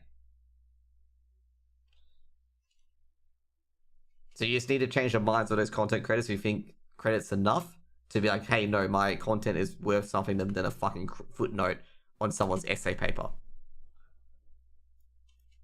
That sort of stuff. And I think that's where I'm just gonna approach it, like, just telling the content creators, hey guys, like, you know, you need to value your content a lot more. It's not worth some big guy reacting to it and you get a 0.5% click rate to your channel. Okay? Like, it's not worth that. You need to stand up for your content. You need, like, if you wanna get, like, network with a big creator, be like, hey, you know what, you want to collab? You know, we can do a video on this and stuff like that as well. You can come and chime in and say a few things. Arrange a time, you know, an hour for recording or whatnot. And if they go like, oh, no, I don't think I can do that, and just be like, oh man, you went on a Diablo 4 podcast with comparisons around and whatnot, you probably organized 2 hours for that, you surely can organize an hour for this. And just be like, well, if you try to watch any of my videos, I'll DMCA you. Like, you are not allowed to watch any of my videos. And if they go, oh, that's a bit unfair, just be like, well, you're already violating my copyright already. Like, you're violating my content. Like, you make my fucking videos then. Like, you got to be sometimes aggressive, and like, you got to be hard with people sometimes. Obviously not be, you know, absolutely never fucking, you know, bend or compromise or whatever.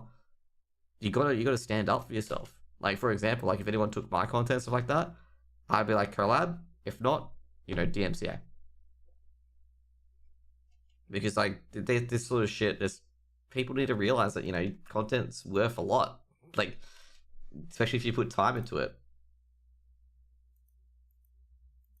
Anyway, fuck, I love Babylon B. They're so good. Yeah, so I gotta go to bed. See you guys later. Have a good one. Do I want to make a video about copyright? I've made like 4. Just an FYI, I've made like 4 to 5 videos on copyright and reaction content. I don't think anyone wants to listen more to it. Okay. See you guys later. Peace out. Bye.